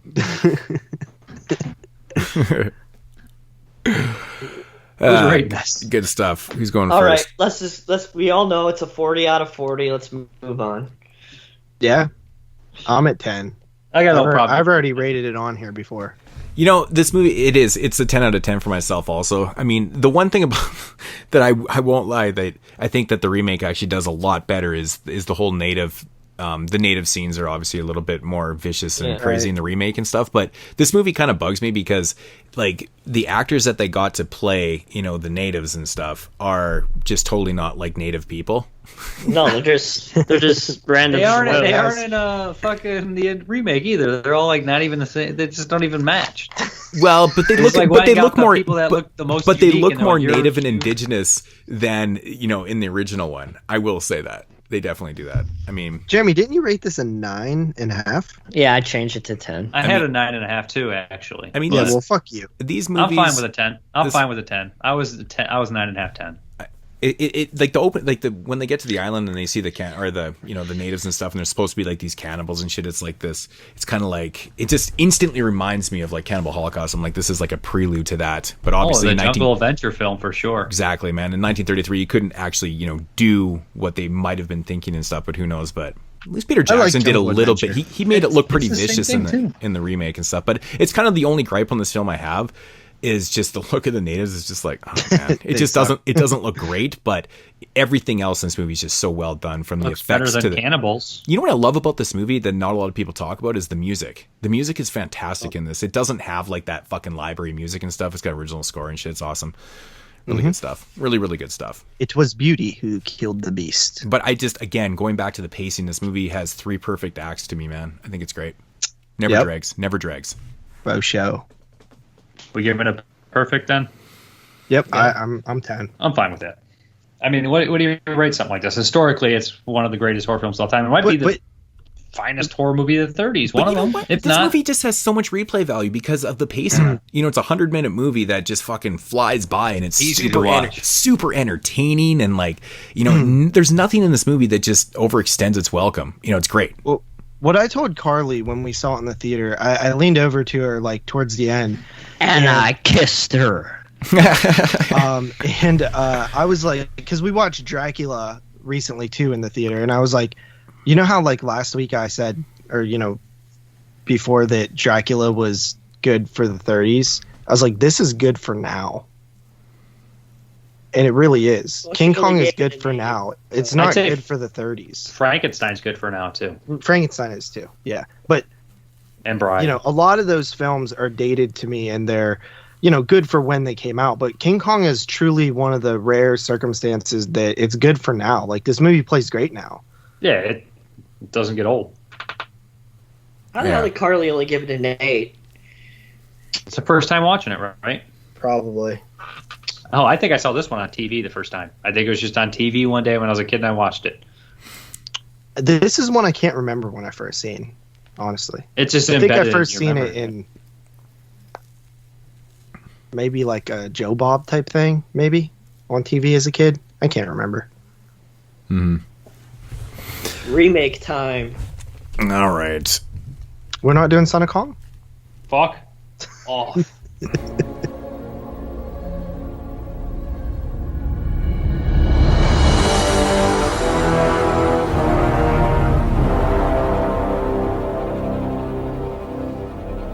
right, so moving into 2005 with the second remake. No, we are not covering the 1976 remake because it was not chosen through Patreon, so...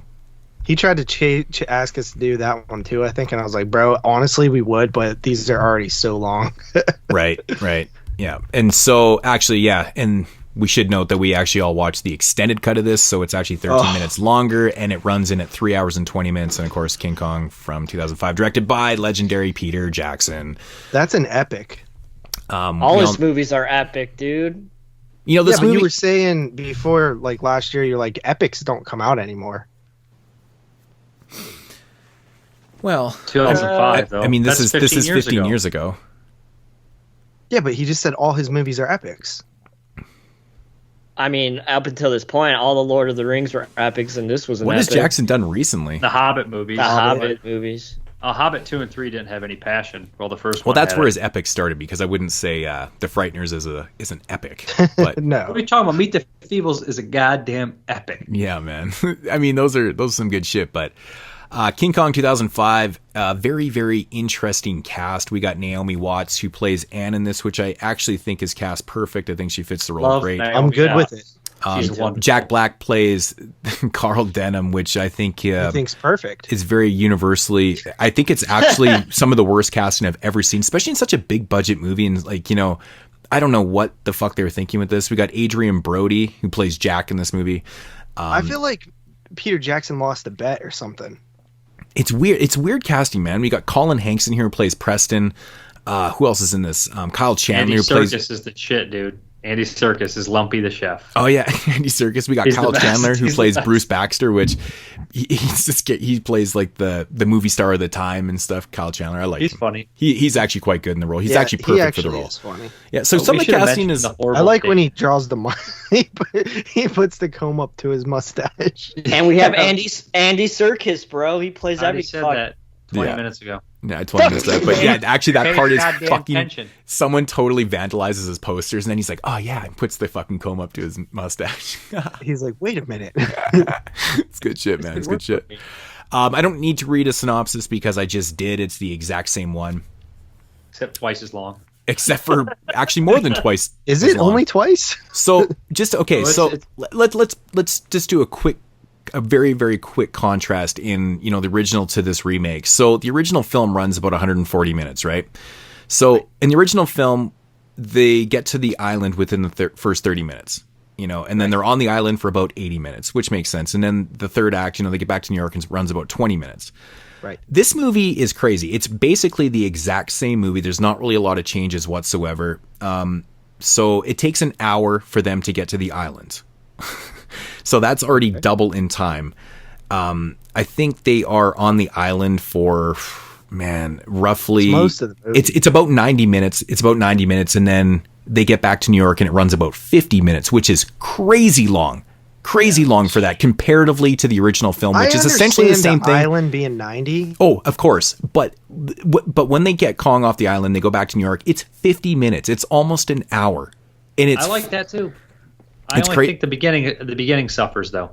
But what they do is he tries to dig into all these sailors' backstories and shit, and that's what takes so long. In the original movie, we don't even know who these fucking people are. But who we are on don't the need boat to, from the because- left in the wall. I understand that. I'm not defending it. I'm saying I don't agree. It adds too much time to the no. running time. I know we're that you're learning not all the Obsessed with this backstory. movie his whole life. He wanted to know who these people were, so he Doesn't did. mean it's good. Yeah. It does mean though that we already have the classic version. He wanted to expand upon this and make it an epic. I said it's good in some places and bad in some places because of it. I happen to like some of the characters. I like Lumpy the chef. I think he's fun. I like his interesting backstory. I like all the stupid side characters. In the original King Kong, there is a problem with you don't know who any of the characters are except Fay Ray, and everybody else is stiff as a board besides her and the director. You don't even Right, and remember it's a who the little main easier hero is in when the first people one. die in the original because you're like, there was But a you don't red give a shirt fuck. guy. But in the number two. what makes it... when Lumpy gets eaten by bugs, I'm like, Jesus Christ, this part is fucking repulsive. But Right. you know, like in the original, the focus is about, you know, the director and Anne. It's about the story, you know. Right. That's what the focus is. I mean, I get what Peter's doing here. He wants to introduce some of these characters that we didn't know anything about and stuff. But to me, it was uninteresting because I honestly didn't really care because the core of what I'm there for is, you know, Kong and, you know, the island shit and stuff like leading up But to you it. I'm already just got like, Kong. but I mean, I get it, man. I get it that you want to. But he hasn't got. You want to give you want to give these characters some life. You want to give them backstory. So when they do get massacred by fucking giant bugs and Tyrannosaurus Rex on the island, you feel a little bit of emotion for it. But at the same time, I'm like, whatever. I actually am good with it, like Dave. To me, where the movie suffers most in the first is hour, the damn beauty part, the Beauty and the Beast part, the romance. I think it's pretty cringy and not good. Yeah, I know that there is some really cringeworthy parts in it for sure. At the end when they're ice skating, like, oh, that's the cringe. I don't know. You ever get to hear Kong laugh before? Kong doesn't have much physical emotion in his face. I don't know. The ice skating scene I liked because it was like shot pretty, but okay, here's another issue that I have with this, right? The way that Kong like throws her 50 foot in the air and catches her, like you're gonna die when you hit his palm. You just can't. It's stupid. Not unless he cushions the catch. And those T-Rexes also would have died if we're calling shit out like that. Like there's lots of stupid shit in both the Kong. Well, movies. I mean, like, there's the obvious scene where they're running from the brontosauruses. Yeah, and like there's like no one gets killed. This is essentially a Marvel movie, by the way, guys. Well, the CG in that too scene much is in that absolutely horrendous. You know what this movie is to me, man? It's like, Peter Jackson had this like, he had this vision. He loves this movie so much, like David said and stuff, and he wanted to do like this major epic and just flush out everything and stuff. But like the way I perceive this movie when I watch it, it's like, to me, it just looks like a huge trailer for like a special effects school. It's like, hey guys, I can do this shit. And like the middle of the movie is literally an entire movie of just special effects. There's a lot of scenes in the middle of the film where, it's the side characters fighting off bugs and shit. And that part's great though. That part's awesome. I'm not saying there's anything wrong with it. I'm not saying there's anything wrong with it. I'm just saying it flushes out the playing time. I mean, this movie is 3 hours and fucking 20 minutes. It's crazy. I'm just saying, is it needed? No. Is it okay? Yeah, the middle of the part is actually really entertaining. It is super entertaining. But what I see in this is just a huge special effects extravaganza. I think that's really what it's all about. But I mean, I will say, but isn't that what Peter Jackson? Of course. But I mean, everything. It's just it's a lot. It's a lot. I mean, if you have to remove yourself from any type of logic, because one of my favorite scenes in the movie is probably some of the most illogic shit I've ever seen in my life, and that's when Kong is fighting off the two Tyrannosaurus Rex, and what he doesn't do in this scene, and I love it, man. The scene goes on for like 15 minutes. What he doesn't do, he doesn't put Anne down and stand in front of her and protect her. He fucking fights these T-Rexes off with her in his hand for like fucking 10 minutes. It's crazy. Then he finally puts her off the side and then busts the shit out of a T-Rex, which is the best scene in the film. In 2005, though, that looked badass. Now what? Okay, so going back to, if you wanted to throw any logic in here, JP, if you wanted to throw any logic, you said if you threw up Anne 50 feet in the air and caught her, she would die and stuff. Well, put it this way: if you're fighting off two T-Rexes, putting all your might and stuff, you might actually accidentally squeeze at some point. That's what I kept thinking. Right? He's gonna and you pop her like a fucking cherry. Exploded, right? Yeah. Just because splats her head. Because she's just like a twig to him. So yeah, well, exactly. That's my point. It would take no pressure to like explode her, right? But he's even literally him fighting. Moving around that fast would break her neck. Oh man, it's so funny. But I just love how long he actually is holding her in his hand, and he's fighting off. And he's like throwing her between hands and stuff. Fucking crazy. I just want to say I didn't find it as offensive as the first time I watched it. Well, I just want to say that. To set the record straight just before JP chimes in, I actually really enjoyed this movie this time around. I used to think it was just such a drag. Because let's put it this way. This is only the second time I've ever seen it. The first time I seen this movie was in the theater. And it was dreadful because it was, it wasn't the extended version, but let's face it, it was pretty much because it's only 13 minutes more in the extended. So sitting in the, the theater for 3 hours is, it's a little bit, it makes you sore. Makes me grumpy. How long is the regular version? 308. Yeah. Oh, wow. It's not even that much shorter. I was going to chime in earlier and be like, no, guys, let's comment here that this isn't really the intended version because an extended edition is usually for people that love the movie and want more. No, but it's only a couple scenes that are extended. It's not even shit that he really cut. It's a couple scenes that he just shortened. And Lord of the Rings are like an hour to an hour and a half longer, which I find kind of funny Yeah. because obviously I can't tell you exactly what was shortened and stuff. It wasn't scenes that were fully cut out and put back in. It was just shortened scenes. But I mean, if you have a 3 hour and 8 minute movie or 7 minute movie and you add 13 minutes, does it make a difference? No. I think the third Lord of the Rings, the regular cut's like 3 hours and 45 minutes, and I think the extended cut's like it's almost 5 hours. It's like 4 hours. That one actually should have been that long though, because the fucking regular cut cuts out Christopher Lee's death, and it's like, are you fucking serious? Fuck that movie. Yeah, regular yeah, How you gonna yeah. cut out the I've main never villain's seen fucking them, death? Right. I've never seen those movies. I've seen them. I mean, so I like what I them, was but gonna I'm just saying say, that's just stupid. That cut version of the third one. what I was gonna say was, I actually always liked this movie, and I actually came down on it. So you guys came up, I came down on it. I never came. I always stayed the same. Well, I always liked it. I didn't remember all it I very well, did and I still like it. was remember, you know, Jack Black. was Jack Black Jack and how Black. and like I'll never forget it, man. I was like 20 minutes into this movie in the theater thinking to myself, this is so miscasted, right? And that's like all I could ever remember from this. I forgot how entertaining this movie actually He really almost is. Like ruins the movie for me. even like I said though, you know, like the first hour of the movie is them getting there, and it's actually pretty entertaining because you know you have, you know, the Kyle Chandler character, which is really funny and stuff. I just love how he's just obsessed with himself. He's just kind of like this anti-pussy hero that kind of comes through it at times and shit. He's just a funny character to me, man. I love him. But yeah, man. And of course, Naomi Watts, she's fucking, again, cast perfect. Like, I think that was perfect casting in this film. She's so one of the finest actresses. Yeah. So after watching like Mulholland Falls and Drive and shit. yeah. So like the first hour of the movie, you know, with these characters, I was like, you know what? It's kind of overshadowing how much I think Jack Black is totally miscast. And I couldn't even defend anybody that would say, oh, he's perfect. No, because Destroyers do. I don't think he's that bad, honestly. Honestly, he's not believable because he's supposed to be an asshole. No, but he's he doesn't come off like an asshole. No, he comes he's off like a dude. When he's he coming says, off comedic. He "It was sounds like beauty an that asshole killed to the me the whole beast." movie. Dude, when he says that it was beauty that killed the beast, it literally sounds like he's joking. Like it's not emotional. It sounds like he's being comedic. It's really bad. That's the worst part. One thing I do like about Carl Denham in this movie is Colin Hanks kind of gives. In the first one, you really don't know his motivations. You can guess and assume, but Colin Hanks says that Carl Denham has a wonderful way of destroying the things he loves, and that he loves mystery, that there's mystery in this world. He wants to show the people it. But by doing that, he is destroying the thing that he loves, and that's kind of interesting to me. Right. I don't know. I don't think he's that bad in it. The one thing I do have a problem with is I can't tell if this movie wants me to like him or hate him, and I just don't like him. His character, I fucking hate his character. There's a chance that you guys just hate Carl Denham's character because he's fucking a dickhead, and he's like, he's a movie producer. Trust me. No, for sure. Like I get that because he's a huge dickhead in this one because all he cares about is his footage. Like when the camera falls down and it breaks, the movie doesn't really. Care. The movie doesn't really.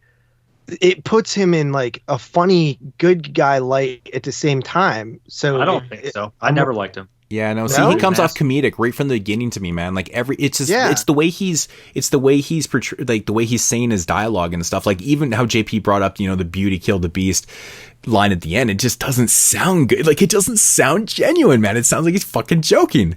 It really does. It's just. Now, do you think if you never saw any of his other movies, you feel I was going to say, way? don't you have a preconceived notion of who? And that's just going to be there. They cast him. They knew that was going to happen. Well, in 2005, I wasn't really overly familiar with Jack Black, to be honest. I mean, that's 15 years ago. I mean, you've seen Saving Silverman and School of Rock. Yeah, I guess I've seen Dave, those. here's where I'm going to disagree with you.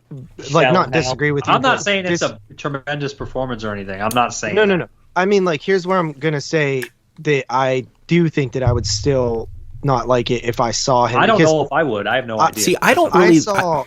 I like Jim Carrey in the number 23. I was just going to say that, actually. There's a few examples of Adam Sandler. I was going to say Adam people. Sandler in Punch Drunk Love and shit. Like, I think you can separate yourself when these comedic actors do serious roles, and if they pull off the serious role and it's believable, you can Those accept are it. movies in this, though. I know, but I mean, the way I perceive it, I just feel like he's not playing the character as straight and as dicky as Kevin he should James be. and Becky. Come on. I think that he's not selling that character to me at all. It's coming off a little bit goofy. It feels like Jack Black playing that character. He doesn't lose his Jack Blackness. It does. Jack Black, I wouldn't call necessarily a great actor. No. Well, he's more of a movie star, really, in the terms that he doesn't really change very much. I don't think. Right, so. he's the same guy in every movie. I like Jack Black. He's a very wooden actor for sure. Like, and that's what I mean by he's not a great actor. He's not a very versatile actor. Just put it that way. No, he's not very versatile though. Right. He does his I thing. like Jack Black. I like most of his movies, but I just think that he's pretty bad in this movie. I try to separate myself with this shit. You know me. You know how much I hate Kevin James. Like, I fucking hate Kevin James with a passion. And I'll admit, I put those prejudices aside because I don't like him. But, and I watched Becky, but I didn't, I don't think, just like Dave said, he didn't play that character properly. I don't think Kevin James is awful in that movie. It was more the writing. I just don't. It's definitely the writing. That whole movie's the writing. It's the PC, but it definitely is, right? I mean, you should have. I just want bad guys to be bad, and I want them to be killed exactly. for it. So it had nothing to do with Kevin James, and I actually ended up kind of liking Becky, even though. It's got horrible. Kevin James in it. It's like, I don't just, Kevin James is in the movie. I'm going to hate this shit to death. I don't do that with Jack Black either. I do think Jack Black is off. He's off in this, but I don't think he's like so bad. I'll give him the benefit of the doubt. It seems odd. I'll give you guys that. Like I've always said. Off. I've always said, do you think the movie would have been a lot better with a different actor there? I don't know, because sometimes. Well, I think that character would have been better. I think I would have liked the movie a lot more. But think about it. Who would have you casted in that role? I'm just curious. You know what? I knew Steve Buscemi. I knew somebody was going to ask that question, and I was thinking about it. And I'm a really bad. Yeah. I came to the conclusion. Like the original Carl Denham than him. I came to the conclusion I'm really bad with trying to think about who I would cast in films because I'd never think like that. But I knew someone was going to ask that. I should have thought about it harder. I would go with John. To replace Jack Black. I'm trying to replace Carl Denham. You know what? You guys are all thinking, like, even when you're recasting, you're like, who would replace Jack Black in this? No, think who would replace Carl Denham? Who is Carl Denham? Exactly. John Goodman. Steve Buscemi. No, I think Steve Buscemi's the voice I would go with. That's actually a really good John choice. C. Reilly. John Goodman's fine, too. All three of those guys would be fine to me. You also might be thinking John Goodman because he was also in a Kong movie, and maybe that's the same reason I said John C. Reilly. Well, he might be thinking John Goodman too because he's actually legit. He's a great actor. I just think John Goodman's really good at being like a dick sometimes. I think Buscemi can be one. Very serious and very stern. If you ever seen the movie, what's the one that Robert Altman did, where it's in the jazz world and it's like in the Prohibition? And he's like, I can't think of the fucking name, but he's in that one. His Boardwalk Empire, he played a pretty... Yeah, I think that Buscemi would be good at it. You got to remember, he'd be 15 years younger than he is now. Buscemi is... He's a great actor, man. He's a fucking firefighter, dude. He went in there on 9/11 like a fucking hero. He's a fucking... Steve Buscemi's a fucking awesome dude, man. Yeah. I don't know, but like I said... I'm glad he never fixed his teeth either. But there's comedy in this movie. There's definitely comedy in here. Like, even when they're running from the big brontosaurus stampede or whatever, brachiosaurus, whatever the fuck they are, fake dinosaur things on this, because they're probably not even real dinosaurs the way they are in this. They're like CGI things. Well, they're probably not technically real. Well, I brought this up. It's the chat, and JP was like, you should bring this up on the show. It looks bad because we're watching it in 4K, and the quality is so good that we notice how horrible it looks. But back in the day, I would assume, 2005, this was probably still shot on film or released at least on film. So it probably didn't look as offensive as it does today. Okay, but yeah. So with that said, it looked like worse than I remembered. Yeah, I watched it on Blu-ray. We watched it in 4K. Yes, I watched it on Blu-ray, and I mean the movie itself just looks phenomenal. Like, dude, everything in this movie looks great. The CG, for the most part, look pretty fucking good to me. It looks good. I'm just talking about the scene when they're all running down the mountain getting chased by the... I think King Kong's chest and face sometimes look very no texture to it. His eyes better. I wish he could have molded his eyes better. Yeah. I thought there was only a couple scenes in that Brontosaurus. I think it was when they were kind of wrapped up in the middle of them where the CG just kind of lagged. It looked pretty bad, and even on Blu-ray. But for the most part, I thought the bugs and I thought the dinosaurs looked really good, like really, really good for 2005. I mean, it's not perfect CG, but it looks great. 2005 is still pretty early CG. Yeah, it's good for the time. No, it really is good. I mean, that's exceptional CG, man. And now it's acceptable. This was one of the most expensive movies made at the time. Here, I know I read it. What is it, $200 and some million? Let's see. Filming for King Kong took place in New Zealand. Of course, the project's budget climbed from an initial $150 million to a then record-breaking $207 million. So it's the most expensive film ever made at its. What did it make, like $500 million?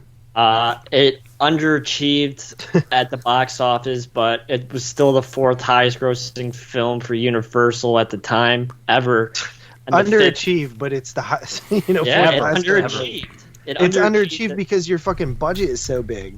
Yeah. Well, yeah, man, that's ridiculous. That part where she crawls in the log and those fucking centipedes are that part gross as fuck. And then that dinosaur's trying to get her, and the big ass dinosaur eats that one. That part's great. Yeah, in North America, King Kong grossed $9,755,000 during its Wednesday opening and $50,130,000 over its first weekend, for a 5-day total of $66.1 million. Some analysis consider these initial numbers disappointing, saying that the studio executives have been expecting more.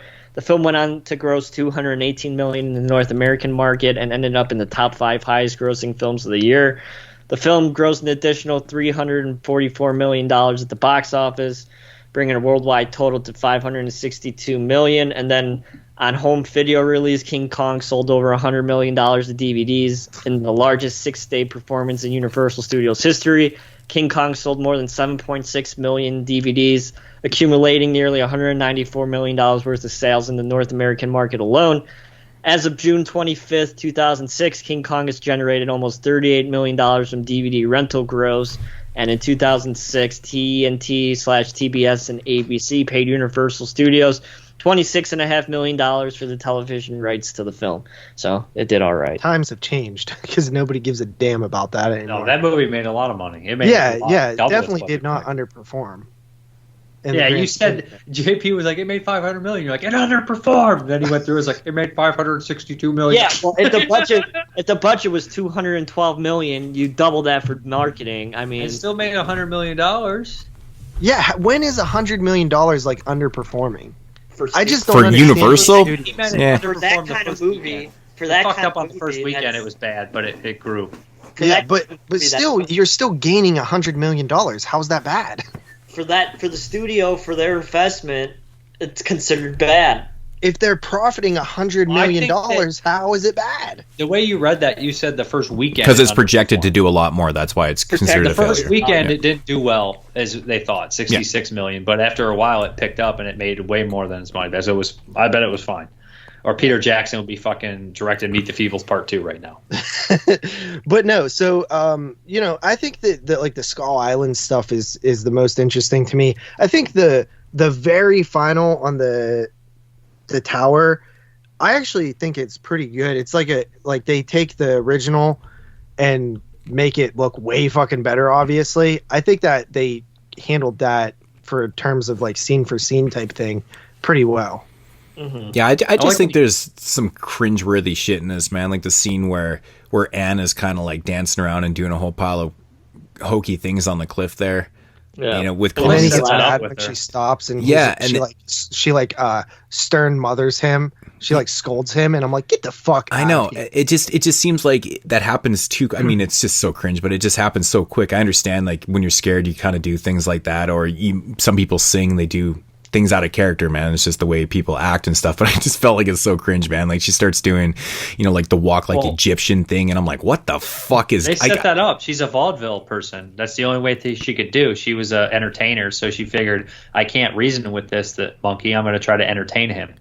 And they set that up with the vaudeville in the beginning that she. No. I know why she's doing it. It's just it's cringe to watch, man. It really is. It is a little weird. It's awkward looking. Yeah, no, I know exactly why she's doing it. And she's also trying not only to entertain him, but kind of gain his trust. Like she's being kind of playful and stuff, and see where this kind of goes. And obviously, she's thinking about living. She doesn't know how. I don't know if I like creature's going to react. Kong too human. You know what I mean? Oh, he's way human. He's very human. I mean, he has human emotions, right? He's protecting her, like it's. I mean, but gorillas we're animals too, right? We all have this instinct for love. I would like if he was protecting her just because it was like something that he had that he wanted, but like it actually has like this deep romantic connection at one point, and it just doesn't feel right to me. I think it does. I think that's what their thing was, because Kong's been romanticized. He's been romanticized for years. Yeah. Right. And everybody was so But it's sad like- when he died because, Kong wasn't really doing anything wrong, so this one took it further. They want Kong to be the hero of the story. Yeah, They want to be it's sympathetic. too for me.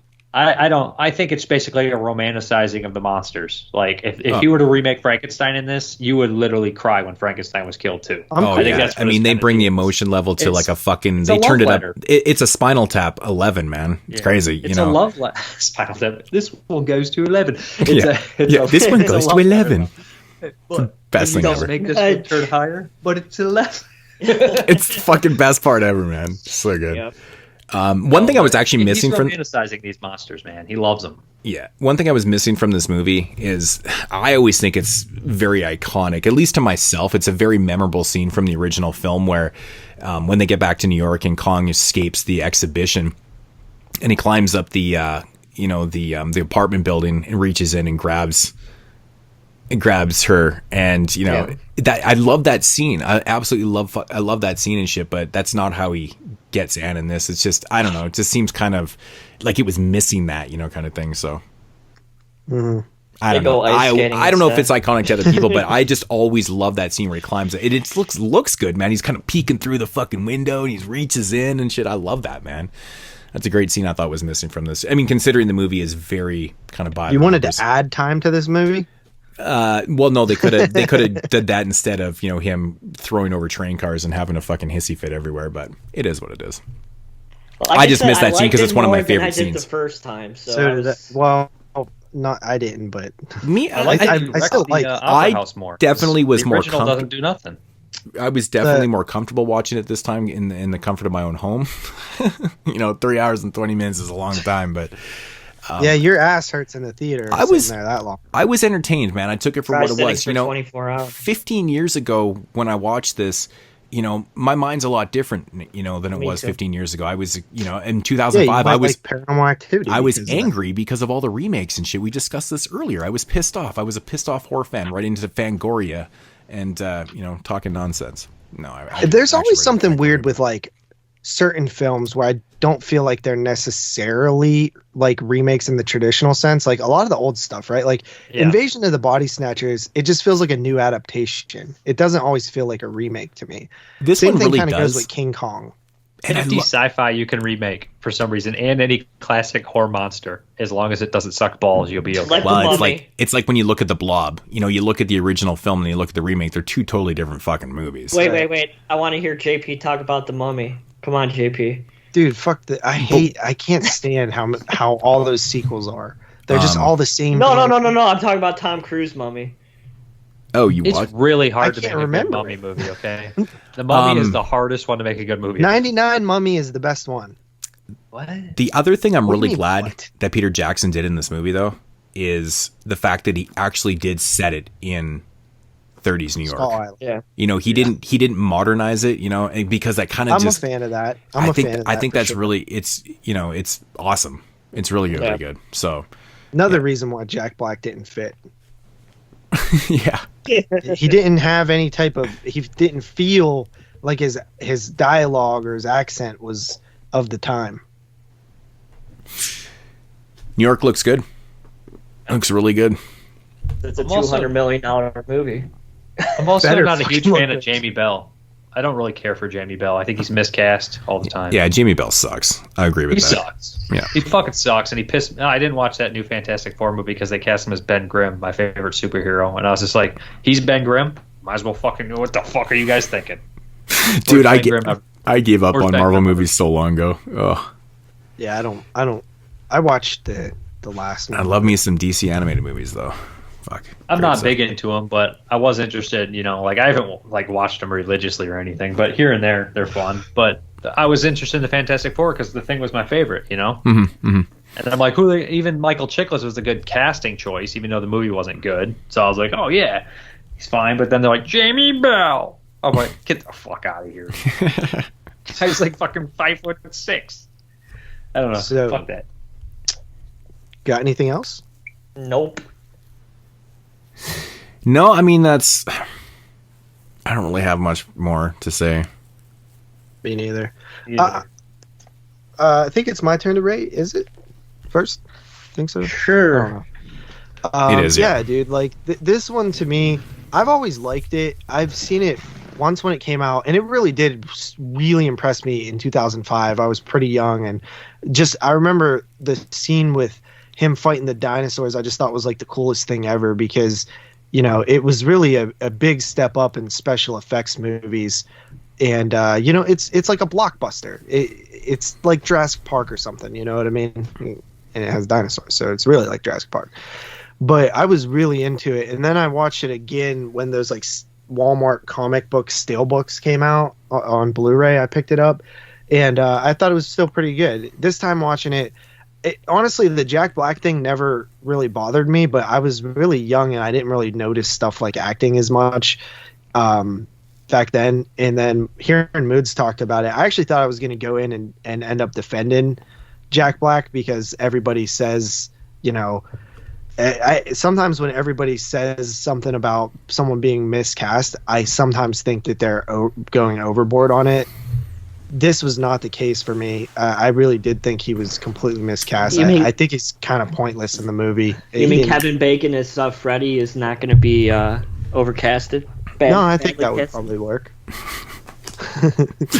But yeah, so got probably better than Jackie Earle Haley.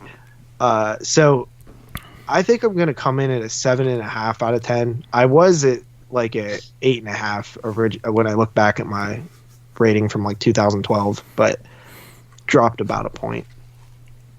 Dave.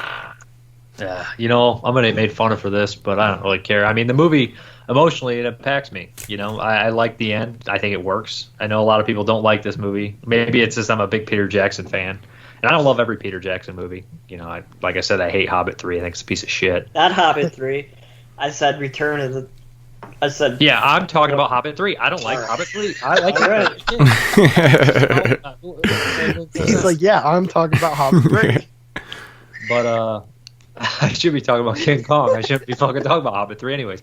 I like the ending. I think it works. Really, really enjoy the movie. Love Naomi Watts. So I was struggling with where I was going to give this. I definitely was at least an 8.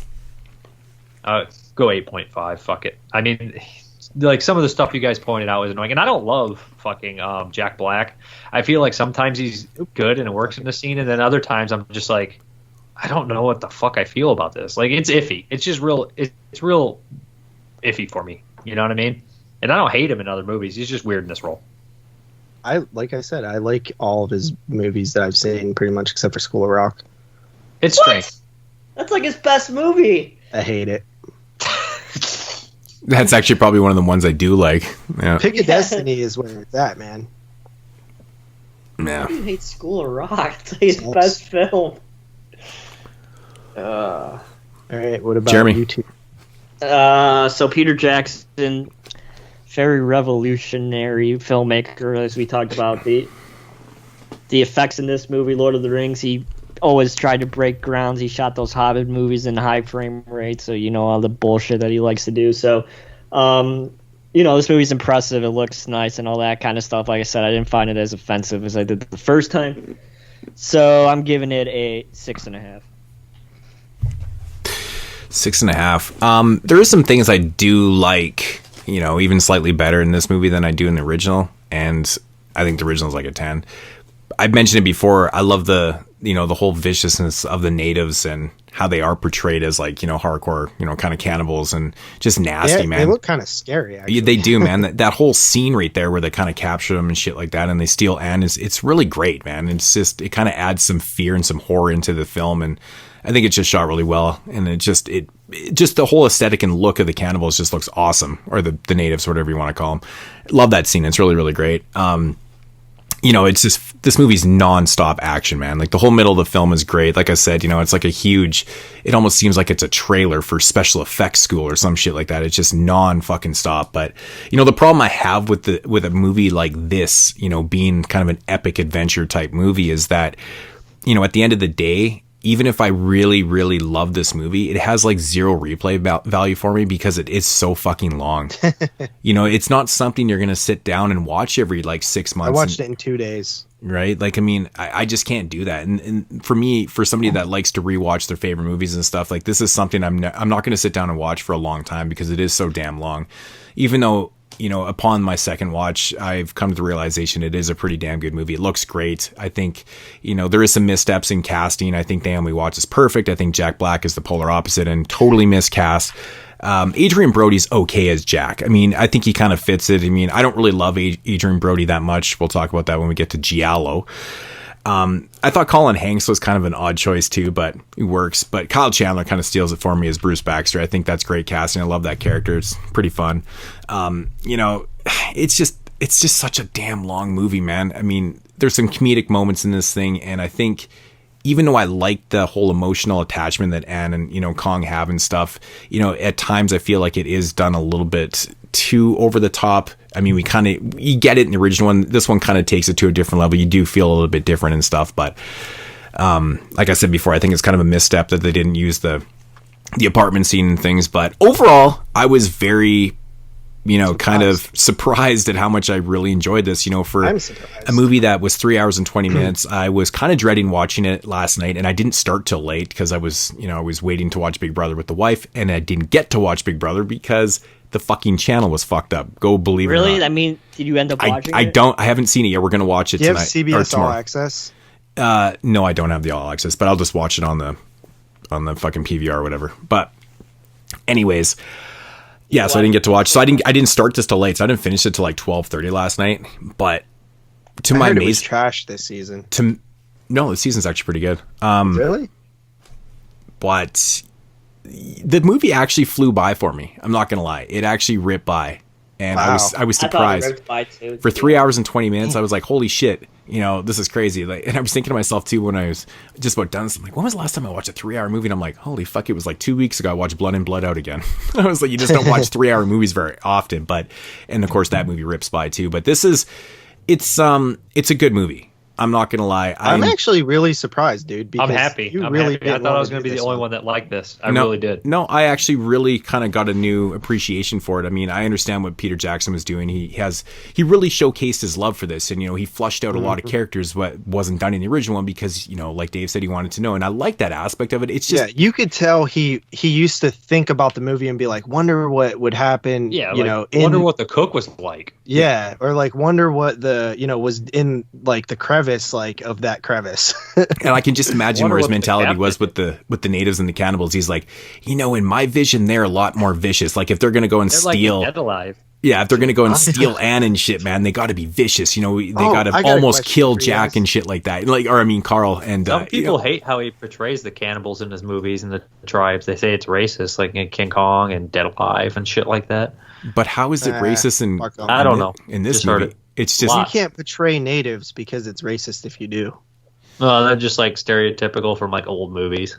They're just like old movie characters. Yeah, I got a question for you guys that I meant to bring up during the review. Yeah. So in the scene where Kong grabs Naomi Watts and he has her and she sees down, or I think she even falls down there with all the like skeletons with the necklace around her. Mm-hmm. Like, what do you think he actually does with them normally? Do you think he just holds them until they? Do you think he just holds them until they die of starvation or dehydration, and then he's like, "This doesn't work anymore," and he throws it in the hole? Never really thought about it. What do you think he does? I don't know. Maybe they just die, or maybe they try to run, or maybe they get killed by an animal, or maybe he kills them. Now we need somebody who grew up on this one to remake it, and it's then just they could be like, "I wonder what he did." 3-hour movie of Kong killing a bunch of women. Right. He tries to have sex with them, and it's just like, no. Oh, please. Please. Monster cock. Where is his penis? I don't know. Maybe you want to go there? He Buffalo Bills it and he tucks it in or something. I don't know. Kong's actually a female. You guys just didn't know it. So that's a totally different commentary right there now. Oh my god, you just changed everything. It's an LGBTQ plus movie. I'm coming in at an 8 out of 10 on this. I was thoroughly surprised and really actually kind of enjoyed it. I mean, I would be way higher. I just, honestly, dude, every time Jack's on screen, and there's a lot of scenes in this movie where he's actually not on the screen, which is like great. You know, it's like every time he's on screen, like when he's the scene where, you know, he picks up the camera after it smashes and shit, I'm just like, oh, fuck, dude. You know the point where I took the half point from my 8 down to a 7.5 was? Right at the end. That emotional, awesome scene. And he's like, "'Twas beauty that killed the beast." And I'm like, dude, you ruined it. Half point off for that, right? We didn't even mention the captain from Opera. Or no, Stenhell syndrome. What is it? The captain of the boat is in the Stenhell syndrome. Oh, Egglehorn? Yeah, he's the fucking rapist in Stenhell, the Dario movie. Shit. You know everything, Dave. Jesus fucking dude! Christ. I looked him up because I recognized him, and he popped. I was like, "Oh fuck, it's that dude!" Oh my god, dude! I was looking at this dude, going, "Where do I know him from?" And I never even bothered to look. I just kind of forgot. It's worth when I was watching, because we're doing Dario in November. That is so crazy, dude! Didn't you guys think the editing was real weird in the native scene too? Like how they do that fast forward. He's actually in Dracula, in Argento's Dracula, also. Did anybody get bothered by the flash editing when they were getting kidnapped in the native scene? Nah. I didn't like it. I like the scene. I just don't like that weird. It happened like 2 or 3 times where it was just like weird, shaky camera shit. Mm-hmm. I don't understand why they did it. I know what you're saying. Because they didn't want to show the violence because it was probably too graphic. Because one dude got his head smashed. Yeah, for sure. This was PG-13, right? Yeah. And they keep forget to mentioning people that died. They're like, this guy died. Mike died. And there was like some other guy got his head smashed and no one mentioned him. Honestly, if they had had the balls, 16 of our members died. Like, way more than 16 died. There's like 25 that died. Dude, there was bodies fucking flying everywhere at points in this, man. Like literally flying everywhere. It's so ridiculous. Man, could you imagine though if this movie was our Skull Island? Yeah, it's so cool with like the bugs and the centipede. Everything's just giant. The crabs that came out of the water were gross as fuck too. I love that whole aspect of like this island that has dinosaurs and shit. It's so cool. Yeah, I do too, man. That's my favorite part. Too. It's like pure. Me too, man. I love the dinosaurs. It's fucking great, man. It's like pure like imagination. It's like the Land Before Time with Kong. It's amazing. Yeah, remember that show? Yeah. Movie. I think there's like 16 movies. No, there was a TV show, Land Before the Time. Yeah, but there's like 16 movies or something like that. It's crazy. He's talking about the animated movie, Dave. Oh, you're talking about the dinosaurs. I was talking about the animated movie. Land Before Lost or Land of the Lost. Yeah, I was talking about that TV show. Oh yeah. I know what you're saying. Talking about the dinosaur. Yeah, Land Before Time. There's like 10 of those things. Yeah. There's like so many sequels. It's absolutely insane. Yeah, but the first one's the only good one. I've never even seen any other. Yeah, my sister used to watch this shit all the time. Musicals. Oh, you skipped that show. Yeah, so I think we all rated it, right? Yep. Yeah. So that is officially King Kong 2005. Right? Yeah, buddy. Right. That is it, man. That is it. Yeah, I'm pretty thankful we didn't have to do 76 in there. That would have been too much Kong. Long. I think that one would have rated the lowest. I do, if I remember correctly. It's been a long time though. Yeah, I don't think it's as good as people remember because I rewatched it for 76. I didn't think it was so really good. You know what? I actually skipped it. I didn't even rewatch it. Well, it's not really a horror film, kind of. Hey. I had it on a list to do. Kong I just never did it. Remember, there's the female Kong with boobs. I never saw that one. I used to watch it all the time as a kid. I used to love it as a kid. I was so stupid. That's fucking awesome. I had the VHS. That's the tape in The Big Hit. Remember that? The Big Hit where Mark Wahlberg has to return the tape. It's King Kong Lives. That's the late fee. That's right. That's so right. That's amazing. What's the other one? There's another one. What, a Kong movie? Yeah. Skull King Island. Kong. It's King Kong. King Kong Lives. King Kong Escapes. No, I thought there was another one too. There's King Kong vs. Godzilla. You talk about like another one. No, in the franchise. Mighty Joe Young. No. Conga. No, it was like I thought there was another King Kong. There's only 8 King Kong movies official. Me and Dave, live action. Yeah, we figured this out. And then there's I remember there's one animated full length movie in the 90s that came out. King Kong vs. Godzilla, King Kong 76, King Kong Lives, King Kong 05, and Skull Island. Yeah. Okay, maybe I was thinking about King Kong. Has anybody ever seen that full length animated movie from the 90s? I didn't know it existed until you said it earlier. Okay. Yeah, I actually knew about it. There's 3 animated movies, but I don't know if they're feature lengths. I'm thinking the other ones might be shorts because I'm positive this might be the only full length one. I'm not sure though, but it is oddly from the 90s. Island a lot. I don't know if you guys did. I like when he fights the octopus. You know what, man? that was me and Dylan went and seen that in the cinema, and we both kind of walked out, kind of going, it was okay. I was the same way. And then I bought the Blu-ray. I bought the Blu-ray and watched it again. I was like, I enjoyed it a lot more on the second watch. But I think it's because I was kind of pissed off how they did John Goodman's character. He's kind of wasted. He was totally wasted, and I still feel that. Tom Hiddleston was real wasted. Yeah, I felt like they definitely wasted some really great characters and talent there. And Brie Larson was very boring in it. Like, Tom Hiddleston and Brie Larson were non-characters. They didn't do anything. Yeah.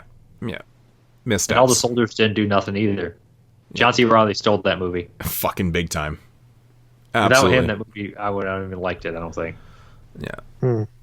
I liked the octopus, though. That was fucking awesome. Yeah. I thought it was super fun. Really good stuff. I didn't like the monsters either. They were really cheap to me. I don't know why. I didn't really have a problem with the monsters and stuff. It was just more of like the wasted cheap. talent, and it just there was a few other little things and stuff too. But yeah, John C. Reilly was. You think the Vietnam shit was forced? I felt it was forced. It was cool. Whatever. I've only seen it the one time too. I mean, I think I had to watch it in 3D too. I think that was the only way I could watch it, and I didn't want to. I wish we had a 3D TV. I saw it in IMAX 3D. Ooh, I hate 3D. Me I too. like it. Not me, man. I don't know if I like it either. If I go to the cinema and they have a 3D, I saw Logan, and then I saw this back to back. It was pretty awesome. That's too much 3D in one. No, Logan wasn't 3D. Oh. Yeah, if I have the option at the cinema, 2D, 3D, I'm going 2D every time. I like Logan a lot better than Skull Island. Well, it was like IMAX only did 3D. It was annoying. Yeah, there was only a 3D showing left to Skull Island. I had no choice. Yeah. I hate when that happens, man. I hope 3D gets like its next wave soon. I wouldn't mind having a 3D TV. It's just in the theater, it's different, I think. You know, if I was at home, the comfortability. I don't know. I never had a TV at home. 3D. It doesn't need a second they're wave. so expensive, and like when Friday the 13th 3D comes out in like the true 3D, I like want to watch it, but I'm not going to be able to. Yep. No, they're out. Those TVs, they don't even make them anymore. Yeah, they're all out of print, so you got to pay like $5,000 for a fucking TV that I'm not buying. Who the fuck would pay $5,000 for an old TV that's only going to last? Same people that buy fucking Cameo videos for $500. You know, those people fucking don't deserve the money they have. Now let me spend $5,000 a week on fucking Blu-rays. Right. See, I get to judge you. You can't judge me. At least you have something to on 3-disc. At least you have something to show for it.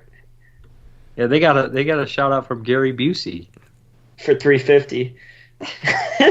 Dude, that is so fucking wrong. I find that's just so wrong. You're paying for shoutouts and shit. It's like, you know, I used to hate that on YouTube when people would like leave a comment and be like, "Yo, man, I have a YouTube channel. Can you give me a shout out?" I'm like, absolutely not, because you asked for a shout out. You fucking I never moron. would if they asked me. I was weird. But Right? if I knew them, I would.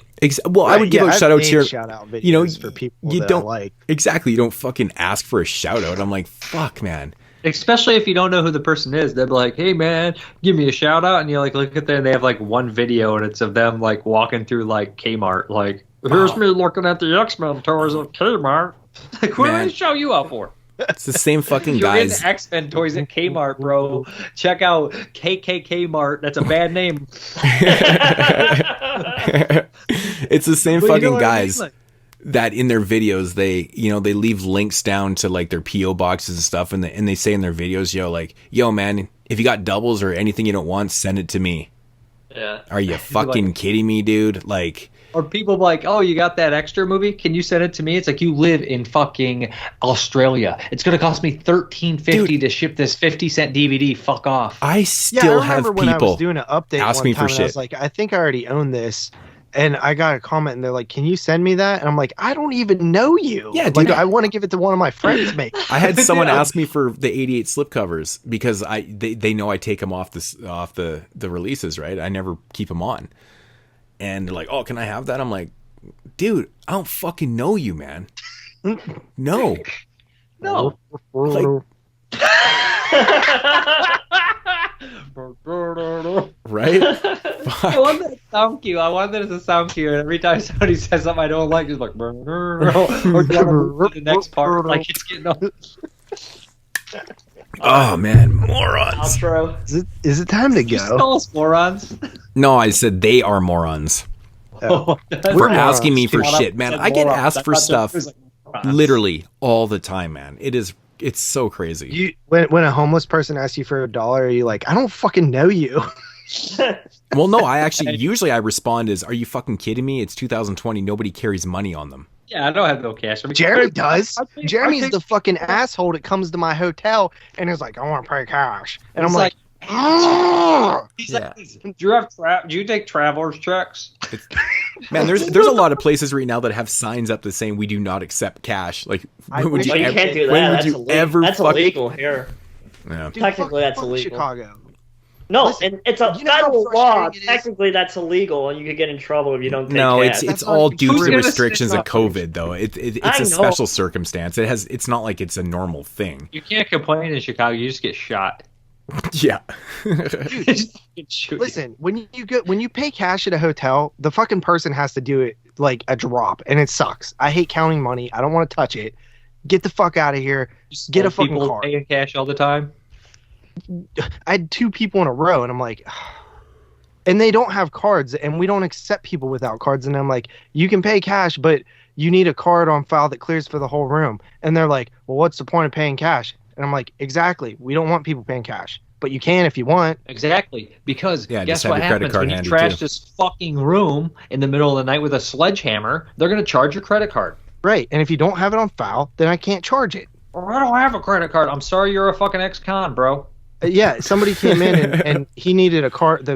His company paid for the room, but he needed a card for the incidentals. He needed a card for the incidentals. He came up to the desk. He's like, I don't have a credit card. I already told him. I'm like, I don't know what to tell you. So he called his boss. Just tell him to get his credit score. She's like, I don't know what kind of 45-year-old doesn't have a credit card. Fine, use mine. Yeah, no shit. There's guys at my work who won't refuse to get direct deposit. They're like, that's how they get you. I'm like, I don't do it. What? I don't do direct deposit. Who doesn't do direct deposit? Dude? That's the most handy thing in the world, man. It has something to look forward to come in the mail. Fucking. Well, you can get your you can get your stub sent to you. See, because Jeremy doesn't need it's money. It's the same thing. You don't need your check. He must have so much money in his bank. We're like this. We're like, I could really use that paycheck right now, and then it's in there the same thing. Use that paycheck so you go spend $4,000 on Blu-rays. I don't have $4,000 even in my bank. I probably have $4,000 altogether right now in my bank, or like $3,000. I don't even have that. I got like $3,000 right now. All right. Listen, Jeremy, you're stupid. Get direct deposit. Don't pay cash. You're inconveniencing everybody around you. Stop being a prick. All right. Thank you, everybody, for listening to episode 191 of, I think it's 191, right? Yes. Of the 22 Shots of Moodz and Horror Podcast. So if you want to follow the man Moodz himself, you can do so at youtube.com/Moodz616. If you want to see the 2018 edition of the 31 Days of Horror, you can go to JP's channel, youtube.com/doubleshotj. You can follow me on my channel, youtube.com/NESRuler22. Follow Dave on his channel, youtube.com/MrPaka. You can leave us any questions you have at a voicemail at 724-426-6665. Oh, yeah, I forgot to tell you, JP. Did you get any emails from Peter this week? Yeah, I think so. All right. So if you want to leave us an email with Peter, you could do so at the 22 shots of Moodz and Horror at gmail.com. This is the 22 shots of Moodz and Horror at gmail.com. You can follow us on Twitter, twitter.com/22 shots podcast. Join us on the Facebook page, facebook.com, search bar 22 shots of Moodz and Horror podcast. And please support the Patreon to get the sand sucked out of my vagina, patreon.com/22 shots podcast. And that should do it, everybody, for episode 191 of the 22 Shots of Moodz and Horror podcast. We'll be back next week with an OG versus remake edition of the 22 Shots of Moodz and Horror podcast. We'll be digging into the Wizard of Gore remake, first OG, and we'll be talking about Angel Heart from, I think it's from 87, and Dreaming Purple Neon. So we'll be doing those as feature reviews. So we got another 4-film show coming up for you guys. And then the following week, the most anticipated show in the 22 Shots of Moodz and Horror history, Paranormal Activity. So stay tuned for that. It's finally happening. and then we're gonna have to do a roundup for that because they're coming out with an 8th one next year. Ghost farts. I know, that sucks. Oh my god, it's like this happens to us every single time we do a big franchise, man. There's always another one that comes after, and that just means another roundup broken apart show. in 2 parts, though. It's an epic. It's going to be 4 hours broken apart in 2 movies. Oh my god. All right, guys, we're out of here. I'm out. Deuces.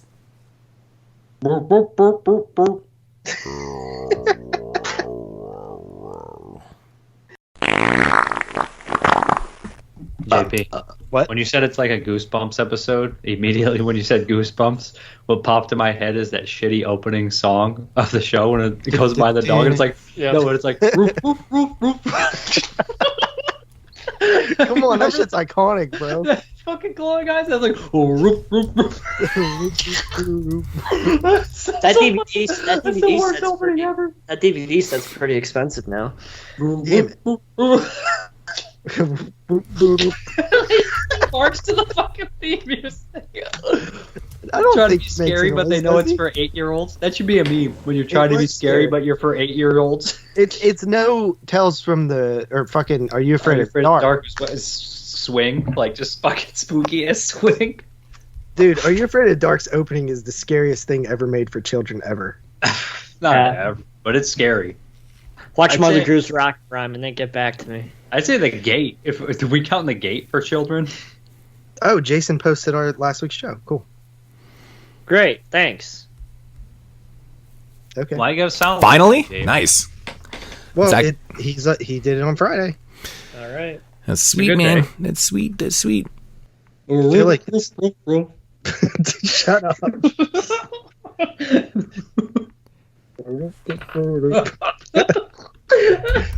It's stuck in my head. I'm visualizing the picture right now. I'm fucking sleep happy too. With the little G shadow floating over There's a G. Rita, beware. You're in for a scare. I couldn't watch it without crying. If someone put that on right now, I'd laugh till I cried. I have the entire series on DVD, Dave. No, I ain't trying to watch that. All right, are we ready to do these Kong movies? Yeah, let's do it. Let's do this shit right now. Shut the fuck up!